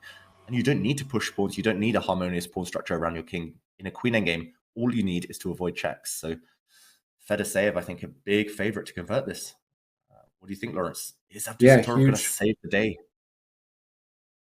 I'm not sure about this one. This looks really bad for Abdusattorov. Like rook d4 here. I struggle to see exactly how you save. Like, do you want to just take? Oh, ugly.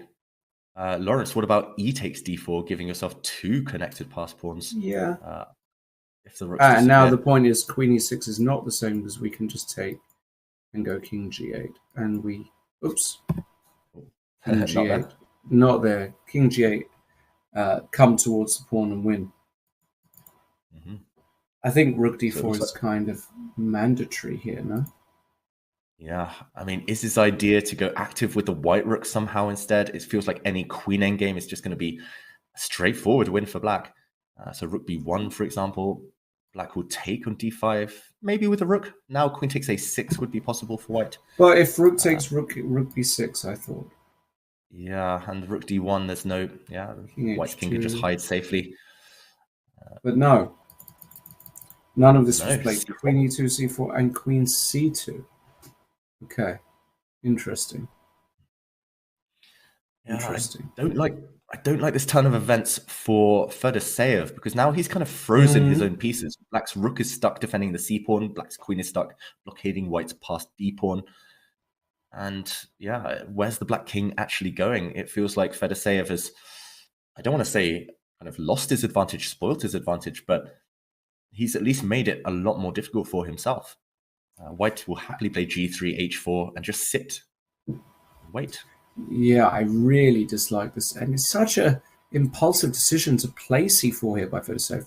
You know, just rook d4 was just screaming to be played. Got absolutely no idea why he went against that move. Such a logical move. Sometimes you've got to keep things simple. I mean, also, it's like we've said throughout yesterday and today, you've got to choose one plan and stick to it. It's rapid chess. You can't be inconsistent.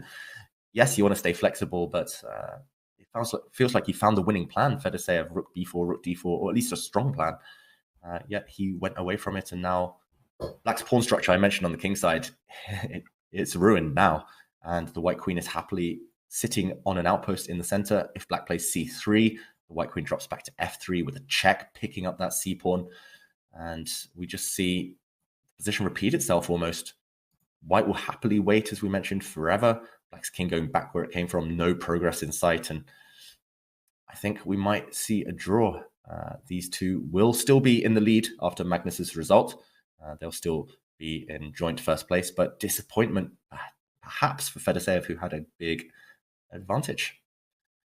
And 100% drama elsewhere, Lawrence. Where else can we look?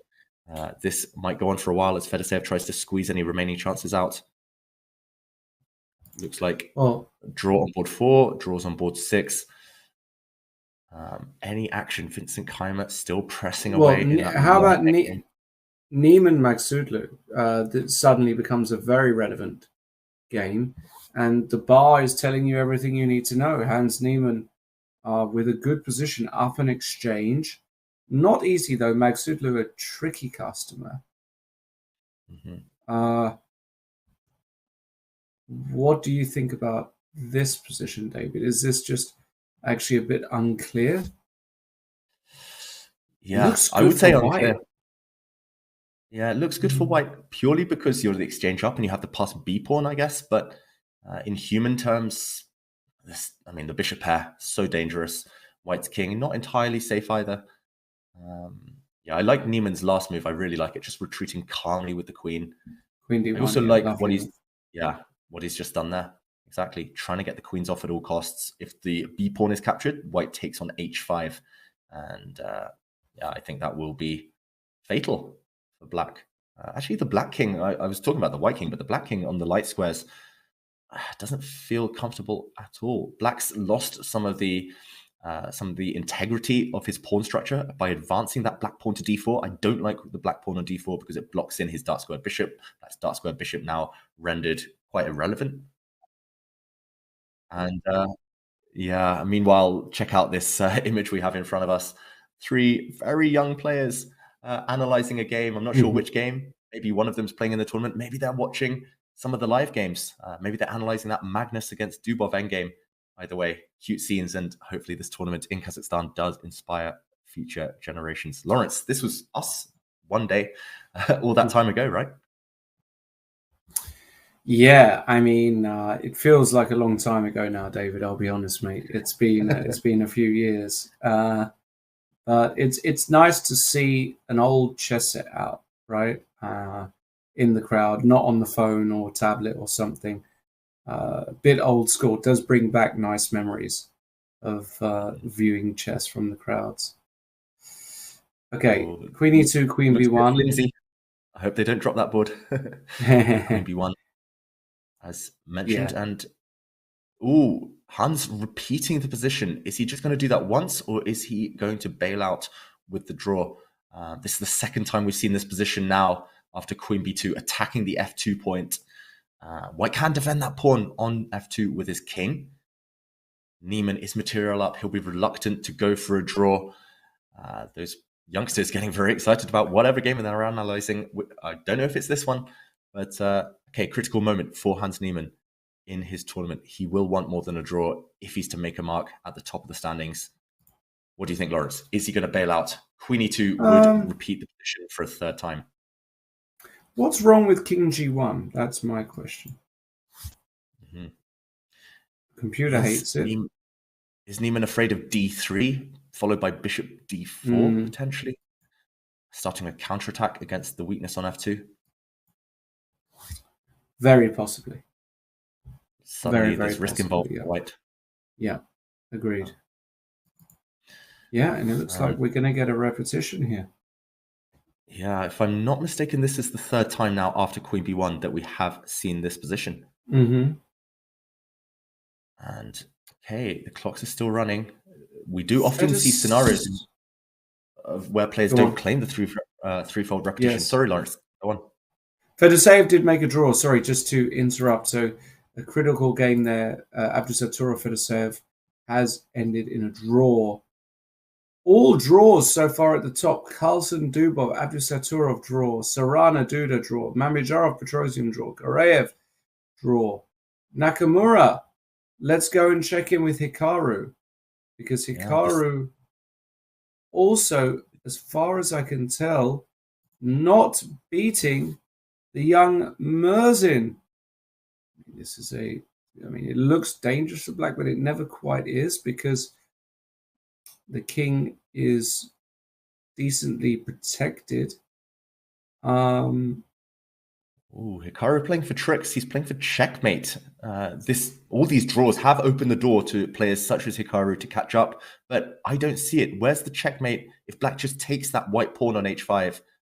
White wants to... Okay, he has taken the pawn. Out. White wants to give a check on F7. You can't check on A8 because then the black king runs away via G7. So you have to check on F7.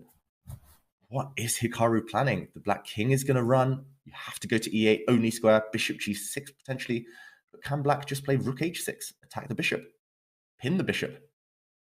I don't see a knockout. I don't see a killer blow for white. No. Discovered checks galore. You can move your rook anywhere and it's check, but you have to defend your bishop. I think Hikaru might be headed towards a draw. I don't think he can milk this any further, push for any advantage. Rook takes h5 on the board. Maybe a miscalculation at the end there. Well, it could be. If Hikaru draws this, that'll be 4 draws in a row. He'll only be on 5 out of 8. Way behind the leaders.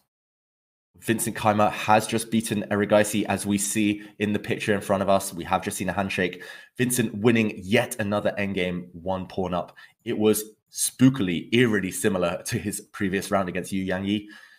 Vincent, the young German, advancing through the ranks thanks to great endgame technique. Yet again, fantastic display. And it's nice to see the players discussing afterwards. Erigaisi, hungry to learn, not taking that defeat too strongly. He will be back. And meanwhile, we are looking at the Hikaru game still. Yeah, we're still on the Hikaru game. King F5 play, but I don't think there's much really going on there. I think a draw is huge favourite. But massive win for Vincent Keimer, who joins the leaders, joins Fedoseev, joins Abdusattorov, joins Carlsen on 6.5. Lawrence, check out. Tell me. Oh, sorry, I was just going to say, check out this view. We do see Hikaru via camera. This is like Inception. We're seeing through a camera, Hikaru on a camera against Mertzin in the closing stages of this game. Look at the body language. Look at Hikaru, how just disappointed he is. And we will see the handshake any moment. The rooks are off the board. Neither side has enough material. And it is a draw. Amazing result for young Volodar Mertzin. But yet more disappointment for one of the favorites, Hikaru Nakamura. That is his 6th draw out of 8 games. He is running out of time, running out of chances. He needs to pretty much win the rest of his games and hope that his rivals drop some points. Disappointment for the American. Massive disappointment. White pieces against a younger guy. Yes, he's an up-and-coming grandmaster. Yes, he's very, very strong. But you are Hikaru Nakamura. You're supposed to win that game if you're going to stay in touch with the leaders. So a massive, massive result there for Mertzin. And that really is, we're very close to the end of the round. There are a few games going. We are going to take a quick break now, just to let you guys know also that in the women's section, as a result of what happened in that last round, there is now no less than 8 players sharing the lead in the women's section. Absolutely packed at the top. We'll go through all the action from this round and the final round of today coming up in just a few minutes. Stay with us.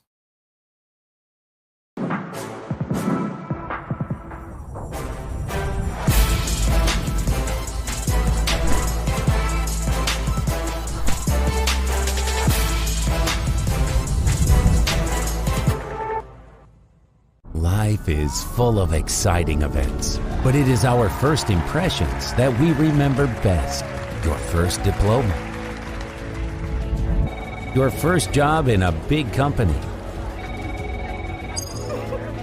unforgettable emotions from the first date, the first expensive things you bought when you got your first paycheck, and your first investments with Freedom Broker. Freedom Broker. Look at your favorite brands from a new perspective.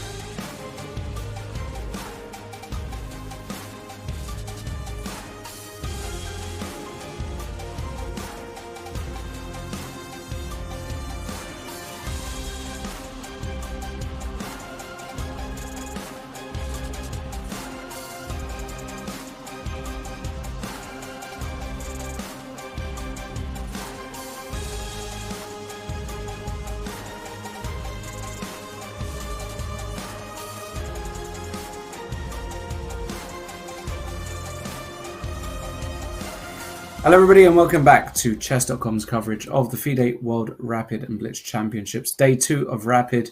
We've got 1 round to go. We've had a very eventful first few rounds. Still some games remaining in the open section, and one of them, well, there's a guy I've had the pleasure of looking at in the face quite often recently. Those of you may know that Aman and I had a chess boxing event in LA. Where Aman got the victory. A bit premature, possibly, when they counted me out, but it is what it is. Playing now black against Srinath Narayan. And it looks as though Aman, who's a pawn down, trying to hold on. Looks like he is going to hold on to me. It feels like a very difficult position to win with white, with the pawns locked. Also, the other point being that after king e5, knight f4, hitting this h3 pawn, and if you go h4, knight g6 check, wins the pawn back. So I don't see a way for Srinath to actually win this position. But then again, the computer's going nuts, so there probably is a way. David, am I missing something obvious here? I don't think you're missing anything obvious, Lawrence. I just want to say as well, there's one special spectator in the crowd for Aman. And there we go. It's Chess Queen, Alexandra Kosteniuk. She's in Aman's corner. Is she? As he tries to look for that knockout punch. I don't know. But, oh, you're making it up now, are you? Okay. You win. But yeah, I'm sure you'll be happy to see that there won't be a knockout blow in this one. At least not on Aman's part. He is very much the one fighting for his life. And Srinath Narayanan, of course, part of the India Olympiad team. Very strong, very determined. Great speed chess player, but I don't see any chances. I don't see any further resources for white, unless he can somehow trap this white knight on this black knight, on the edge of the board. So he has retreated his bishop. And is this a trap, Lawrence? Knight takes h3, bishop e3.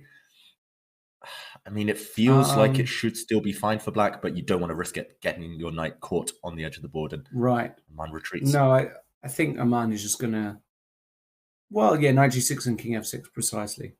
To play like this, but now, yeah, Srinath trying his best to find a way through, but doesn't seem easy at all. Got to be careful as black. Knight e7 would be a big blunder because now bishop d8 would exist and you can get a winning king and pawn ending. So you've got to be careful. So he went. He just needs to show some good footwork here for Aman, just to dodge that blow. Were you impressed with his? Chess side apart, were you impressed with his skills out there in LA, Lawrence? Well, I was just taken. I'd been practicing for a number of months and. He basically just came out swinging. He just took me by surprise. I thought we were going to ease into the boxing, feel each other out. And he just came out swinging from the off. And he spun me and he caught me quite early. And I was already disoriented. I could never get my stance correct. I could never get my defense up. And then he caught me with a couple of very strong punches and, knocked me down. I managed to get up, but I just didn't regain balance properly. And they erred on the side of caution, the referees. So the stoppage, you could debate was potentially a little bit early. But fair play to Aman. I mean, I didn't show my best, but I will be back fighting again. Don't worry about that. With a lot more practice, a lot more sparring in some future events. Oh, I'm glad to hear that, Lawrence. What doesn't kill you makes you stronger. And chess boxing might be the future. Looks like it was a very popular event out there. Big crowds online, at least. It was huge. I mean, it was crazy. It was 10,000 people in the stadium, more or less. I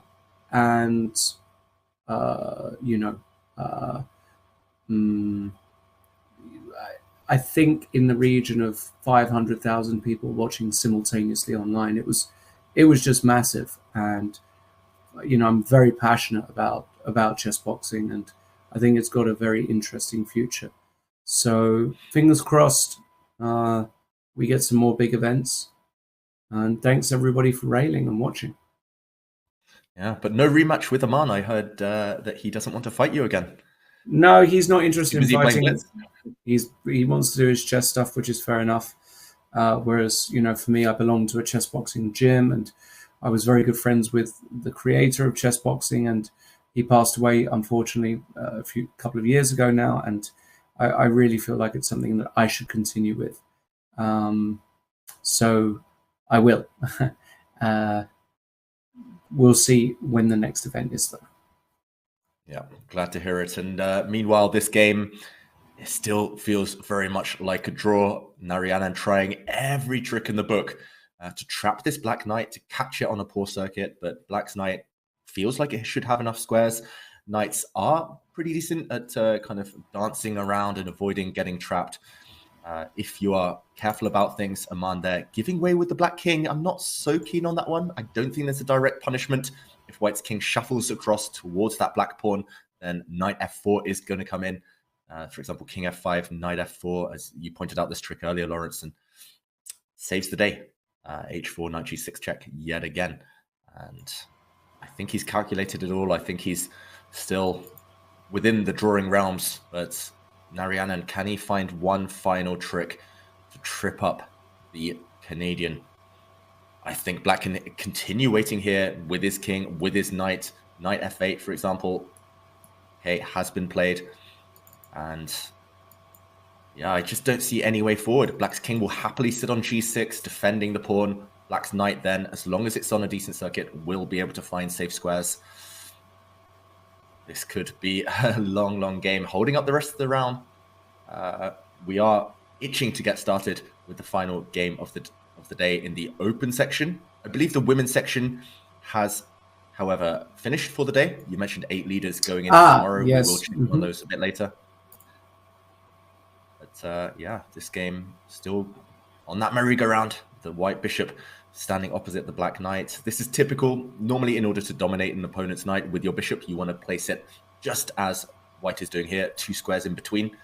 Control all the squares the knight can jump to, or at least the forward squares. But knights can retreat too. Yeah, I don't see any progress being made here, Lawrence. Fair play to Aman. Digging deep, holding on, suffering, but doing it gracefully. And a draw is in sight. I wonder when the 50 move rule will kick into play, because I don't think Narayanan is ever going to offer the draw. He's not going to give up his winning attempts anytime soon. Yeah, absolutely. It will be a draw. I think, Aman has demonstrated now. Can he even go Knight F4? Yeah, I think he's calculated well, because after H4 by white, which I guess is Narayanan's idea, Black can just take. Black can take that pawn, and Aman is doing this. He's going straight for the draw now. This black pawn will distract the white bishop, and Black is just in time, one tempo in time to remove the white pawn from the board. Yep. Finally, we get the handshake and a draw. Well played, Aman. Good draw held there. I think we still are not finished for the round. I think Injic is about to beat Shankland, who's having a torrid tournament. He'll be on 50%, way below what he would be looking for. And I think that will be the last game for this round. Yeah, we see an almost empty playing hall. Some fans sticking around, just sitting there, enjoying the atmosphere, which is nice to see. But yeah, I think you're right, Lawrence. We will be waiting for those pairings. We're waiting for those final results to trickle in. And yeah, the last round of the day coming up. It's going to be a big one as they jockey for position, ready for the final day of the World Rapid Championship. Indeed. And what we are going to do is we are going to take a very short break while we get those pairings for what will be the final round of today. Don't go anywhere. It's going to be a big round. Are we going to get a standalone leader going into the final day? We'll soon find out. See you in a few minutes.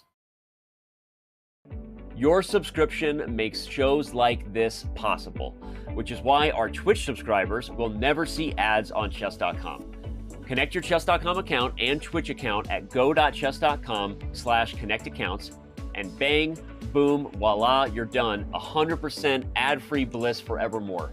Whether you're following our events on site or on stream, type the command connect in the chat, and thank you for helping bring these shows to life.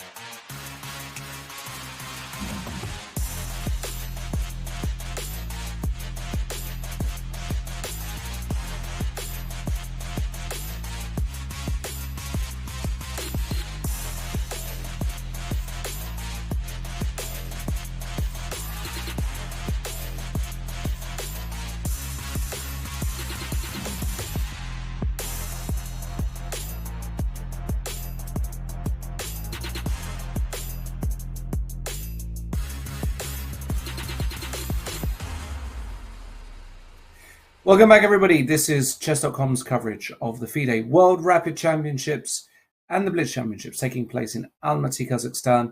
It is day 2 of the Rapid Championships. We've got one more round left in the open section. The women's section has finished, though, for today. David, it is extremely tight at the top over there, too. Let's take a look at the leaderboard going into the final day and look at that. Run us through what's going on there. Yeah, some huge games ahead because we have 8 players tied for first in the women's section. And those 8 players, as we can see in front of us, they are headed by Tan Zhongyi, Alina Danielian, Alina Bivol, Nino Batsiashvili, Zansaya Abdumalik, home favorite from Kazakhstan, Alexandra Goyachkina, Bella Kotanishvili, and finally Shri Savitha from India. And they are chased by a huge pack as well. So anything is possible. It's going to be a real sprint to the finishing line in the women's section. It's going to be a race, essentially, who can rack up the wins, who can go on a winning streak. And here we see the pairings for the next round with all of those 8 leaders facing off against each other on the top 4 boards. We see Tan Zhongyi against Alina Bivol, Goyachkina against Alina Danielian. That is a huge pairing. Danielian, clearly the informed player of the tournament, but Goyachkina, one of the highest rated. And Nino Batsiashvili against Abdumalik, Savitha against Kotanishvili, and the chasing pack behind them, Lawrence. It's going to be crazy. We might even see mass tiebreaks tomorrow, playoffs for the title if it continues to be this close at the top. Well, given that it is this close and this bunched with only 3 rounds to go, is it 3? Let me think. Might be. It is 3. Yes, it is 3 to go. The likelihood of a playoff is very, very high. We've got a whole bunch of people there on 5.5. It's going to take a lot to get some separation from the field. So we could be in for a very exciting finish in the women's section. In the open section, Magnus Carlsen, Abdusaturov, Fedoseev, and Kama all leading so far with 1 round left today, followed by Dubov and Kuparadze having an amazing tournament. Giga Kuparadze from Georgia, massively overperforming in 6th place at the moment. And then a bunch of more household names in the following positions: Erigasi Duda, Artemiev Giri, Yu Yang Yi is in there, Jan Nepomniachtchi, Fabiano Caruana, Tomaszewski, Matsudlu, Neiman, Mamijarov. A massive group of players on 5.5. We will see how things go with those guys. But for the moment, a nice bit of separation at the top. Carlsen, Kama, Abdusaturov, and we also have Fedoseev. Now, the pairings are up. Is this a gift or is this a potential banana skin? Magnus Carlsen playing black against Giga Kuparadze, who he will outrate by around 400 points. David, do you think Magnus is happy at that pairing? I mean, he can't be too unhappy with that one. Facing an underdog, which is always tricky, as you mentioned, it's actually easier to slip up, easier to underestimate your opponents if they are so much lower rated. But Magnus is Magnus. He's very professional. He's black, so it won't be easy. He will still go 100%. He will still go all out at his opponent. For Kuparadze, it's the chance of a lifetime playing board 1 at such a late stage of the tournament against the world's best player. And he's got nothing to lose. He can throw the kitchen sink at Magnus. He can continue playing, taking risks as he has done so far in the tournament, and it's paid off. Giga Kuparadze did just beat Jordan van Vreest in 19 moves as black in the last round. So he's on fire, form of his life. Why not go at the world champion? And we should mention the other pairings. Fedoseev against Kama, 2 joint leaders there. Another joint leader, Abdusaturov, as black, taking on Daniel Dubov. And there's a whole bunch of players ready to pounce if there are slip-ups at the top of the table. Those include Jan-Krzysztof Duda playing against Dmitry Andreikin, who got off to a slow start in the tournament. Erigasi up against Vachier-Lagrave, who's also been playing catch-up. And some huge names, as you mentioned there, Lawrence. Caruana, Nepomniachtchi, Grishuk, Mamajarov, Neiman, they're all rising to the top now. They do say the cream always rises to the top. And we are seeing, after kind of mixed starts by these giants of the game, they are all up there now. They all have their chance as we enter the critical rounds. Tomorrow is going to be so tense, but they need to get in position. They need to end today on a high to give themselves confidence. And the winners of this final round of the day, they'll sleep better. They will be ready tomorrow when the time comes. We see the players entering the tournament hall. Meanwhile, Anish Giri in the foreground there. He's slipped down the table slightly since his stellar start to the event, but not out of it yet. I just can't wait to see these matchups. I'm also looking at Daniel Dubov against Abdusattorov, just as Alternative Cerebral says there in the featured chat. That is going to be an incredible battle. Both of those two players are maximalists. They take big risks when they play. And Fedoseev as well, just marching into the camera. Adiban walking past. He got off to a really poor start. I think he had half out of his first 4 games. That's how strong this field is. And Lawrence, predictions as we enter a critical round for the day. I have to say that I'm not hugely bullish on Kuparadze. It's really hard playing Magnus on top board when he feels like he's got a chance. When you know he's the better player, yeah, sure, Kuparadze is at an awesome tournament, beating Van Forest. He's beaten Svana and David Anton and Ganguly, but Magnus is a different quantity altogether. I think this is a very, very tough spot for Kuparadze, a great spot for Magnus Carlsen. I think Fedoseev Kama can go anyway as well. It really depends on how ambitious Fedoseev wants to be. And Dubov Abdusattorov, again, another one where things can go completely crazy depending on how outrageous Daniel wants to be. So I've got no strong opinion on anything except Magnus Carlsen is a slam dunk victory in this particular game. And he may very well be alone at the top come tomorrow. Yep. Magnus down floated to Kuparadze. Big pairing there. We do see in front of us Fedoseev and Kama ready to start their game. In the background on the right there, we do see Andreikin having a chat with Daniel Dubov, having a last-minute chuckle as they get in the right mindset for their games. And here we see board 1, Giga Kuparadze. He is famous for being a speed specialist. His opening repertoire is so well-rounded, and he's phenomenally strong. I've played him many times on Chess.com, played him in person at the World Rapid Championship before. He's not to be underestimated. He's ready. He'll do his usual thing. He'll play super fast, put pressure on the clock with 1e4. He always plays that opening, always goes for the Spanish, very predictable. Magnus arriving slightly late as usual, maybe doing some last-minute preparations. He knows this is huge. If Magnus takes a win as a black as well, getting another black game out the way, then he knows he goes into tomorrow's games. He will start with white most likely. And in that race to the finish, he will have a slight lead. So crucial round coming up. Kuparadze from Georgia, looking fierce, looking determined at the board. And guys are ready. Lawrence, I think we'll see the first move in just a matter of moments.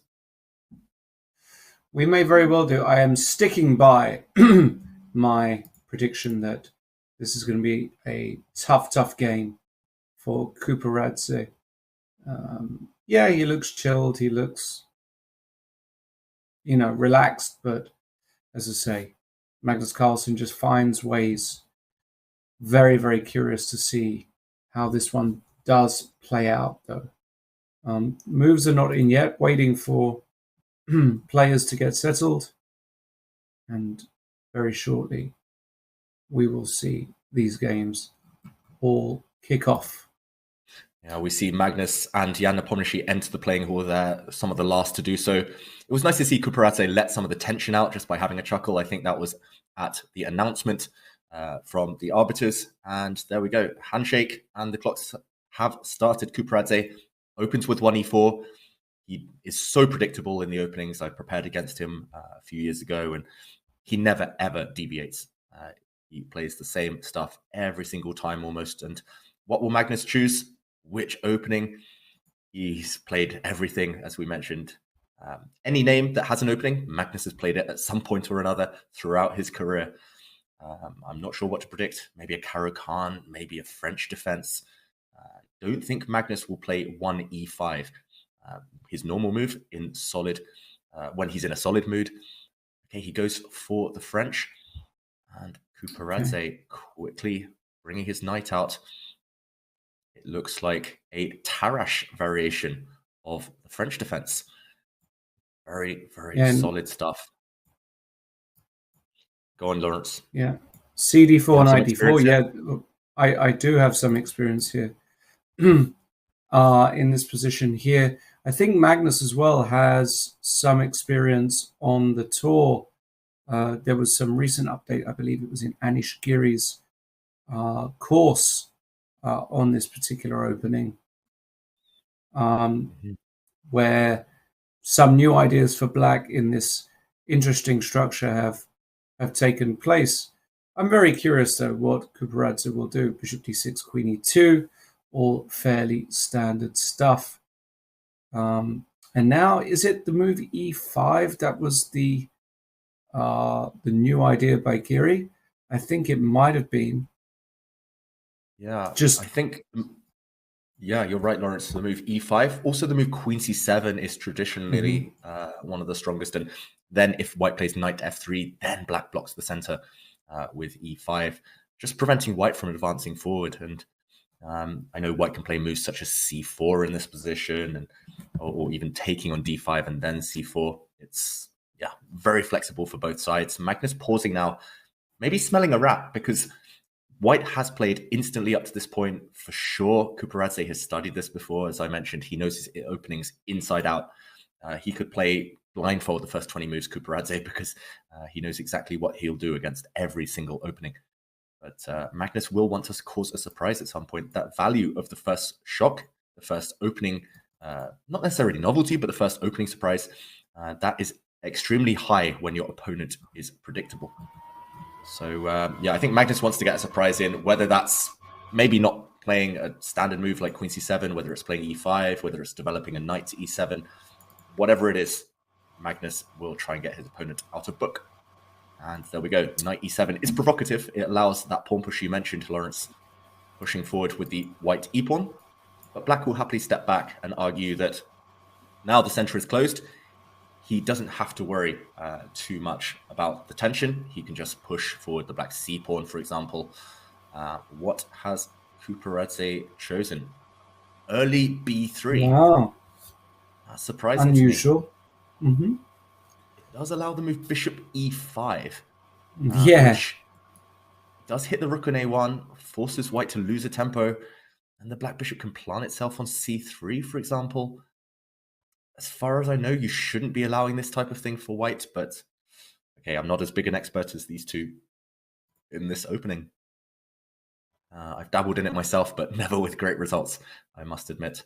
A bit of a strange one. I do think Magnus will try to cut across white's plans here, because if white gets a bishop on b2, it will look very strong from that post. Also, what if you go knight g6 here with black, which is another typical idea? Because now the f4 square is very, very weak. Yeah, good point, Lawrence. The white bishop, the white dark square bishop normally guards that square, but not if it's about to fianchetto itself on b2. Yeah, and a move knight f3, you can still go knight f4, but you can even start to get creative. Maybe some queen a5 check suddenly exists. Yeah. Queen f6 is also on the radar. Queen f6 exists. Bishop b4 check exists. Yeah, there's a bunch of very tempting options here for black. And yeah, knight g6, the more I look at it, the more I like it. It does feel like Kuparadze, I will mention, he plays instantly no matter what, whether he's winning, losing, drawing. He's a very instinctive player. He trusts his calculation. So I think b3 is kind of the product of kind of freestyling, essentially. I don't think it's opening preparation, but Magnus does have those tricks up his sleeve. Knight g6 looks very, very pleasant for black. Extra central pawn. Yep. No, I certainly, I'm not a fan of B3. I've never really ever seen it in this opening as well. And I am worried about these dark squares. So I think Magnus will be quite happy. He does play knight g6. And Kuparadze g3, just trying to limit the knight like this. But this looks, I don't know, it looks strange. Yeah. What if I castle now? Bishop bizarre, B2 to be and honest. try and get some central space with e5. Now maybe even f5 in some positions starts to exist, and I'm just not buying this for white. Yeah. No matter where you put the king now as white, you will potentially get attacked. And Magnus has reacted very quickly after g3. He decided the black knight has no future on g6, so why not plant it in the center? He's going after the bishop pair, Magnus. I think this is, again, the maximalist approach. He wants the pawn center, but only after grabbing the pair of bishops. And Kuparadze, in trademark style, plays instantly. Very disconcerting. When I first played him, Kuparadze, I think he gained 5 minutes on the clock, and I had like 10 seconds left, and it was like move 40. He was up at 25 minutes. I was up down at 10 seconds. It was, giving me a heart attack almost. But bishop b2, Magnus looks like he's about to chop off that bishop with his knight. Which he does. He's got the bishop pair. That's step one. And now how does he neutralize the pressure that white's b2 bishop is exerting on the long diagonal? Not instantly obvious. Does black castle? Does black play that e5 move that you mentioned? Maybe at the cost of a pawn, just trying to break free. He castles first. And looks like c4. Have you ever done this? Have you ever tried playing every move instantly, Lawrence? Because I struggle, even when I tell myself I have to. I mean, maybe he just thinks that this is going to give him a greater chance against Magnus as well, but certainly not impressed with the opening.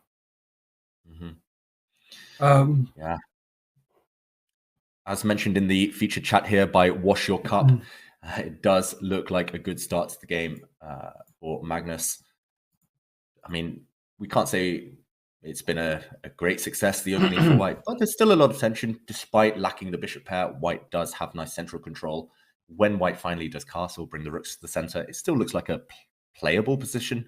I'm not saying that black has the advantage. I'm not saying it's decided anytime soon, but maybe not the challenge in the opening that Magnus is used to facing from some of his younger kind of rivals at the top there.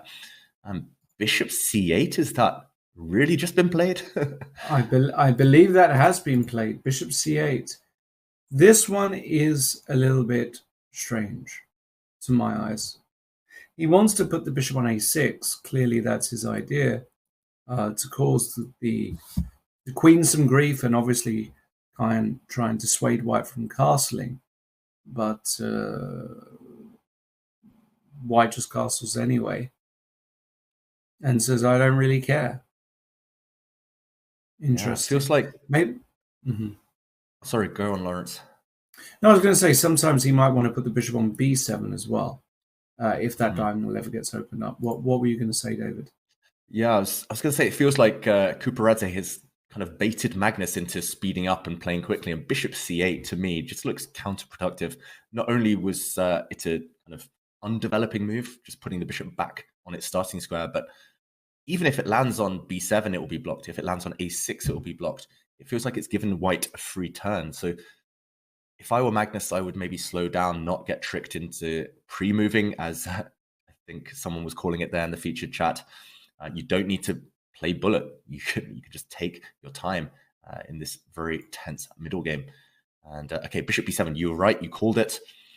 Lawrence, that bishop has potential. Doesn't look great right now, but great potential if the center opens up. And it's back to Kuparadze. This is now the planning phase where you maneuver, you put your pieces on good squares, and that often takes grandmasters the longest.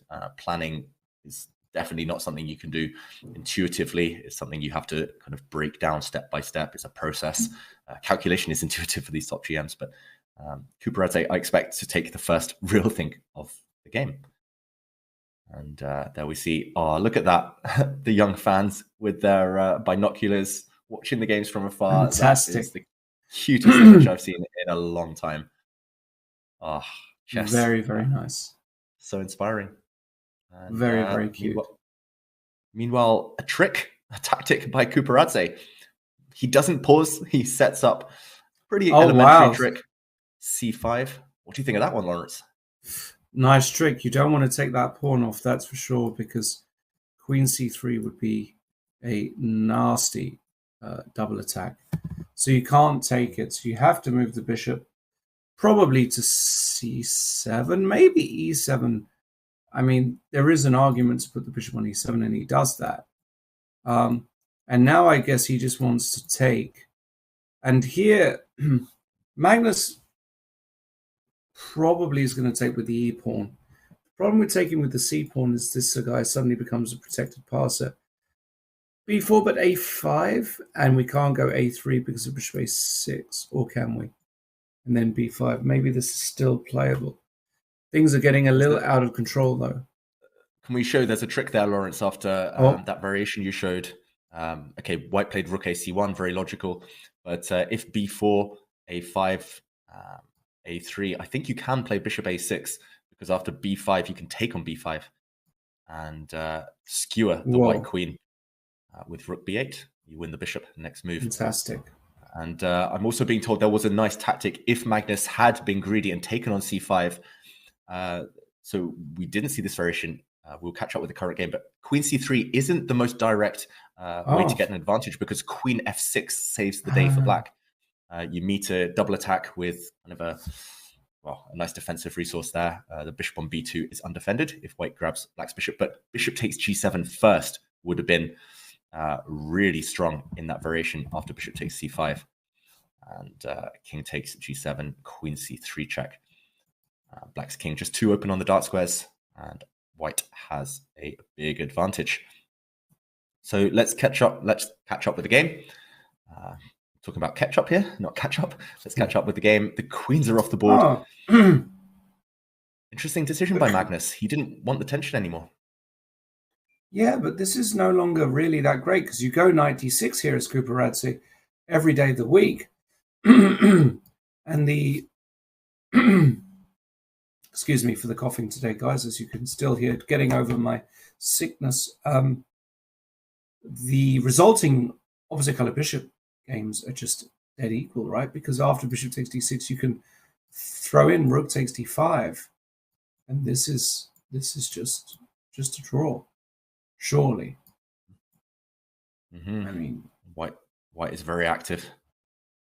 Yeah, I mean, all three results possible there, but you wouldn't bet against white. Meanwhile, Kuparadze didn't go for this. I think he missed a trick. You're right, Lawrence. Could have thrown that knight into d6. It would have been a real spanner in the works for Magnus's game plan.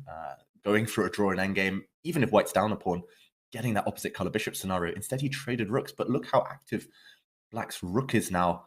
Black has the simple plan of playing f6, blunting white's bishop's diagonal, and then king f7. Bring the black king towards the center. Rook c4, interesting. I was going to say black's other plan was to plant the bishop on a6, activating black's light square bishop.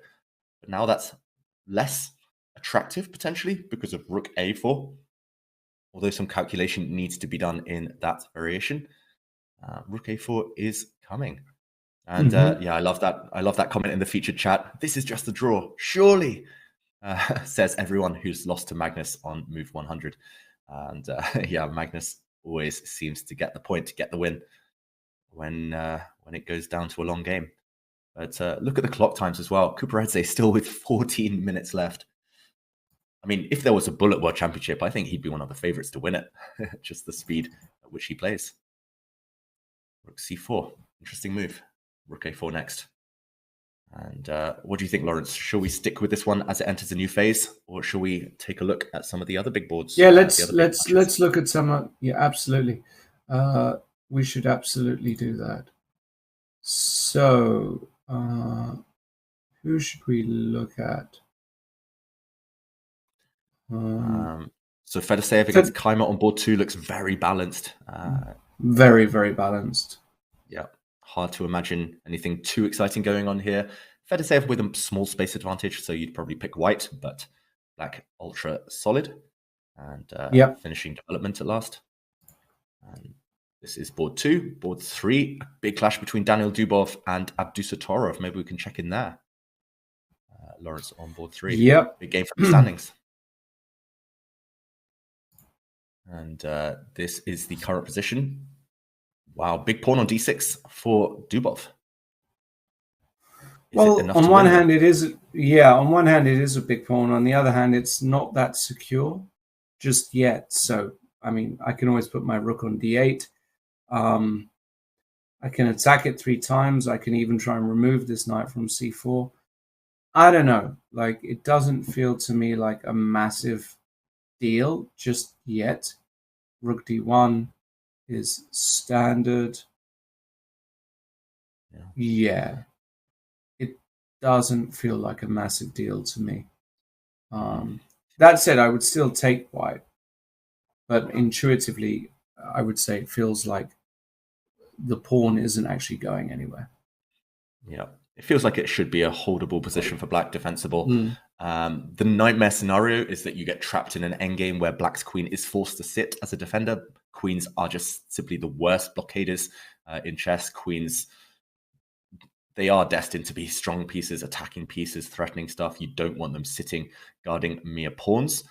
So black's queen needs to activate herself at some point. But yeah, it's just about whether white can build up. Look at the poses there between the two players. Dubov, calm but focused. Abdusatorov throwing all his energy into this game. He knows that if he gets rid of that white d-pawn, it should be a draw. So can he surround it somehow? Can he, some point, trade off those knights? Potentially, white's knight has fantastic potential to kick away that black queen. Yeah, I've got to slightly disagree, Lawrence. I think white has great chances here. But as you mentioned, it's not direct. It's not immediate. It is a long. It's going to be a long battle surrounding that d pawn. And yeah, how about other games? We'll check back in on this one later. Yes, let's do that. I think. Arjun. Oh, sorry. Go on. I was about to say we've had a draw on board 8 between Tomaszewski and Grushuk. Arjun's game against Vachier-Lagrave on board 5. Catching your eye? Super interesting position after King H7. Looks tough for MVL, no? This looks like one of those positions where a timely F5 break by white might just seal the deal. The black king extremely open. The white king, on the other hand, very, very safe on b1. What is to stop white just playing f5 at the right moment? Yeah, it looks like the young members of the audience are confused as well about this position. Look at that pawn structure. I had to do a quick counter, quick double take. It is level pawns, all 8 pawns for both sides still on the board. But you're right, Lawrence. e5 at the right moment should spell disaster for black. I'm wondering whether Erigaisi can build up even more for that pawn push, whether he improves the white queen first, maybe tries to double up the 2 white rooks on the G file first. But that would give black time to start pushing on the opposite flank, pushing the black b pawn maybe. So yeah, why not now? It feels like you got to seize the moment. f5, it's looking very good for Erigaisi. And Vachier-Lagrave, he's fought his way up the table after a bit of a slow start, but yeah, he will want to keep his momentum if he loses this game. Actually, anyone in the chasing pack on around 5.5, if they lose this game, they might be out of the running for the gold medals. Still in contention for good prizes, of course. Very generous prizes on offer here in Kazakhstan, but yeah, it's a crucial round for everyone. Vachier-Lagrave, I think we should see f5 here. I think Erigaisi should go for it. It feels like the moment. And yeah, Vachier-Lagrave on the back foot. Massively on the back foot here.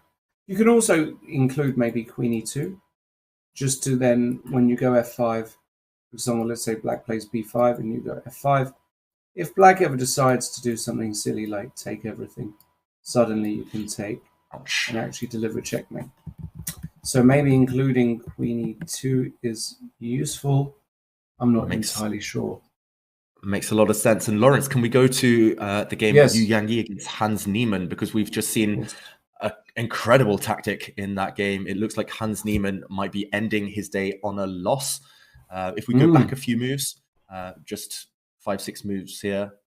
White, okay, after a trade of pieces, White is winning a pawn, but this position after rook f8, rook takes a6, bang, ignoring the attack against the White queen. I mean, the incredible full board vision there. And we see that if the White queen is captured, then White gets 2 rooks for the queen and 2 extra pawns. Simple winning endgame.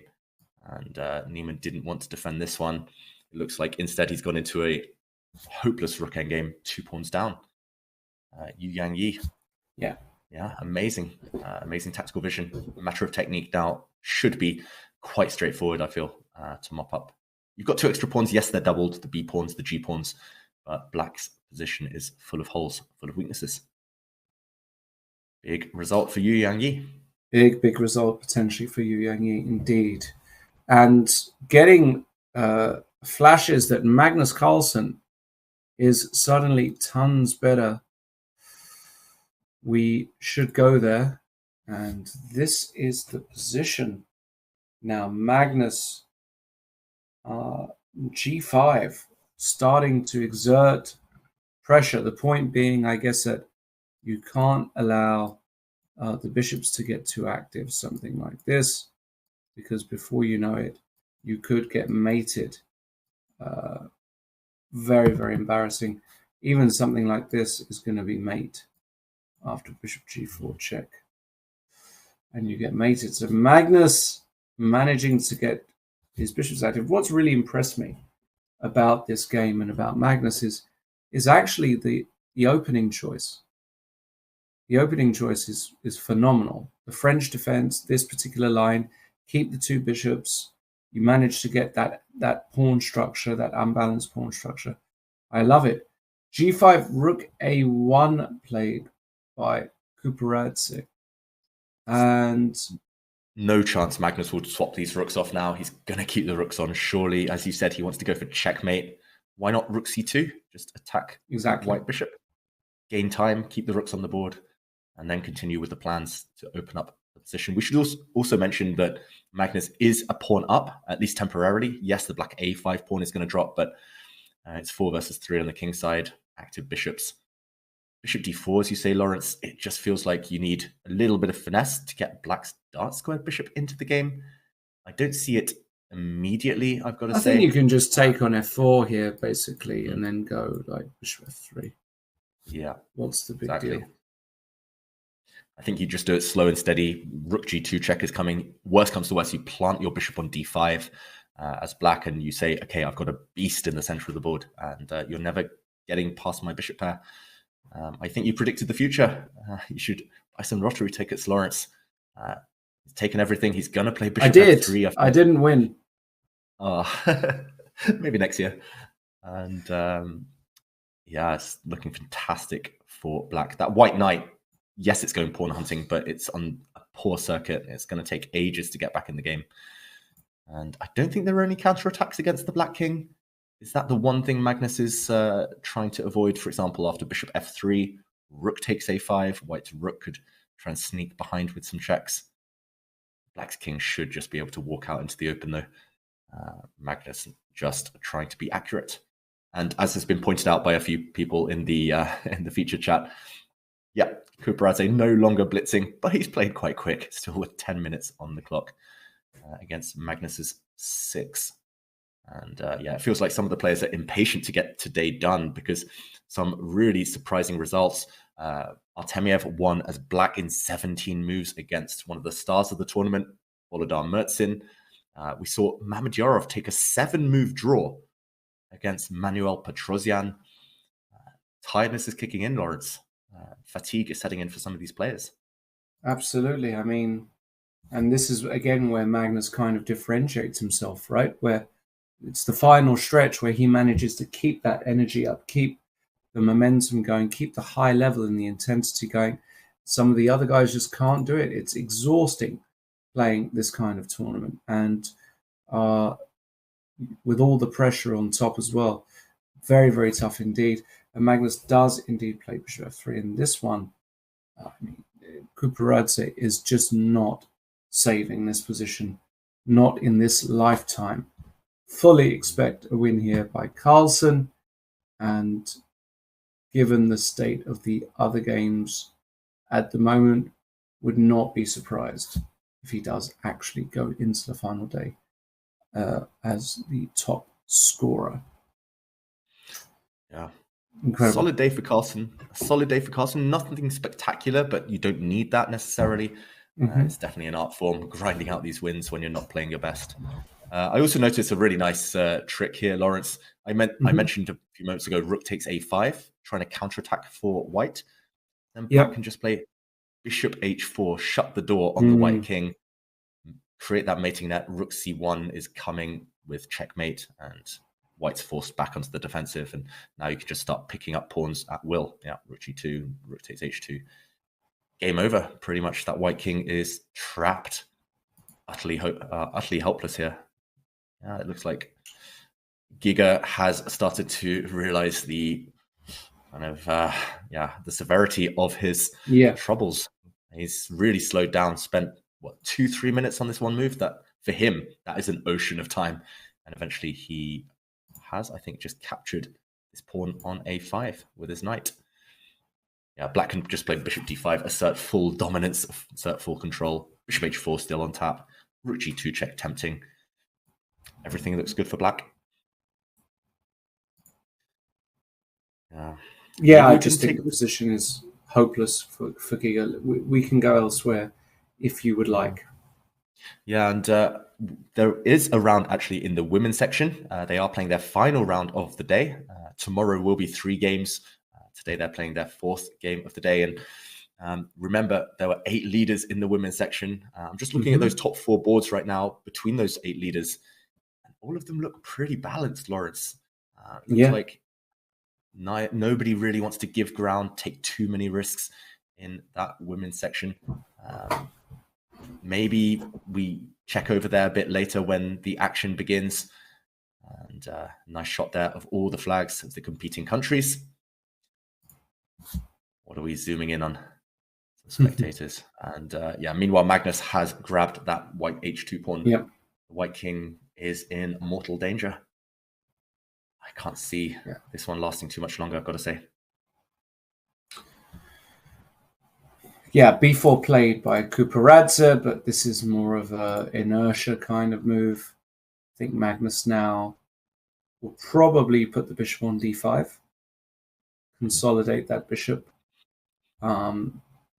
You also completely cut the knight out from action, so bishop d5 is a very intuitive move.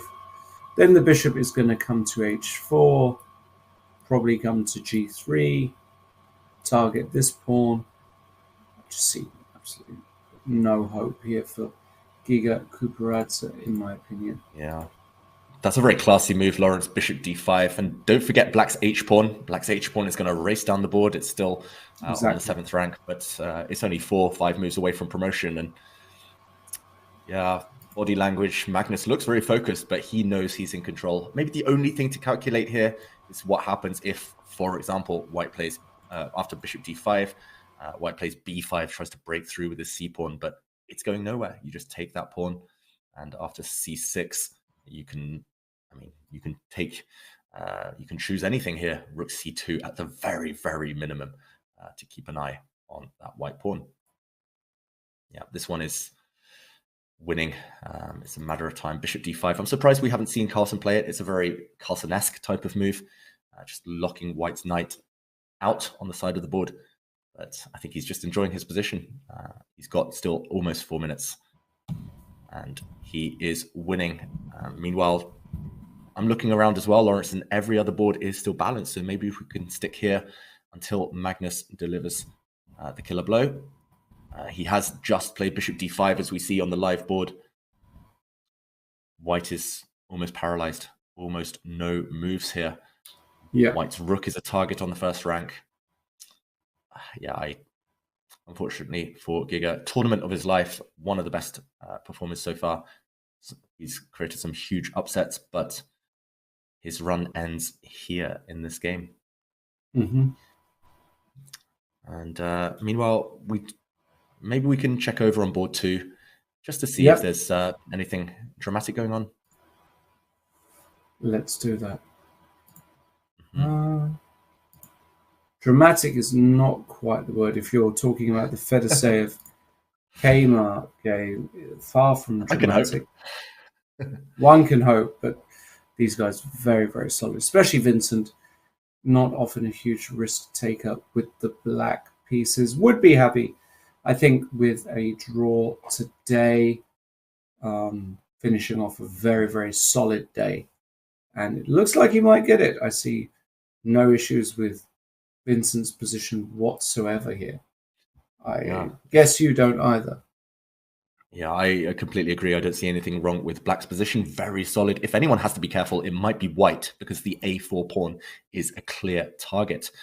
And there we go. We see the 2 players very focused.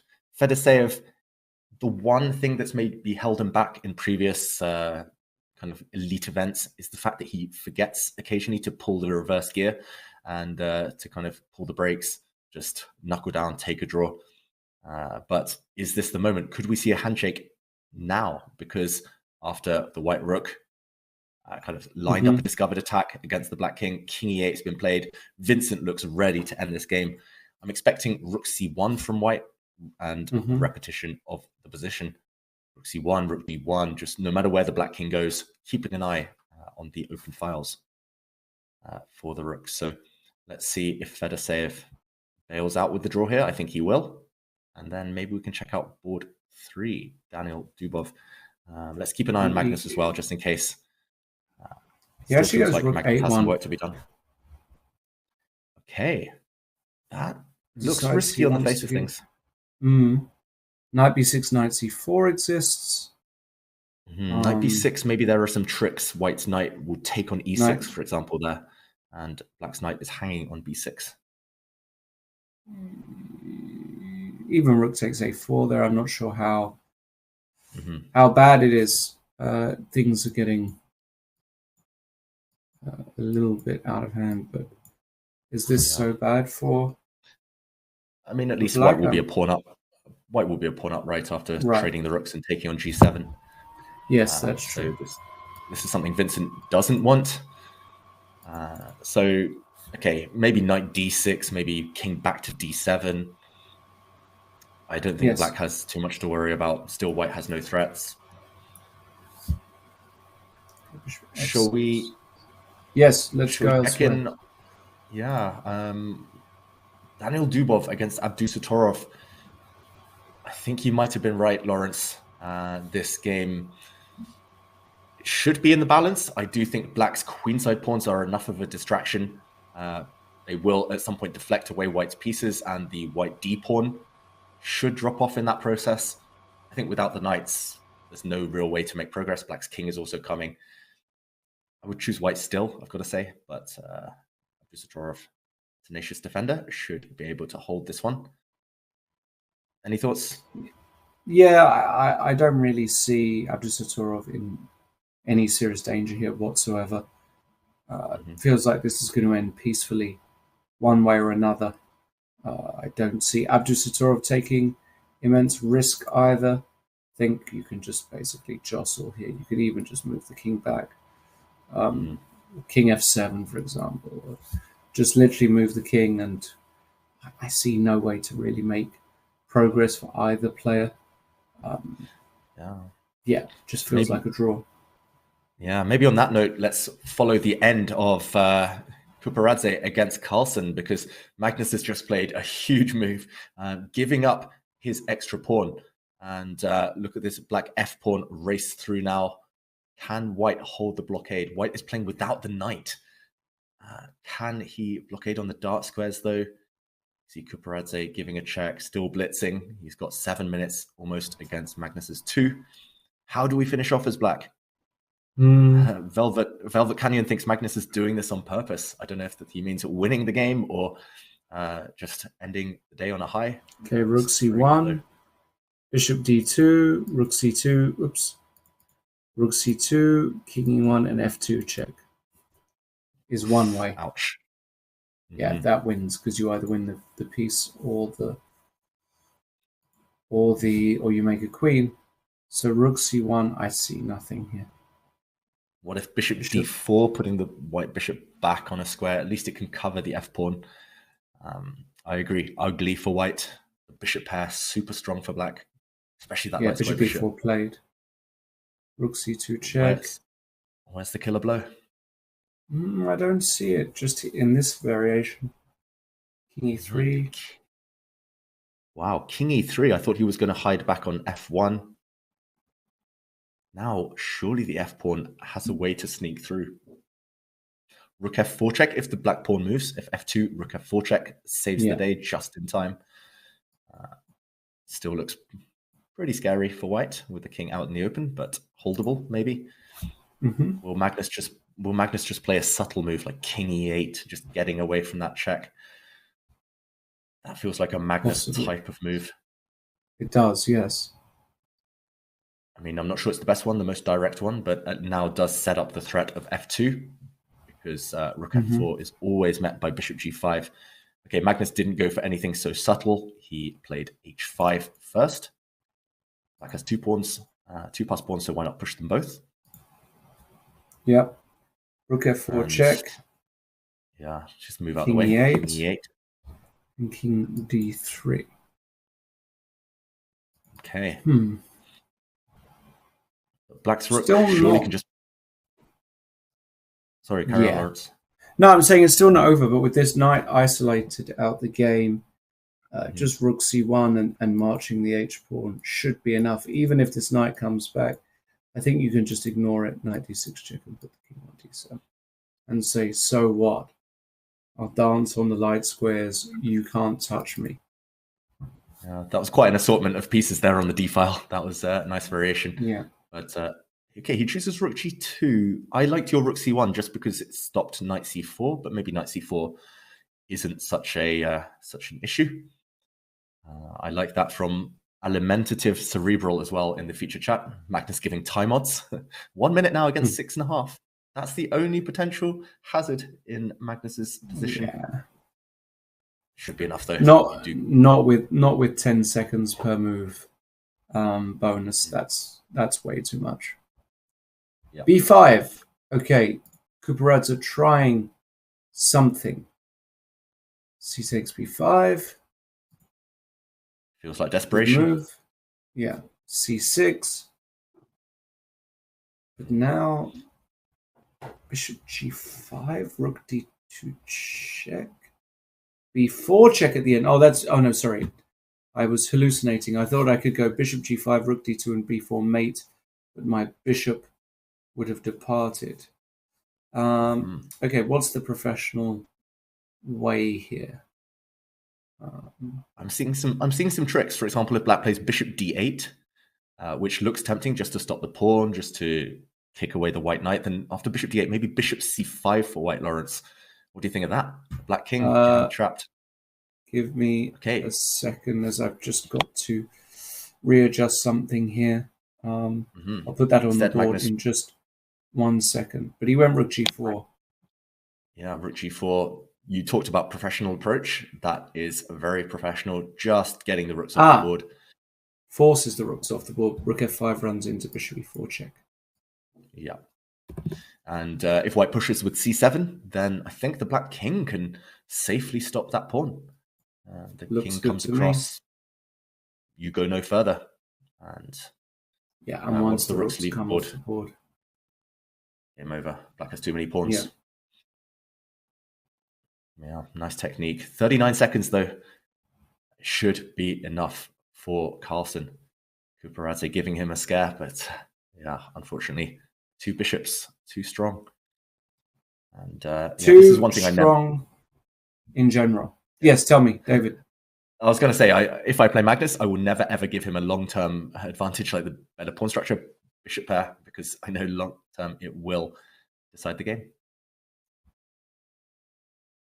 Agreed. And, there have been some results. In the meantime, I'll just quickly update you all. Dubov Abdusatorov was a draw that game we looked at. Duda and Draken draw. Nepomniachtchi, Sarana, draw. Tomaszewski, Grishchuk, draw. Petrosian, Mamedyarov, draw. Hans Niemann did, in fact, lose to Yu Yang. We looked at that briefly, that good spot. And Volodar Merzin's good run has come to an end. He loses with white to Artemiev. His only loss of the tournament so far. That will be a nasty one to take home tonight. But it is what it is. Let's go to Arjun, surely. Maybe we can stay here just for a little bit. I think we might be about to see a result. Okay. Magnus just putting the finishing touches to this game. And then, as you mentioned, Arjun beating Vachier-Lagrave. Caruana also looks like he's doing well and winning. It's just the time scramble, Lawrence. Magnus down under 20 seconds. Looks a bit nervous, looks a bit twitchy. Yeah. Fiddling with pieces. It got less easy, right? Suddenly. I think it's still pretty easy. You march the b-pawn forward and distract the white king. And that should be that. Kuparadze with 5 minutes. I think he'll resign. White simply has nowhere to go with his pawns. They're both blockaded. Black's pawns seal the deal. And 37 seconds now for Magnus. More than enough. Look at him. He's ready to end the day. And Kuparadze just looking for one final trick. I don't think you're in time, unfortunately, to run the white king towards the black king side pawns because black's b-pawn too fast. And one tempo too slow for white. And that's what it comes down to. Magnus has calculated this out. We see the evaluation bar confirming the fact that black is winning. White cannot stop the pawn coming to g3 long-term, costing white his bishop. Final throws, Lawrence. Do you think we'll see a handshake now? I think we'll see it in just about any second, yes. Magnus is ready.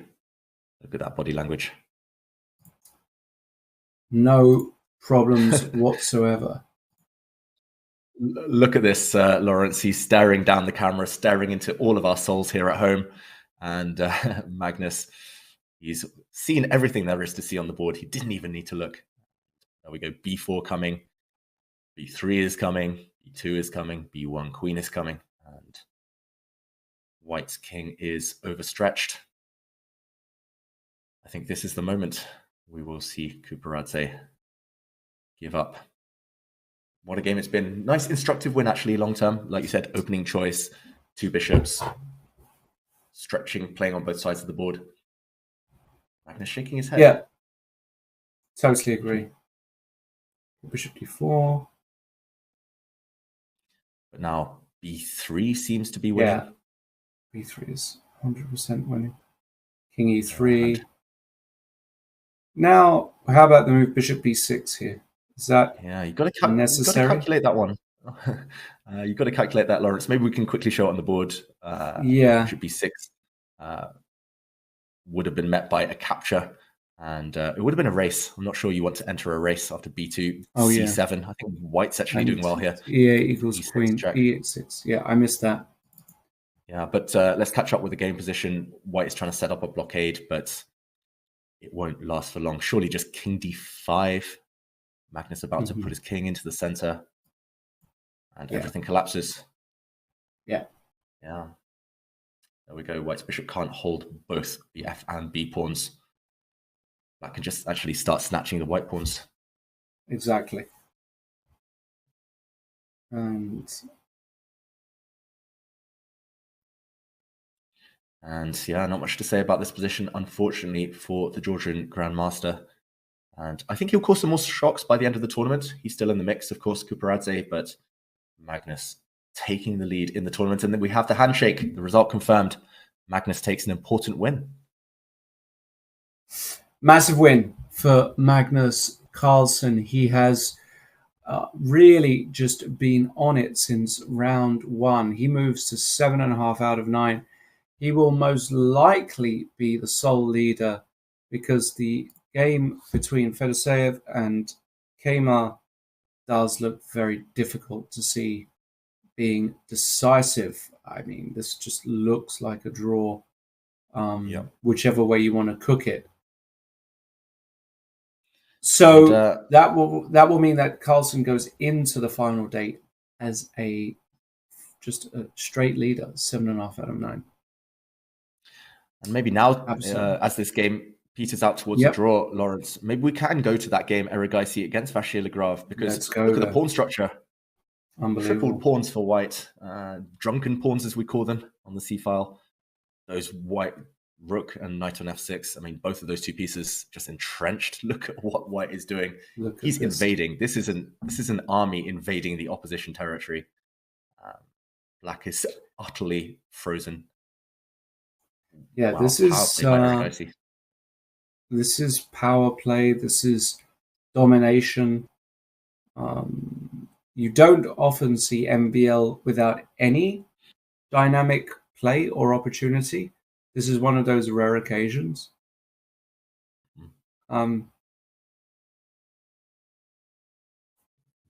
Just looks hopeless.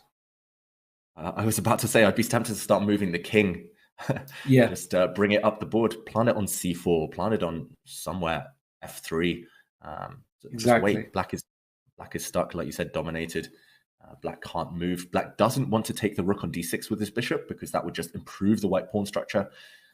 Just to show this, maybe c takes d6, and even without white's knight, I think you're winning here. Black's rooks are just powerless against the massive pawns. Likewise, you don't really want to take the white knight because then you part with your bishop. Black's king is stuck in a mating net. Okay, the king is coming. White still needs to break through a plan to finish this one off. I'm not sure where Erigaisi's running with his king. Let's catch up with the game position, maybe. And it just feels like a matter of time before the breakthrough does happen. Can Maxime Vachier-Lagrave try and get one piece active at least? He's trying to get his queen across now. Rook b1, at least the black rook can start to enter. This is one of those scenarios. I love this great book by Dave Smurden about the ultimate chess swindler. And it's the type of position when you've had so much control for so long, it's easy to take your eye off the ball for one move and let it all slip. Sure. So Vachier-Lagrave still not out of it. Magnus here watching board 2. We see on the camera, just intrigued to see how his rivals get on. Oh, wow. Bishop takes h4. Maxime, is he fighting back? Knight d7, bishop takes h4. Hold on a second. Well, probably not. You can take and go rook b6 here. Find it very difficult to believe that you hold this position as black. Find it almost impossible to believe, in fact. Yeah, the black queen completely locked out of any open files. She has to choose an awkward square like h8 if she wants to stay on the board. But it takes too long to get active there. I'm keeping an eye on board 2, but it looks like that game that Magnus was watching is about to be agreed drawn. And Magnus will be the sole leader after 2 of 3 days, after 9 of 13 rounds. Queen h8 played by Vachier-Lagrave. Erigaisi, how does he break through? Rook b7, yeah. You go after the f7 pawn now. Bishop d8 now, no black. Queen a7 is probably good enough. Black's only hope, Lawrence, is to play h4 and queen h5 maybe at some point, at least to try and start checking the white king. But I think it's too slow. It still takes you 3 or 4 moves. Okay. Queen a8 actually does it, doesn't it? That's well, MVL playing on inertia. He wants to give one check on h5. Queen takes d8, queen h5, king f2. No more checks. Then there's a queen f6 check. And this is also good enough. Queen h5, king e3. And MVL does indeed resign. Massive win for Erigaisi. Means that he is still up there, a point behind Magnus with 4 rounds to go. Still possible. In fact, the majority of our games are over. Let's have a quick look at the women's section. Tan Zhongji with a massive win against Alina Bivol. Massive win for her. It means that she maintains her lead. Goryachkina finally beating Elina Danielin. Moves aren't coming through there. Here they are now. But in 30 moves, just looks like a typical Goryachkina grind. But something went wrong very soon for Danielin. She let bishop takes b7. That looks like around here she's actually holding equal material. The two bishops are better than the two knights, but this rook h7 was a big mistake, allowing bishop takes b7. The point being, knight takes b7 runs into rook c7 check, and you lose the rook. So after bishop takes, we go back to the game. If we go to rook h7. She tried to hang on with this, but now after takes, she actually lost a piece. That was a very quick collapse by Elina Danielin, but very welcome for Goryachkina. And that means that Tanjonji, Goryachkina, and Sri Savita, the 2300 rated Indian player, are all on 6.5 out of 8, with a whole bunch of players on 6. Batiashvili, Gunina, Munksel, Janza Abdumalik, and Sarwa Sakova, another top Kazakh player who has just won 4 on the bounce. So Dinara very much in the mix there too. Yeah, and Lawrence, we just saw a handshake in one of the final remaining games of the women's section. Another game going on here in the background. I think that's Moltsevskaya against Atusa, who now plays for the US. But meanwhile, there is a game on board 5 of the women's section still ongoing. Really tense rook end game. It's a pawn race. I'm wondering if we could switch there between Humpy Kanaru and Shuvalova from Russia. That one, Humpy Kanaru has been winning the whole game, but suddenly it's in the balance, and suddenly Black maybe has some chances. The bar disagrees, still thinks White is winning. Black pawn can promote, but White will slide across with rook h8 check and win that black queen on h1. Maybe the idea is that do you still give a check on h8? You can also play f5, right? Because you block the file, and this isn't actually a threat because of rook h8. Very, very nice, Lawrence. I think that might be the only directly winning move, and it's been played. f5. Yeah. Rook h8 check is coming, and the white pawns will be too strong if White can sacrifice her rook for that black h pawn. Exactly. Yeah. Something like king h3, rook h8, exactly, king g2, and simply e7 is probably good enough. Yeah. Something like this. You can go f6. Point being, you can always sacrifice. She goes king g4. She tries this, but she gets into a hopeless position after. You can do this. King e7. And we're going to get a classic Lucena, which Humpy Kanaru has known since she was in short pants. It's one of the first things we learn, right, as a chess player. Yeah. The first endgames we learn, especially rook endings. But this could be also really, really important for the standings. Humpy will only be half a point off the lead, I believe, after winning this game. And she is one of the most experienced players in the field. She could still stake a claim on the last day in that last 3-round sprint tomorrow. Rook f2, really classy move there, cutting off that black king. Cutting off the opponent's king is just strong in any endgame, pretty much. And here the black king can never rejoin the battle to stop the white e-pawn. So final few moves of this game, I wouldn't be surprised to see Shuvalova resign now. Polina, no chance. White is playing e7, and that pawn costs black her rook. And Lawrence, what a dramatic day. So many decisive games in the final round of the women's section. We had 8 leaders, 3 won with the white pieces. So we'll have 3 leaders going into tomorrow. And here we see in front of us, I think this is Alexander Donchenko up against a player I'm not that familiar with. Is that Denis Lazovic? Let me check. I will try and find this game.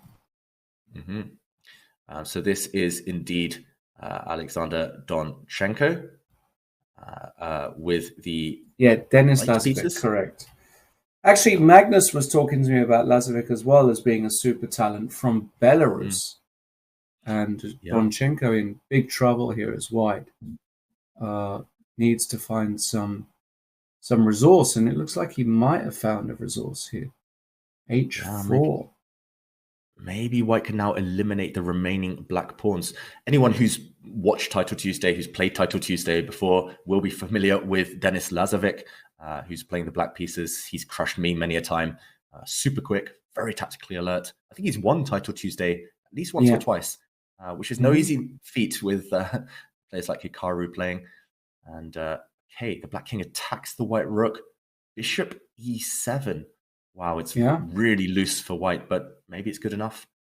The black pawns are kind of stuck to each other like string. Just as soon as one falls, the other one will fall, even at the cost of white's bishop. And now, I think we will see rook and knight versus rook, a long grind. Should be a draw because Donchenko has found a way to give up his bishop for the remaining black pawns. Could be here a while, Lawrence, watching this. Oh, goodness. Game. Yeah. Well, we might be. We might be, we might not be. That will depend on our lovely producer if he wants to make us suffer this rook and knight versus rook. And He's giving us guessing. Donchenko gonna draw this with his eyes closed. You would expect. We'll watch it a little bit.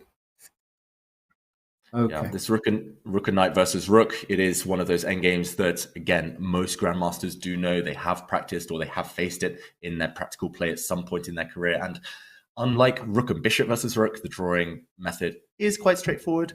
You usually want to just give checks from afar, pin the black knight whenever possible. And the problem is black's king and knight are bound to each other. As soon as the black king tries to escape any possible pins, any possible checks, the white king runs the opposite direction. And there's just no real way to checkmate unless you're given a helping hand by your opponent. That being said, we have seen luminaries of the game, such as Judith Polgar, lose this ending to Kasparov years ago. And it is possible to go astray.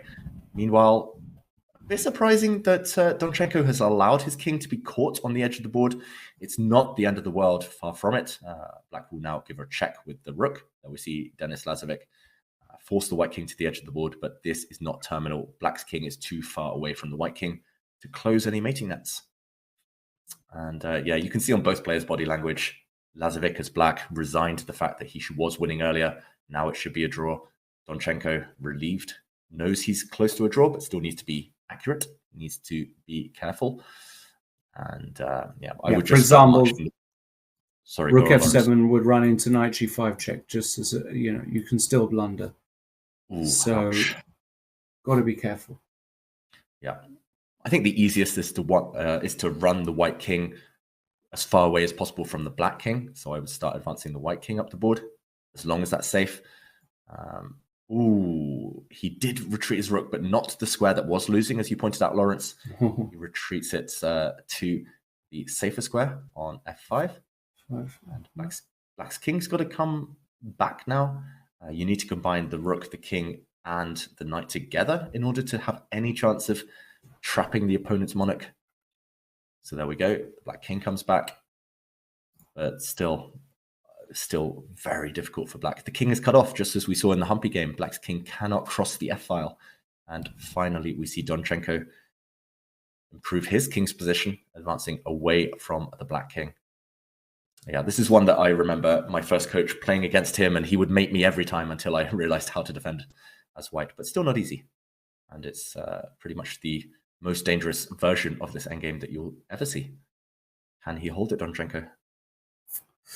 Great question. Well, we'll soon find out. We're not going to follow this until the end. This could go on for quite some time. What we're going to do is we're going to take a quick look at the playing hall as things empty out. You can see most games have finished for today. Tomorrow, we've got the final day of the Rapid tournament. We start at the same time We will take you through, of course, all the action, 4 rounds. And if there is a playoff required, of course, we will be there for that as well. Given how bunched things are in the women's section, I will say there's a very high chance of a playoff there. In the open section, well, it all depends on one man, doesn't it?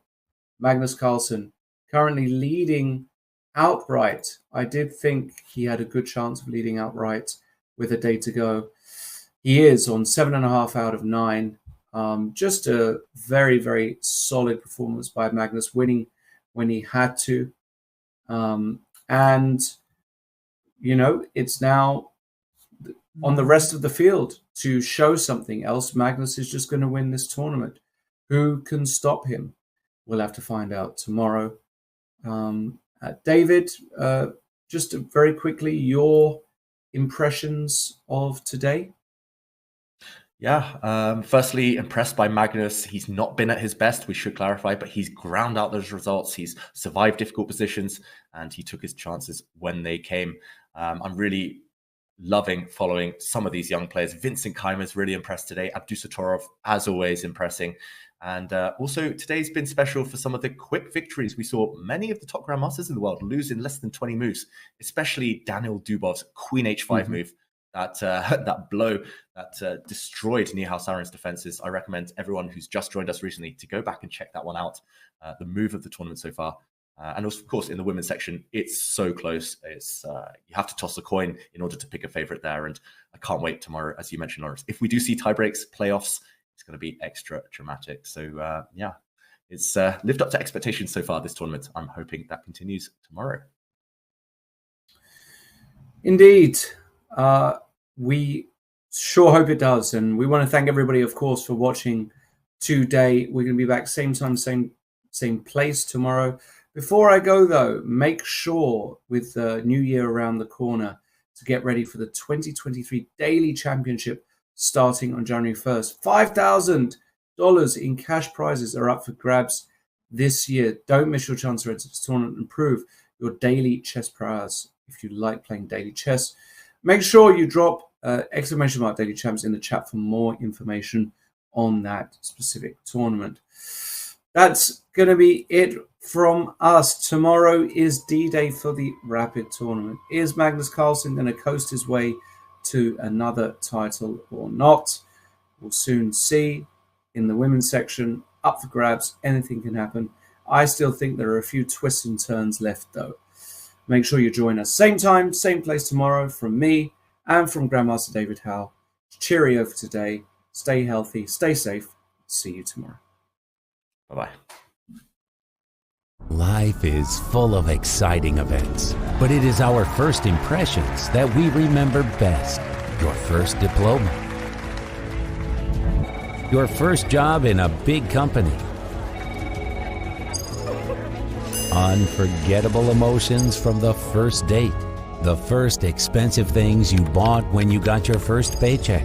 And your first investments with Freedom Broker. Freedom Broker. Look at your favorite brands from a new perspective.